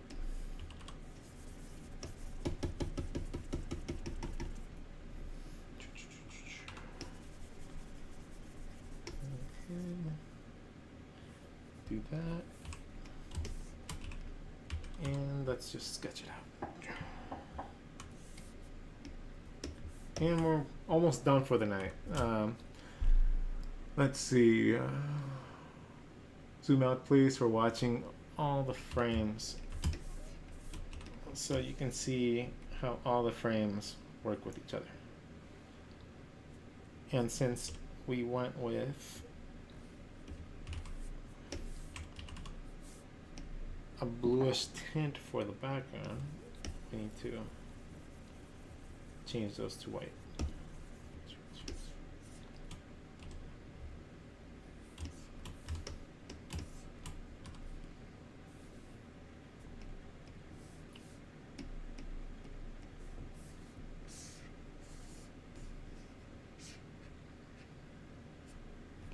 Okay, what is that one?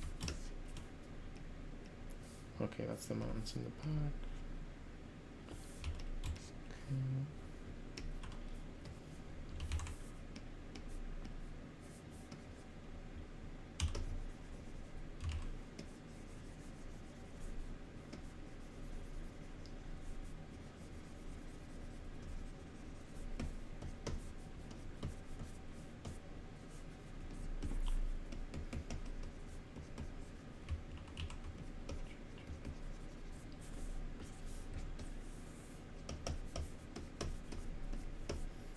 Okay. Okay.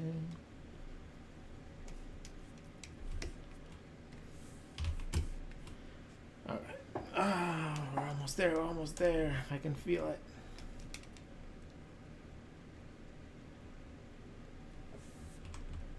We're almost there. Okay, I just gotta get rid of some of the stuff that I don't want to have on there.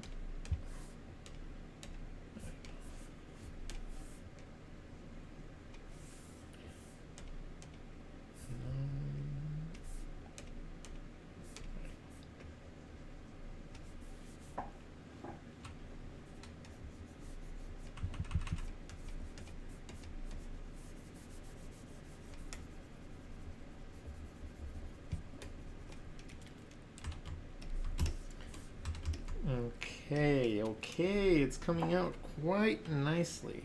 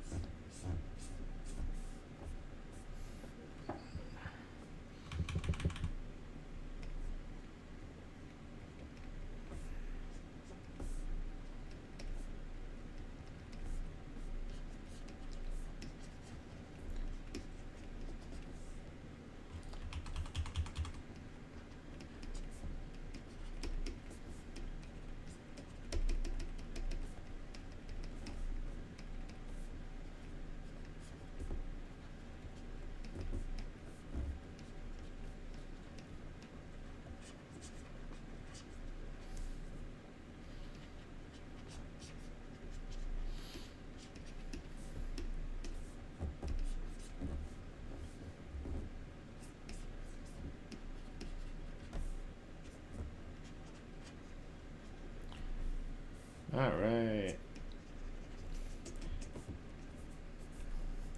And then he's gonna be spewing things.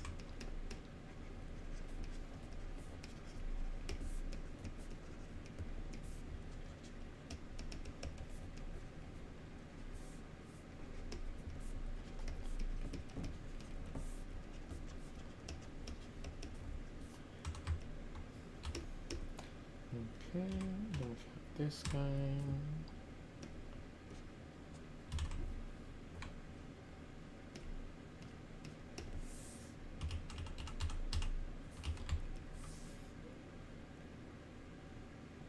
All right.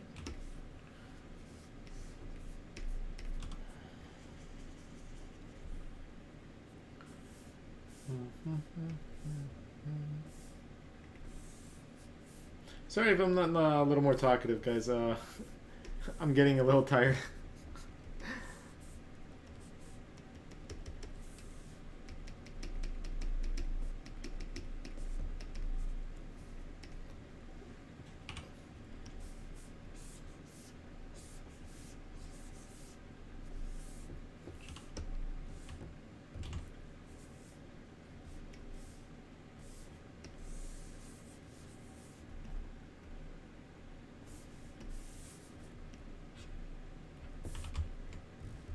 And that's pretty much how I would keep on adding, like over and over and over and over until I got to a final outcome.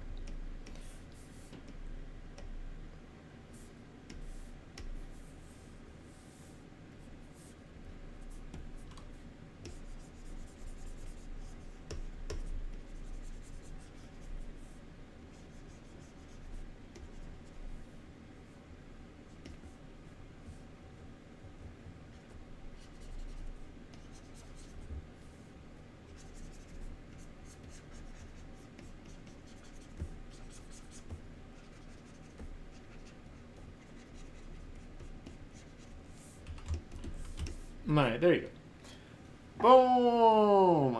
Shakalaka, shakalaka. We are done for the night, at least. We will continue this whole piece next Monday, and we'll finish it up, and we'll, I'll show you guys how you can take that like sketch and just refine it a little bit. You don't have to go back and redo absolutely everything, but I think you guys are. Oh man, hold on. Where is that? Where is that? What layer is this? There you go. Okay, there you go. Anyways. This one was fun. Let's finish reading the comments and then I'm gonna go. Let's see. Honestly, I wanted to be a cartoonist. There's no reason you can't be. I mean, it's a fantastic route to go. Like, if you actually manage to make a living being a cartoonist.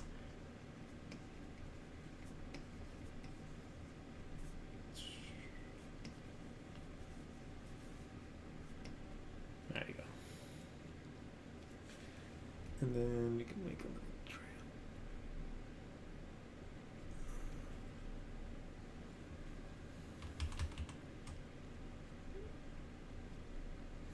There you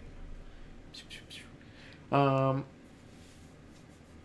Yeah, if you want to be a cartoonist, you just have to make sure that you realize that cartoonists don't make a gigantic amount of money.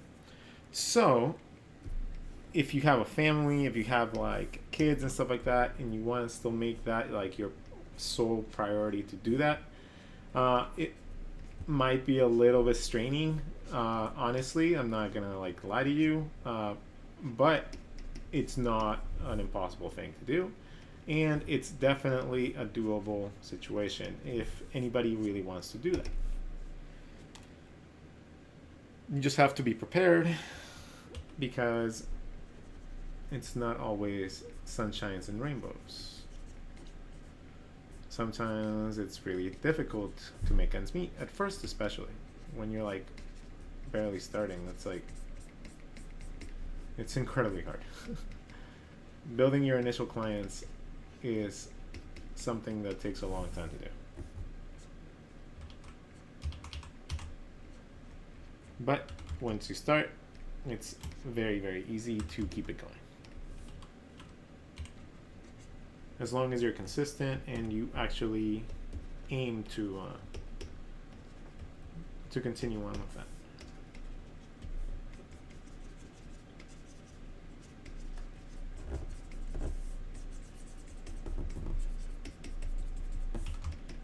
All right, there you go. We're gonna call it a night for tonight. So here we go. We have our initial sketch that we did something from. Took a reference, and then we created a layout. Bam. Now, refining is the final step of the process, but getting the actual idea and the concept down really quickly and really good is essential.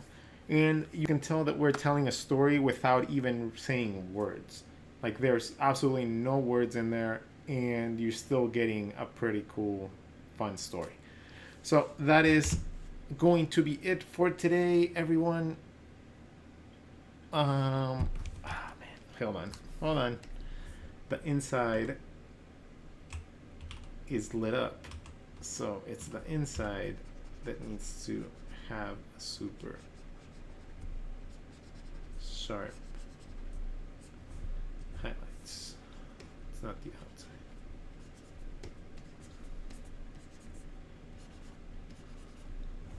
There you go. Alright, so okay. Have a wonderful night. Thank you guys for keeping me company today. Tomorrow is another day off for me for my pool tournaments, so I will probably see you guys on Wednesday. So have a wonderful night. Thank you all for keeping up with me, and I love you all. Okay, make sure to like and subscribe if you guys haven't subscribed. I know it's like 12 of you guys just watching right now, probably because this has been like a 3-hour stream. But thank you all so much for staying around. Love you all. Catch you guys next time.